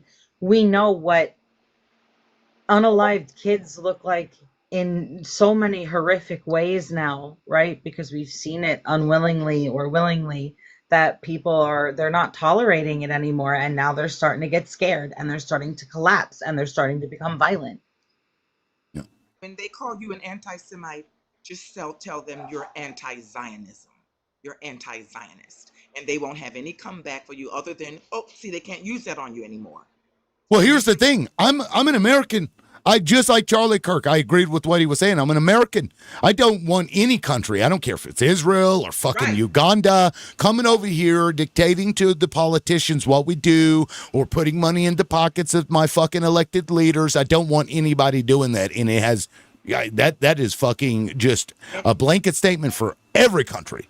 And do you know that this country takes all of its freshman congressmen on the trip to Israel? Did you all know that? Yes, they do. It's been mandatory for a long time now. They sign a little waiver and they go to Israel. Make that make sense. But that's the Holy Land for Christians. It's not just because of the government. And Muslims. That's not the Holy Land and Jews. That's not the Holy Land for I was going to say that's not the Holy Land for Christians. That is the Holy Land for Christians. That's where Jesus was born. They all have biblical ties to this shit in their own perspective and their own religion. In their yes, from that land. yes. Also, that's an important once upon a time, distinction. Somebody told me a little story about separation of church and state, and I believed them. And so I don't think my politicians need to go on any kind of religious journey, no matter what religion they practice, as in order for them to become a politician. They can practice whatever they want, but I'm sick and tired of my tax dollars going so people overseas that I will never be able to afford to fucking sail myself live better than me and be able to afford food and houses and healthcare, and they get free healthcare, and fucking everything, and their soldier, and my fucking tax dollars go to pay their soldiers better than my fucking husband, who's a veteran, will ever fucking get paid by his government in his life. And it's disgusting.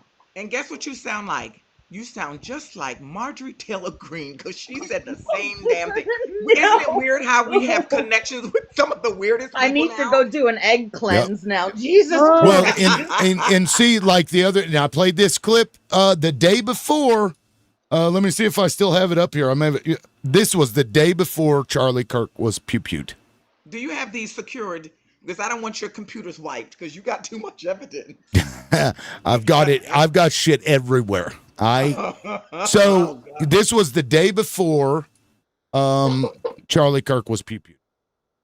Benjamin Netanyahu. Let's just see if he has anything else to say. Again, praise the hospitality of our host, Mike Huckabee and Janet.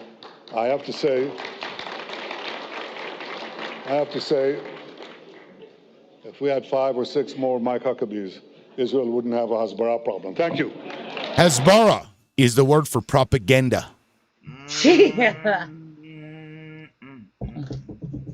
They know that people are starting to get it. And, look, I want to make this clear. Like, I'm not calling for violence on those people anyway. I am just calling for us to slough that off and get them to stop. That's it. That's all I want. I don't want because our people are like allowed it. And so, like, to be violent against something that they were allowed in to do is stupid. Just get rid of it. Be done with that. You don't need to go and be violent to those people. Hey, Lib, I got to jump, man. I want to thank you so much for having me up. And Angel, once again, I apologize to what I said to you earlier. I really, really hope that you can kind of just like free your mind and do the research that you say you're going to do and see the hypocrisy, man. It's not good for this nation. We're way too split, man. And we need to. This nation is done, baby. It's done. Yeah. It's done. We're too much in the pocket of another country. Our politicians don't serve us; they serve Israel. We have to do something radical. Total For overhaul. them to wake up. All right. Is there anybody here that has not yet had their last words? Me, Angel. Angel, go ahead, man. Yeah, I just want to say really quick to Tony. Tony, you don't have anything to apologize about. I mean, I respect that, but I think criticizing me in a fact-finding exchange and mission is fair, and I think it's constructive, and I think it's essential. So, I mean, I appreciate it, but you don't have to do that, but still appreciate it. I just wanted to say that I look in this world, and I think you could tell a lot about it by what it promotes. We know SMEC sells. We know lies and secrets, sell. There's a lot of money behind it. And I know Charlie was a major point of a central topic in this conversation. But with me, I didn't see Charlie as, he was a political figure, but for me, he was more of a social figure as well. He was someone who espoused that, hey, marriage is sacred. He encouraged people to I guess get into a marriage sooner rather than later. That family is sacred. That putting God first. But he didn't just preach those things. He lived it. So I don't believe he was a hateful man. Imperfect. Maybe he's lost in some issues, but I don't think he was driven by hate. And I respect those who don't share my belief, in God while defending their right to it. I also want to say that questioning authority, as was mentioned, is essential. Because human nature tends more towards power and control. So being able to have healthy skepticism helps us, protect, our rights or, liberty, truth. And in closing, like, even though I'm conservative, I'll give credit where credit's due. I respect you liberal loudmouth, who I feel like you're someone who champions fairness and fact-finding, because truth should never be partisan. So, thank you for that, and thank you for letting me have my say. I appreciate you saying that. I try to be fair, but sometimes I'm just an asshole. So Chris, you just popped up. I saw you trying to get up earlier. That's why I went ahead and let you in. Go ahead and offer your thoughts, and then after that, I'm going to shut her down. Well, my first thought is I definitely don't think Jimmy Kimmel deserved what he got. Um, he's a comedian. He's protected by the First Amendment. I enjoyed watching Jimmy Kimmel, primarily his monologues, and he did a lot of funny crap on his shows too. Um, I am a boomer, so maybe he does appeal mostly to boomers.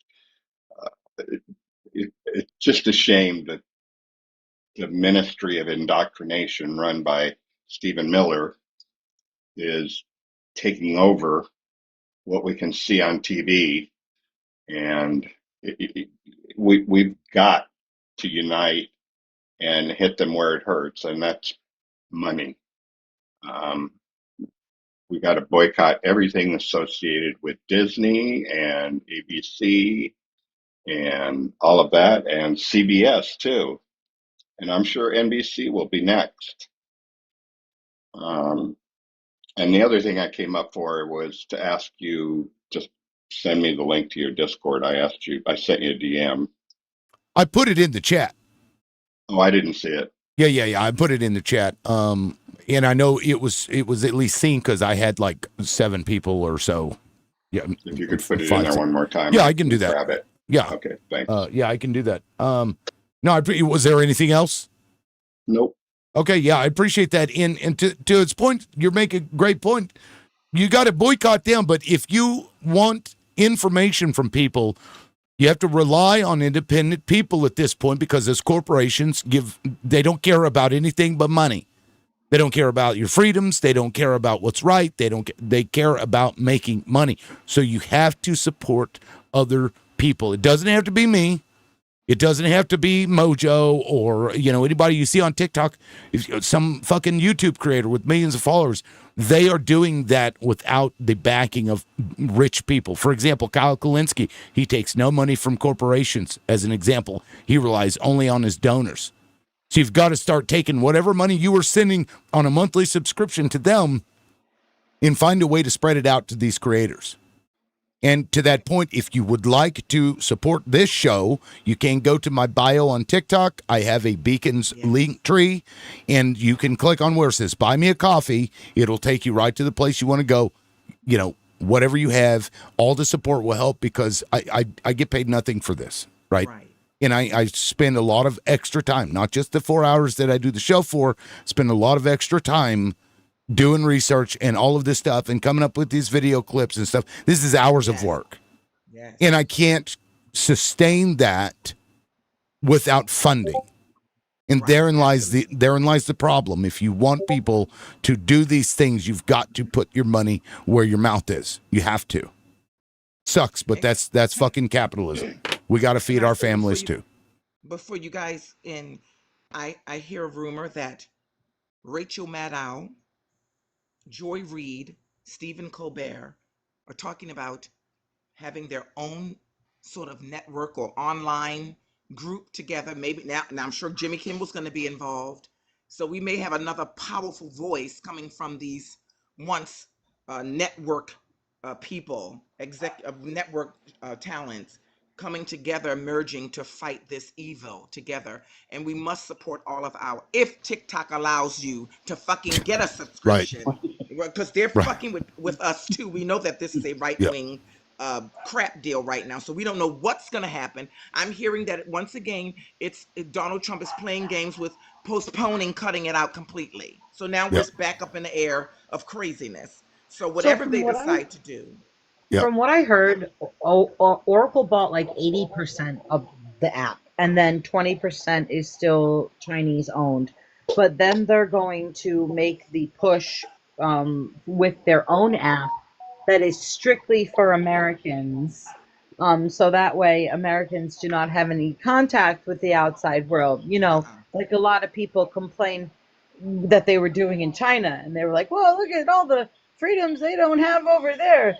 And now they're going to do it here. That's right. Because you voted for the wrong fucking people. Right.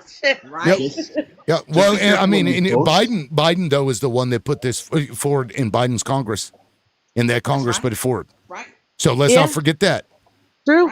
Like I said, you know me. I'm always the one that says, I don't care what color the boot on my throat is. I don't care if it's blue. I don't care if it's red. I'm not going to lick it.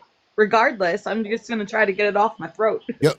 They're all playing us. They're all of them. They're all playing us at this stage. We're being played around. We're being fucked around. They go on trips together while they have us out here clawing at each other and pew-pewing each other in schools. They're out there going on trips to Israel and having parties. I'm not doing this anymore. This is bullshit. Let's expose It is bullshit. them all. Release the Epstein files. The Bill Clinton's on there. Drag him by his wiggly worm and string him up to a tree by his wiggly worm. I'm done agree with all of them.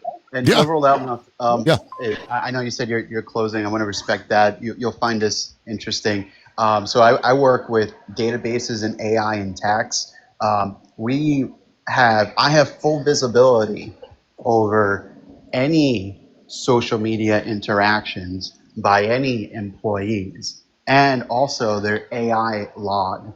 So anyone that asks, like, let's just say the equivalent of like ChatGPT, a question, I can view all the questions that they've asked, but I can also view all of their interactions. So what's going to be interesting is, since Oracle is acquiring this, if there is a component that ends up doing a partnership with the public sector, so public-private, for like in the name of infrastructure, for example, then it could happen that we could live in a society where every single one of our posts are not only meta tagged, but that the government can actually, track and filter what kinds of posts and interactions the people are, sent from the people. So I think it's just imperative for us to, I don't want to say be mindful of our posts because that sounds very censorship. Slack's already doing that, sweetheart. But They will hide messages when I'm talking to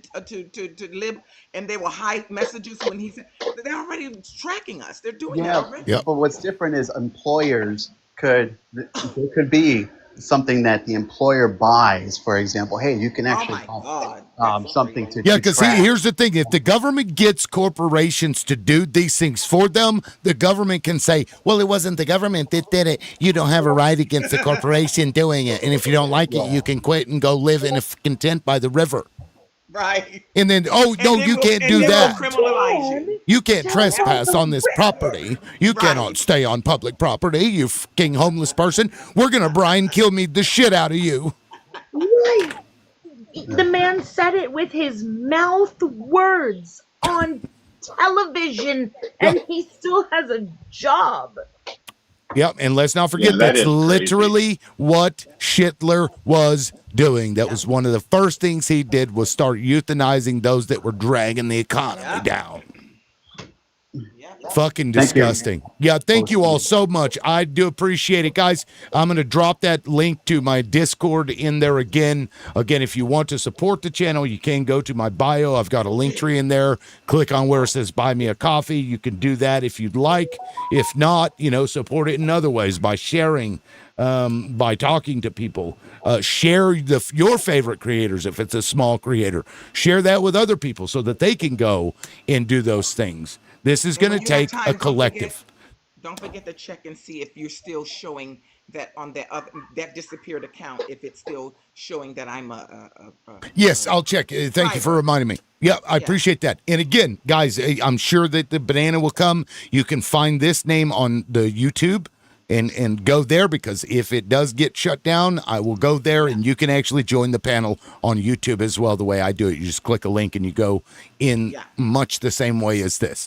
A little different, but plus you can speak over there, right? You can say things. You don't have to say unalive. Anyway, this is something we all have to do together, and it's going to take a lot of work because fascism is not easy to defeat. Okay. And thank you all so much. I appreciate all the support. Thank you so much. And DJ, DJ, thank you for those donuts. Be safe. We'll catch you guys tomorrow morning, 9 a.m. Central Time. Be there or be square. Peace out. See ya.